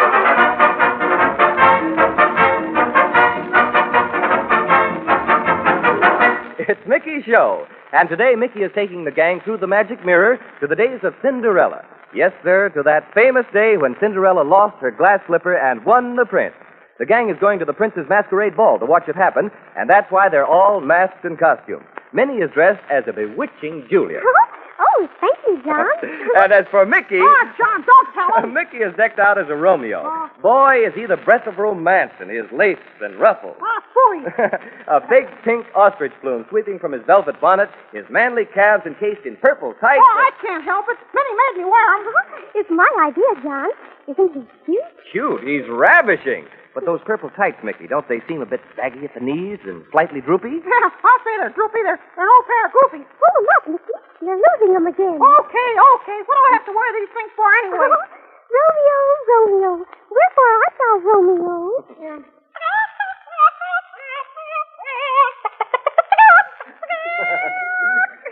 It's Madame Clara Cluck in a gay 90s costume. Oh, Clara, you look simply stunning. Look at Mickey, Clara. Isn't he gorgeous?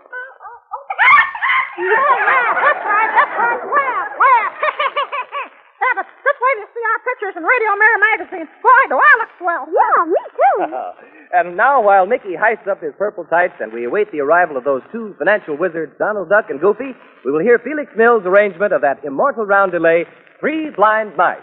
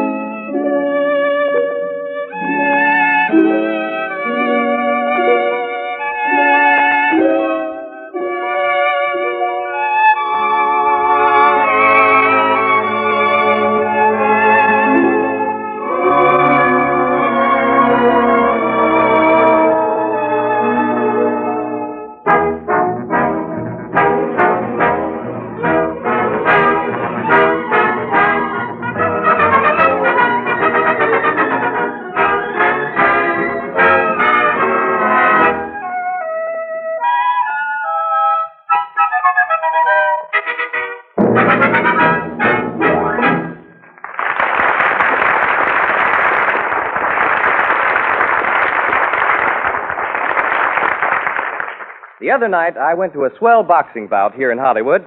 The fight was a fast and furious affair, and I was surrounded by thousands of shouting, yelling fans, excited fans, whose mouths were open a great part of the time. You know, I really couldn't help noticing what a surprising number of those fight fans had dull, dingy teeth. Teeth whose natural luster and sparkle were hidden by unsightly, masking surface stains.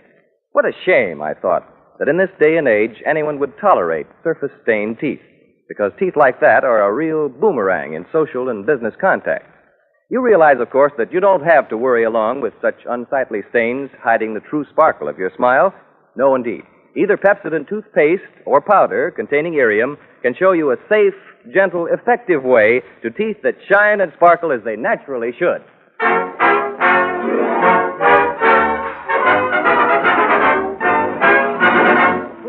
Hiya, Mickey. Donald, get a load of Mickey. Don't you laugh at Mickey. He's beautiful. You two birds should laugh. You haven't even bothered to put on costumes for the Prince's Ball. How come? Well, why gild the lily? And by the way, where's the goose that almost laid the golden egg? Remember, boys, according to the contract, it's pay that goose $2 a day or go to jail. Have you got the $2? No, but when we get through the mirror, we got ideas. Where's the goose? Well, I'll tell you. You know, we promised her the part of Scarlet O'Hara and Gone with the Wind. Yes, you bunco artist. But where is she now? Well, she's over at the studio taking the screen test. Do you think she's got a chance, Goofy? Well, she's got the looks all right, but her accent ain't so good. By the way, Donald, how about your Webfoot sextet? Yeah, me and Donald took the $3 you give us and bought some new junk. It's better than ever. Well, gather them together, because if you're going to see Cinderella and the Prince, you better get started. All set, Mickey? Oh, yeah, you bet. Okay, call the mirror. Wave in a magic mirror. I command you to appear. I hear. I come. Master, what is thy command? Wave in a magic mirror. Take us all to Cinderella and the Prince's Ball. Your wish is granted. You shall be obeyed. But hurry now. We must not be delayed. Better get going there, Mickey. He means business. Yeah, come on, gang. Let's go. Hold your hat, Minnie. Here we go. Goodbye, everybody. And Donald, give my love to Cinderella. Hurry up, everybody.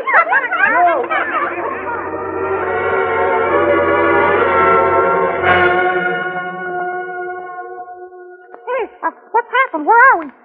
Gosh, it's so dark. I can't see my face in front of my hand. We're not at the Prince's Ball. Anywhere. Oh, just back of an old house. Ain't no palace, neither. Hey, listen. Maybe this is Cinderella's house. Oh, Mickey. I wonder if it is. Well, let's peek in the window and find out. Okay, I'll open it. You go quiet, like. There. Move over, Donald. We all want to peek in. Hey, there she is over there by the chimney. Hey, is that Cinderella? Oh, yes, it is. Oh, she's all in rags and just sobbing her heart out. What's that singing sound? Oh, that's the tea kettle on the fire. It's boiling. Uh-huh. And she's saying something to it. Listen.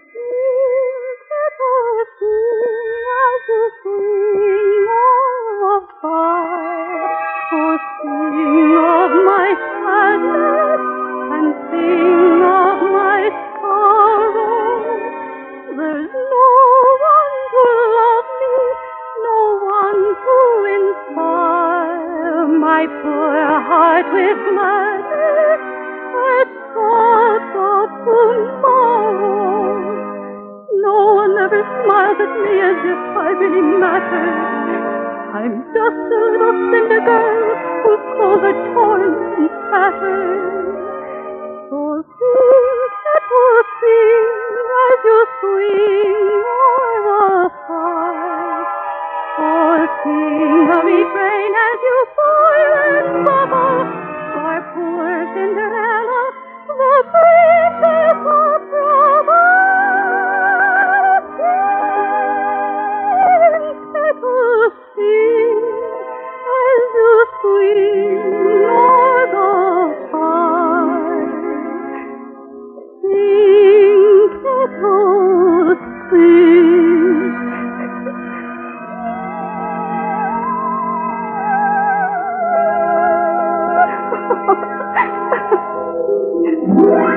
Cinderella? Oh, you frightened me. Who are you? Don't be frightened, child.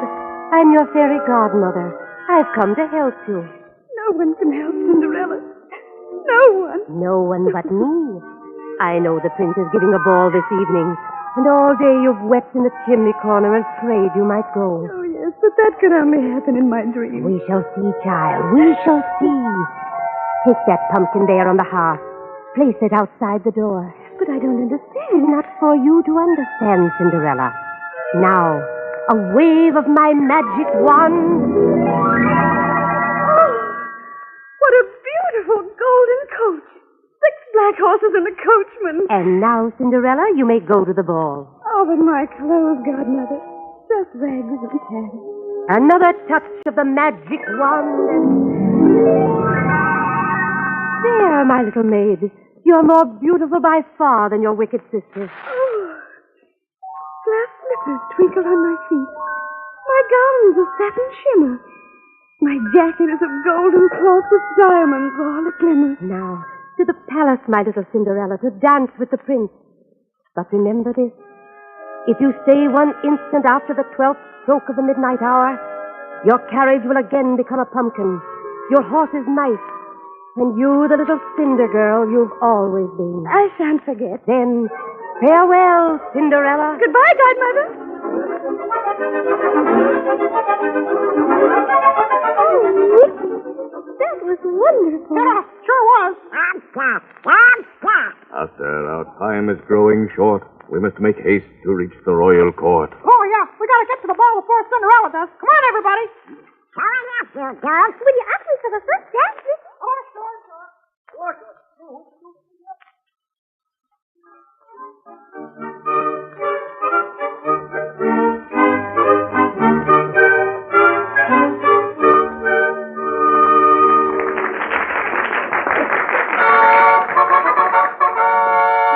Announcing Mickey Mouse and Minnie, Crown Prince and Princess of the Realm of Disney.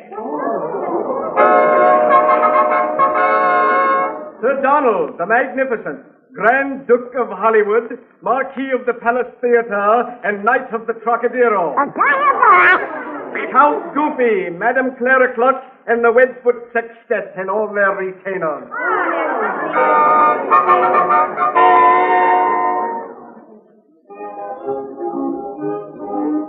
Oh, Nicky, isn't it really just like being in a storybook? Yeah. Wouldn't the prince be surprised if we told him I was going to turn out? Yeah, wouldn't he, though? But we can't tell him. It's a secret. Oh, a secret, huh? Yeah, and we mustn't tell anybody. Oh, no. Here comes the prince. Oh, Nicky, do I look all right? Oh, yeah, sure. Strangers from a far land, I bid you welcome. Oh, thank you. Your Majesty. Hey, Donald, quiet. Why, Donald, aren't you ashamed of yourself? So, my fine duck, you know a secret, do you? Yeah, we'll sell it to you for $2. Hey, Goofy. Oh, well, it really isn't very important, Your Majesty. We were just going to tell you about a beautiful princess. That's all. A beautiful princess? Yeah, wearing glass slippers. Goofy, cut it out. I told you once. The Princess Cinderella. Oh, Nicky, here she comes. She is lovely. Look, my friends. She glides toward us like a shaft of moonlight, and her slippers are of glass. Did you say that a lady with glass slippers? Yeah, that's right. Welcome, Princess Cinderella. Thank you, Your Highness. Rise, Princess. Oh, you seem frightened. Your little hand is trembling. It is true.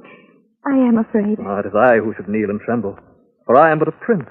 But you, surely you are Queen of Beauty. Sweet flattery. But if you knew my true identity, how small and miserable the realm which I rule. Hush. I told you who you are, the Queen of Beauty. As for a kingdom, rule my heart. Ah, but now, I beg the honor of this dance. I would be delighted, Your Highness.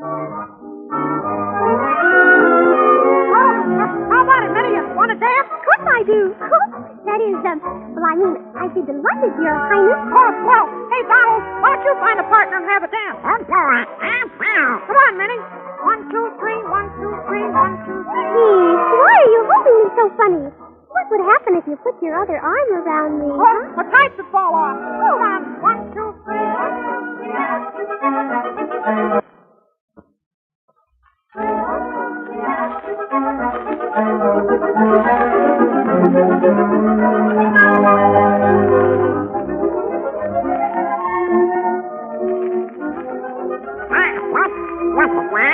What a dance. With a duck? Certainly not.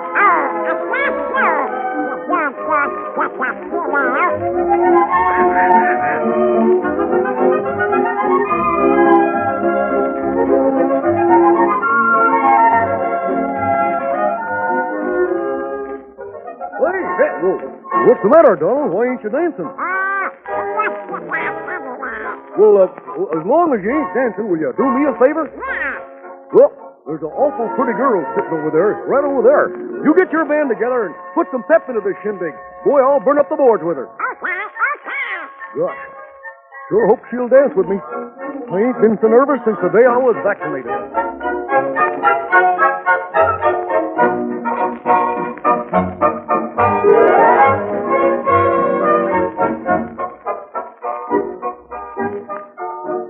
Hiya, sister.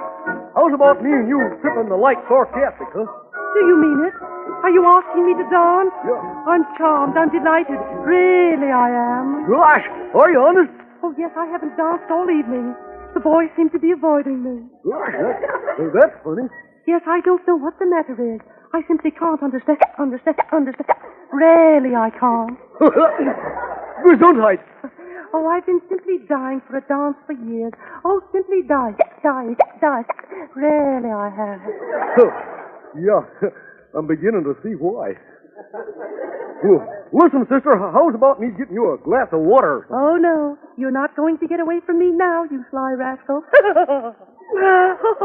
You men, you're all the same. Well, sister, how about you and me playing a kissing game instead of dancing? Come on, sister, opportunity knocks but once. A kissing game? Did you say a kissing game? Yeah. Would I like to play a kiss? Yeah. I'll dart in and kiss you between hicks. No, all you gotta do is just close your eyes and start counting. And I'll tell you when to stop. Now, go 1, 2, 3, 4, 5. By special request of His Royal Highness, the Pizzicato Polka, introducing Sir Donald, Grand Duke of Hollywood, and his Webfoot success.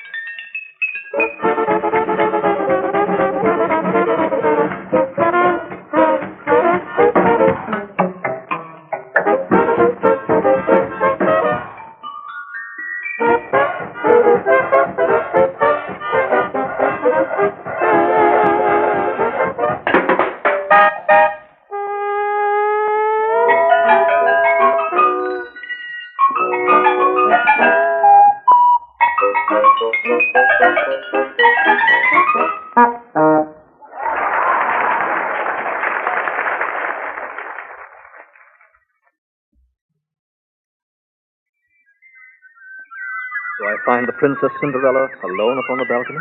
Strangely, Highness. I find the music of the night, the birds, splashing fountain, more sympathetic to my mood than the music of the ducks. With you here, Princess, even the duck's music seems ethereal. Who are these strange little people? More strange than you imagine. One told me that you would come tonight, and another said you would wear crystal slippers. The one called Goofy keeps asking me if I've lost my slipper. He assures me that I will. It is strange, all too strange, as if our story was already written and they had read it. Do you believe these strange things that they say? I must. You must? Because they say that someday I'll marry you. Oh. Princess, who are you? Your eyes say that we've met before. Ah, yes. We have met many times. When? Where? In my dreams, my prince.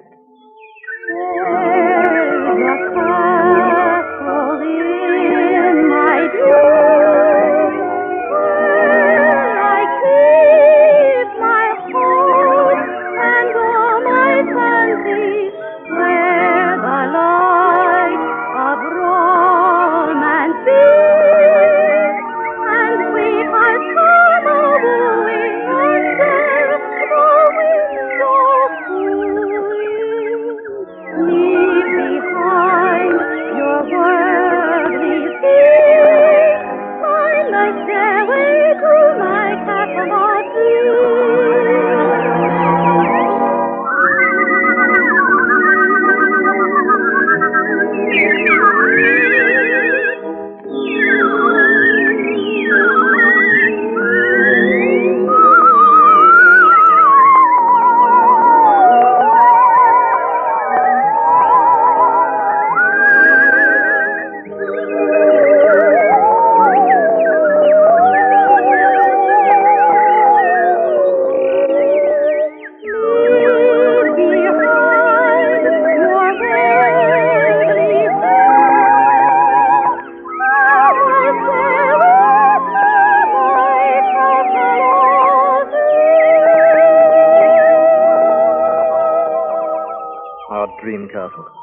can't we live there forever? Just we two. Forever and always, my prince. Hi, Prince, hiya. Where you been? Hello, Cinderella. You lost your slipper yet? Oh, of course not. Why should I? You'll find out. Hey, dibs on the next dance, Cinderella. Well, I saw her first. Too late, gentlemen. The next dance is mine. Come, Princess. Hurry, my little friends. You must join us in the grand walk. Okay, Prince. Come on, everybody.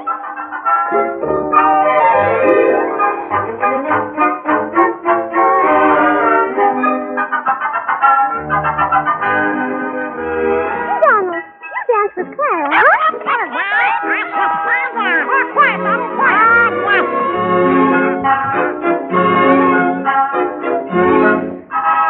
Cinderella, Yes, Your Highness. I've been wondering what strange magic brought us together this evening. Wondering why you came dancing into my heart.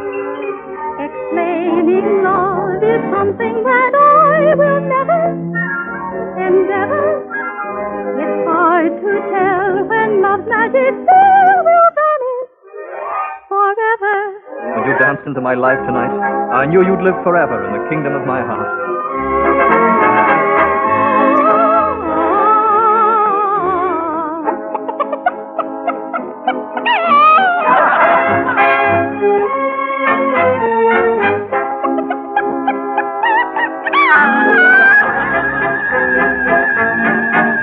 I'm just a shy maid who is frankly dismayed at the lack of a man to pursue. I don't want a sailor, a Gable or Taylor. I just want a romance. Oh, really, I do.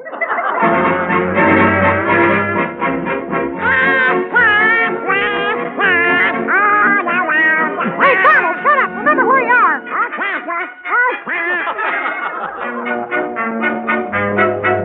Though I'm not a prince, I'm sure charming, and since you may doubt it, I'll tell you my system.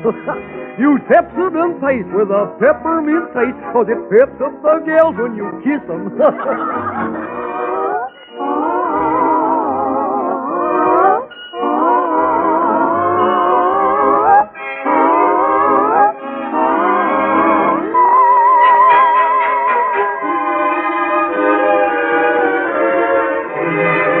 Shall we dance again, Cinderella? I'd love to dance the rest of my life with you here beside me. I'd love to. Oh, midnight! My gown, my magic coat! Cinderella, come back! After now, your king is Princess! Oh, don't worry, Prince. Don't worry, but what if she's gone forever? Oh, but she isn't. The story has a happy ending. Yeah, just relax. Why did she go? Where will I find her? All you have to do is find her glass slipper. Sure. You do that, you're a cinch. Her glass slipper? Yeah. Guards! Search for a glass slipper. A fortune to the man who finds it. Hey, Prince! Mickey! Looky! Her slipper, whoopee. Her crystal slipper. No, all you have to do is find the foot that fits the slipper, and there'll be Cinderella. Are you sure? Oh, absolutely. Then bless you, my friends. Perhaps the story will have a happy ending. Yeah, you betcha. Me and Donald was responsible. But Goofy, where did you find it? Find it? We darn near had to break her leg to get it off. Master, 'tis time to say farewell, or here forever you must dwell. Oh, gee. Well, goodbye, Prince. We gotta go. Thanks for a swell time. Goodbye, my friends, and thank you. Goodbye, Prince. Maybe we can come back for your wedding.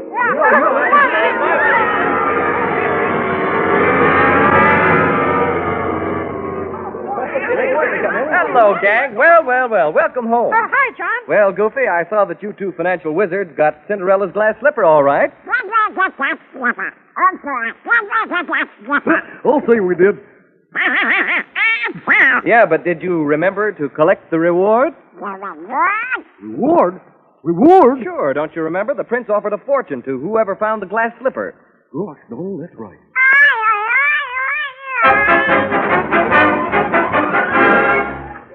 Clean, sparkling, healthy teeth. What a splendid reward for a few moments' daily care. Yes, and your teeth will more than repay you for the care you give them in the added brilliance of your smile and in helping prevent decay and its sometimes serious consequences. Now, obviously, all of us want shining, healthy teeth, and that's why we so strongly urge you to see your dentist at least twice a year and to brush your teeth with Pepsodent toothpaste or powder containing Irium twice each day. I particularly emphasize Pepsodent because Pepsodent alone, of all dentifrices, contains Irium. What does that mean to you? It means this. Marvelous Irium helps Pepsodent gently brush away those stubborn, clinging surface stains on teeth that make them dingy and dull, that hide their true natural brilliance. With these masking surface stains gone, your teeth then glisten and gleam with all their glorious natural radiance. And this new beauty your smile reveals comes about safely, since Pepsodent with Irium contains no bleach, no grit, no pumice. Try it.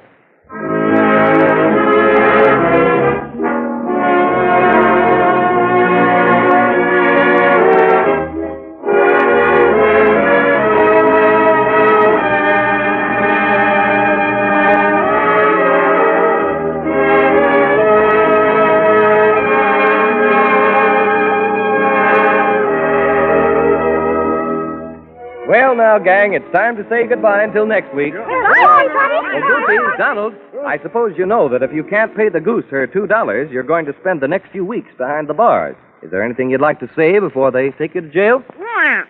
Well, that's not all. Here's a telegram that just came for you. It's from the goose. And here's what she says. Quote, I still haven't got the part of Scarlett O'Hara, but I know they like me at the studio. I heard one of the directors say he'd like to have me as the main attraction at a banquet they're having next Tuesday night. Yeah, I'd like to run across that goose at a banquet, too. With plenty of potatoes and gravy. Restrain yourself, Goofy. Here's the rest of the telegram. As you know, the only thing that's holding me up for the part is the fact that I don't have a southern accent. But don't worry, I'm taking lessons from a freshwater seagull from Miami. So long, honey child, and in the meantime, don't forget the $2, unquote. Signed, Goosey Goosey. Hey, Donald, we can't waste any time. Let's get out and scare up that $2. Yes, sir. You better make it $2.50, boys. This telegram came collect.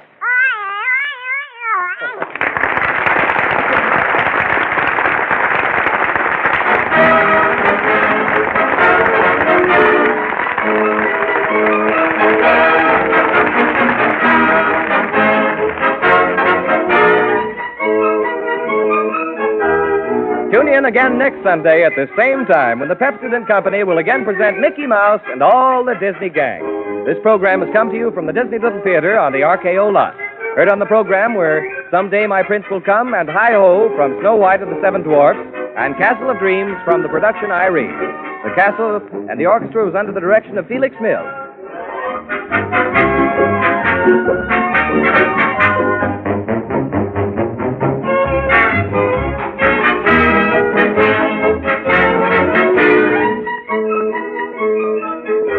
John Heaston speaking. This is... The National Broadcasting Company. That's right, Donald. This is the National Broadcasting Company.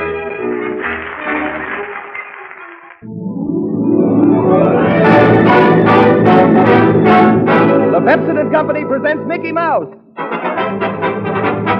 With Minnie, Donald Duck, and all the gang. Who's afraid of radio? Radio, radio. Who's afraid of radio? La la la la la. Good afternoon, ladies and gentlemen. A new year, a new radio show. It is with pleasure that the Pepsodent Company brings you the first in a new series of programs starring the characters made famous by Walt Disney. First, let me introduce your friend, my friend, the friend of all the world, Mickey Mouse. Hi, folks. It gives me great pleasure. Pluto, go home. It gives me great pleasure. Pluto, go home. It gives me great pleasure. Well, Mickey, welcome to radio. Pluto, go home. I mean, folks, I guess I'm a little mixed up, Mr. Heaton. That's okay, Mickey. Well, how does it feel to be a radio star? Oh, well, so far. Oh, gee, it's Minnie.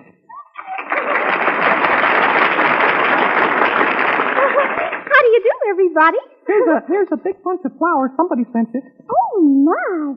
Aren't they gorgeous? Yeah, pink petunias. Oh, isn't it thrilling? It just takes my breath away. Why don't you read the card? All right. To Miss Minnie Mouse, my favorite radio star, with love and kisses from... Oh, Mickey. Thank you. They're wonderful. They ought to be. Cost $1.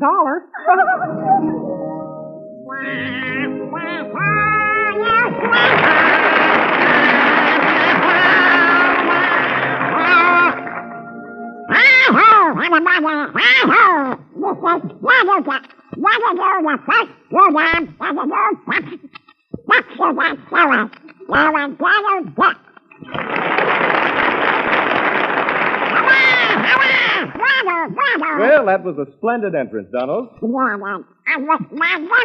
right. The only trouble is nobody could understand a word you said. Put it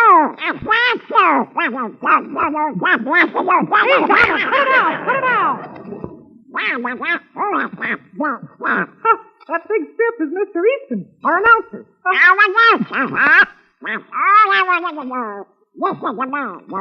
Nix on that Goldilocks stuff. It's Mr. Easton to you. Telegrams. Oh, are you Donald Duck? Yeah, well, I just wanted to make sure because these telegrams are from Mickey Mouse. Oh, gee, thanks. Hey, quiet, Donald. Quiet, here comes Walt. Hi, Walt. Ladies and gentlemen, the father of the Disney gang, Grand Knight of the Demolay, Chevalier of the Legion of Honor, holder of countless medals and titles from all over the world, winner of the Academy Award for 5 successive years. Yeah, I'm a notary public, too. Ladies and gentlemen, Walt Disney.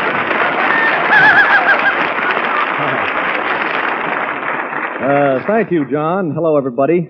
So this is radio. Right you are, Walt. And welcome to the air. How do you feel about adding a radio program to your other job? Well, it's a new field for us.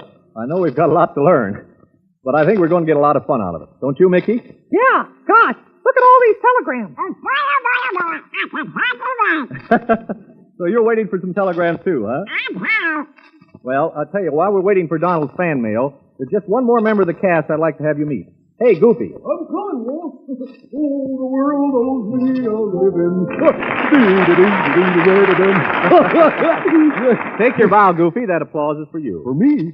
Duck, I ain't done nothing. Of course not. They're clapping because they like you. Gosh, do they? What are you clapping for? Well, I like them, too. Say, Wolf, I bring you an apple. Oh, an apple for me, Goofy? Well, that's very nice. Thank you. Okay. Say, Walt, I'm going fishing tomorrow. Would you save me the worm? Okay, Goofy. And now, one more introduction, ladies and gentlemen. The Silly Symphony Orchestra and its director, Felix Mills, who will play Peter Peter Pumpkin Eater with Minnie Mouse at the piano.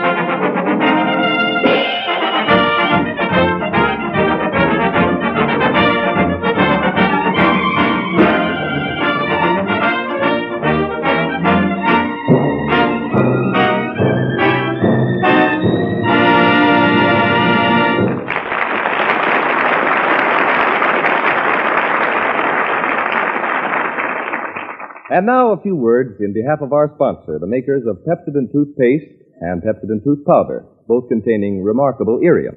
There is really very little we need say about our dentifrices, for thousands of you have written us praising the new Pepsodent more lavishly than we would care to, expressing your surprise and delight at the lovely natural radiance your smile now reveals. But if you happen to be one of those persons who has gone on day after day faithfully scrubbing and scrubbing your teeth and apparently getting nowhere, then I urge you to make the acquaintance of either Pepsodent toothpaste or powder containing irium, because scores of people tell us that it has succeeded in making their teeth far brighter, revealing a glorious natural brilliance beyond their fondest hopes. So do give this new day dentifrice at least the benefit of a trial. Afterwards, see if your teeth aren't far brighter we believe, than if you'd used any other dentifrice. And this dazzling natural luster is brought about safely, because Pepsodent with irium contains no bleach, no grit, no pumice.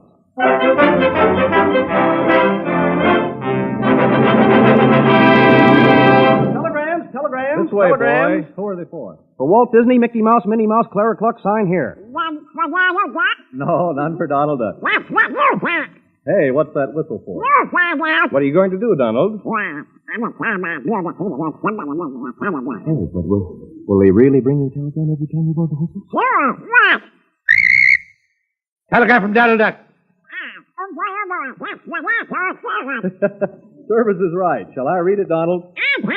Let's see. Dear Oh, yes. Dear Magnificent Duck, you are stealing the show. Disney is awful. But you are wonderful. You must sing Let Me Call You Sweetheart on every program. Quiet, Donald, quiet. Hey, let me finish. You are the fiend of the century. Oh, yes, fine. My mistake. You are the find of the century. Find your greatest admirer. Oh, once is a plenty, Donald. Sure, Donald. If any more come, I'll be glad to read them. Telegram from Donald Duck. Telegram for Donald Duck. Telegram for Donald Duck. Telegram for Donald Duck. Telegram for Donald Duck. Hey, stop. Hey, cut it out. You must be popular. Let me see one of those telegrams. Dear Magnificent Duck, you are stealing the show. Disney is, say, this is the same telegram I read before. Well, it's just like it. Oh, you got them wholesale. Donald, are we going to get more of these telegrams all through the program? Telegram for Donald Duck. Hey, give me that whistle. Donald. What? It is very bad manners to send telegrams to yourself. What? Yes, you. Are you No, I'm not insinuating. I'm just telling you.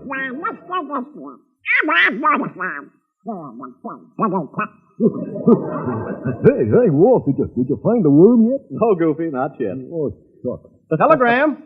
Hey, Walt. Here's one from, oh, boy, God. From Lily Pond. Read it, Walt. See, it says, I am sure that in bringing Mickey Mouse to the radio, you are hitting a new high in air entertainment. Greetings to all. Sincerely, Lily Pond. Gee, Walt, that's swell. What's that, Clara? What? Oh, of course. We'll let you acknowledge Lily Pond's telegram. What do you want to say? Oh, that's swell. Ladies and gentlemen, as a tribute to Lily Pond, Madam Clara Cluck, our barnyard nightingale, will sing the hit tune from the opera Lockman.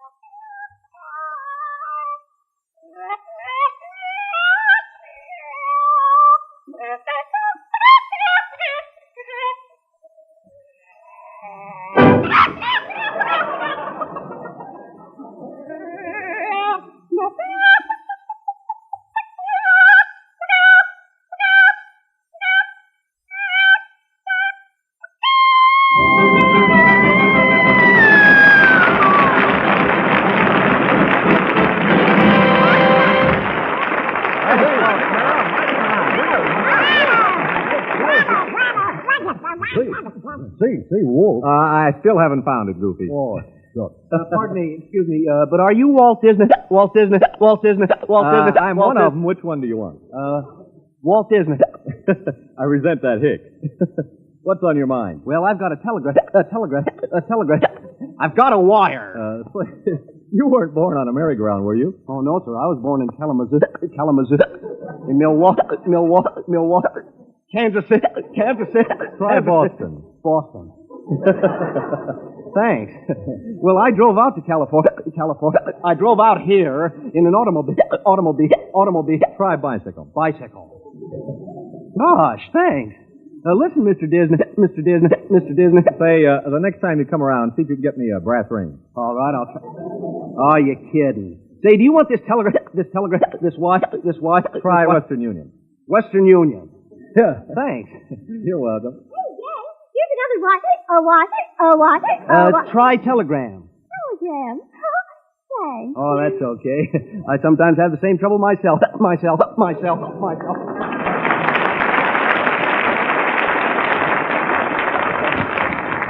Well, who's the telegram from, Walt? Let's see. Walt Disney, Hollywood. Don't forget to plug Snow White and the Seven Dwarfs. Signed, Walt Disney. That's just a memorandum. John For me, thanks. John Heaston, Mickey Mouse Program. Every time Disney plugs Snow White, you say Pepsodent. It's in our contract. Signed, the sponsor. You mean every time I say Snow White? Pepsodent. But, John, I wasn't even going to mention Snow White. Pepsodent. Snow White. Pepsodent. Snowsodent. Pepsi White. I mean, Snow White. Snow White. Snow White.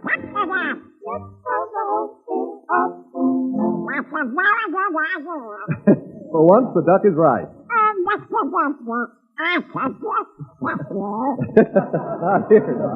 Tonight, Mickey Mouse presents from Walt Disney's Snow White and the Seven Dwarfs a miraculous gadget known as the Magic Mirror.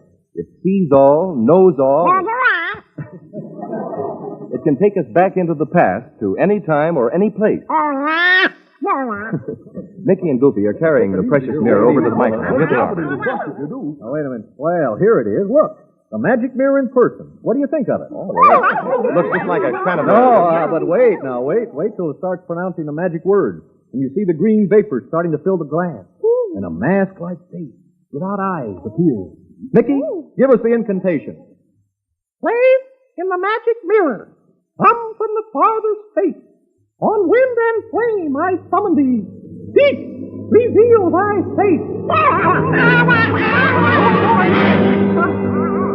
Voice born on the wind, I hear.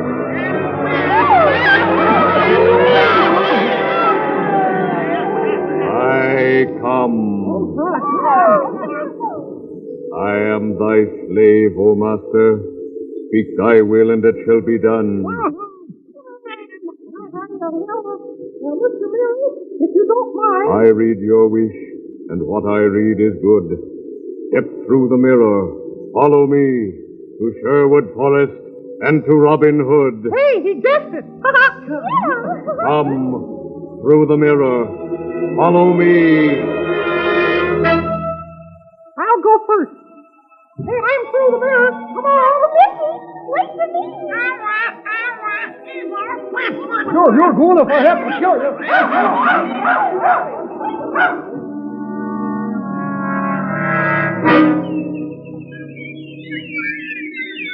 Look, it's getting lighter.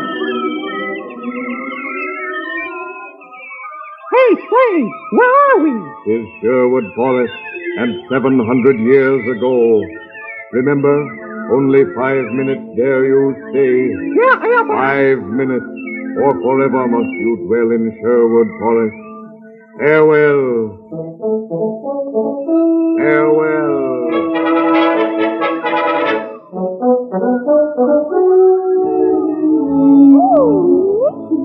What a beautiful old forest. Look over there, Minnie, by the big oak tree. It's Robin Hood and his men. Yippee! And Maid Marian and Friar Tuck and Will Scholar. Yeah, they're having a banquet. Yeah, look at them beer mugs. Oh, man, what a scuttle of sud. Yeah, I wonder if Wolf's through with that apple yet. Look brown ale, you pop.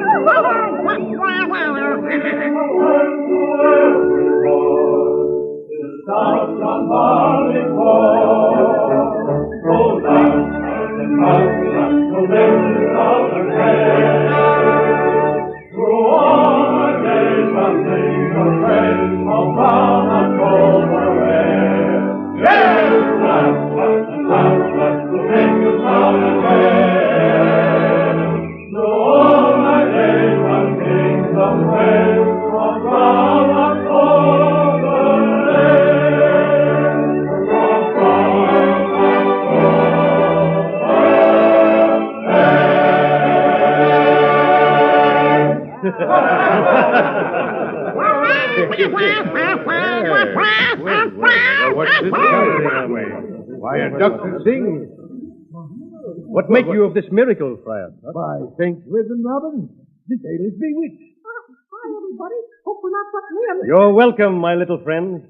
Welcome to the wedding feast of Robin Hood and Maid Marian. Oh, thanks. Congratulations. Happy return. Speak my gang. To what magic do we owe these blessings in strange disguise? 'Tis all done with mirrors, saith the duck. Pardon me, my fine feathered friend, but does your voice ever bother you? Well, it bothers me.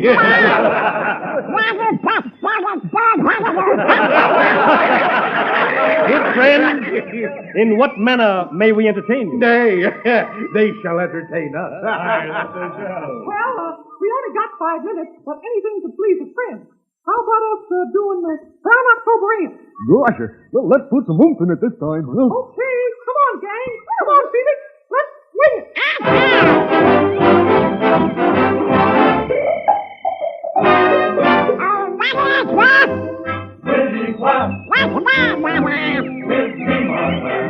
Will you part with me? The draught of love crown air. I offer unto thee, I offer unto thee.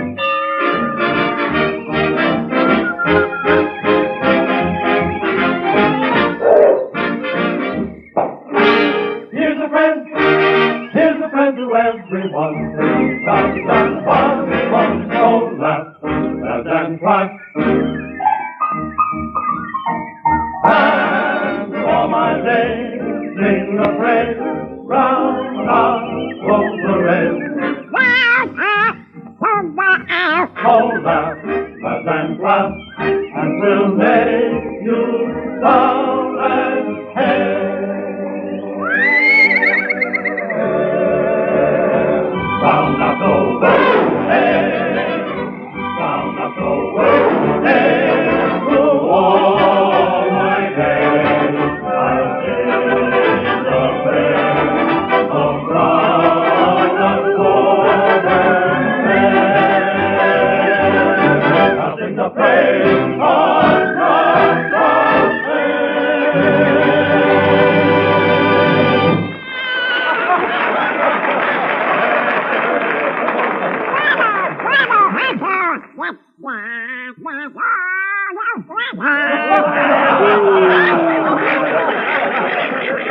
Oh, there, my precious little duckling. They are cruel to laugh at one who sings so sweetly. Oh, this is Maid Marian, Donald, and don't get fresh.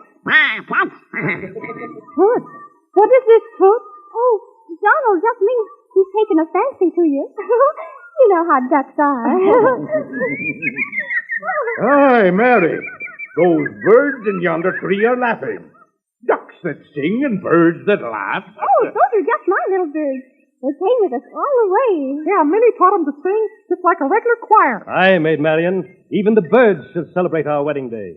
If this great oak be our altar, what more fitting than that birds shall be our chorus? Oh, come on now. Sing pretty. Oh, come on. Lie down to Minnie. This little one is my Josephine. Oh, Josephine. And this is Mildred. Oh, now don't be bashful. Say hello. And these are my little nephews, my cooing dolls. All right now. Nick will start us out with his ukulele. Ready now?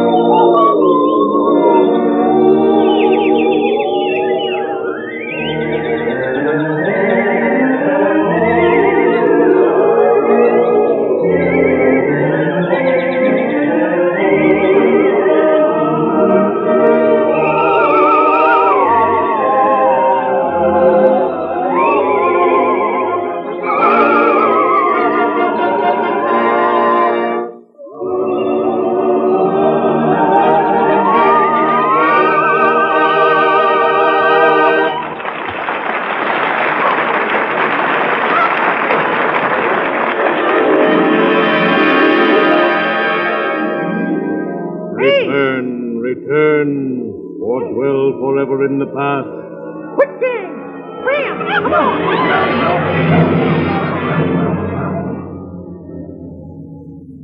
Hi, Walt. We're back. Well, did you enjoy yourself? Yeah, boy. What a mirror, what a mirror. Let's use it again sometime. What a mirror is right. When you look in your mirror, do you long for teeth that glisten and gleam with all their glorious natural brilliance? Then listen carefully. Learn exactly why Pepsodent containing Irium can help make your dreams come true. You see, very often the natural luster and sparkle of your teeth become hidden by dingy masking surface stains, just as the sun is often hidden by clouds. But thanks to the utterly thorough, utterly effective action of modernized Pepsodent containing Irium, these stubborn, clinging surface stains can now be gently brushed away. Then your teeth reveal that shining, pearly luster they naturally should have. That, you see, is the miracle of Irium. And Pepsodent toothpaste and powder with Irium works safely because it contains no grit, no pumice, no bleach. Try it soon.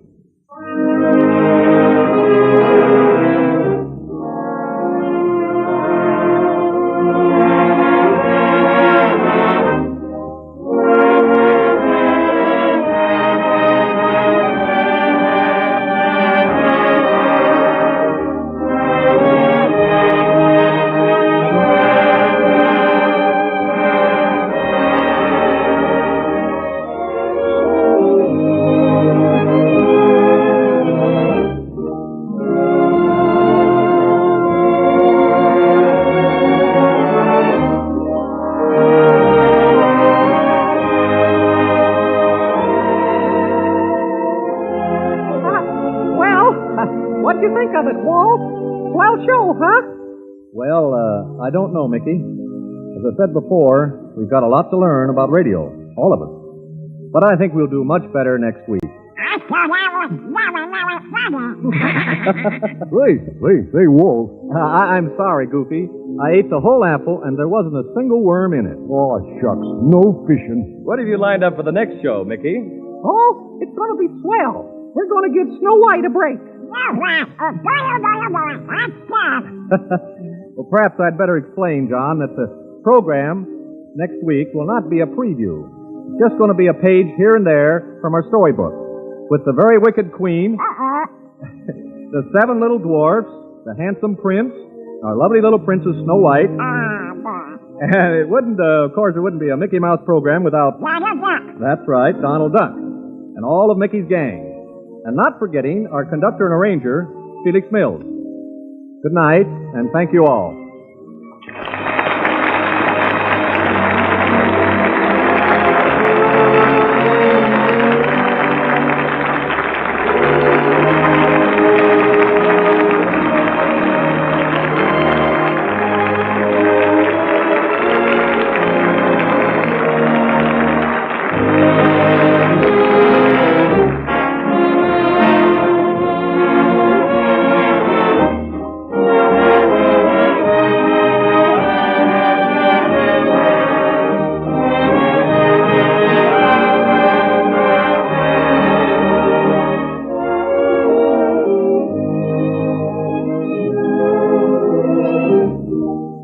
Next Sunday at the same time, Pepsodent will present another half hour of fun with the Walt Disney Family and the Silly Symphony Orchestra, directed by Felix Mills. More characters, more melodies, more surprises. Let's make it a date right now. Next Sunday at the same time.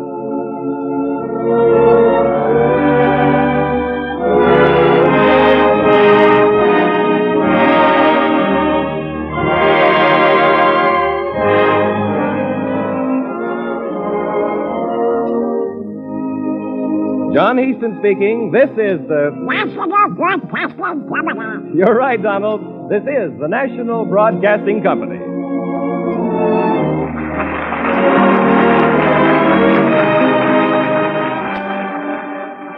And that concludes this broadcast of Western Radio. Thanks again for listening, and check us out next time. Have a great day, and thanks again.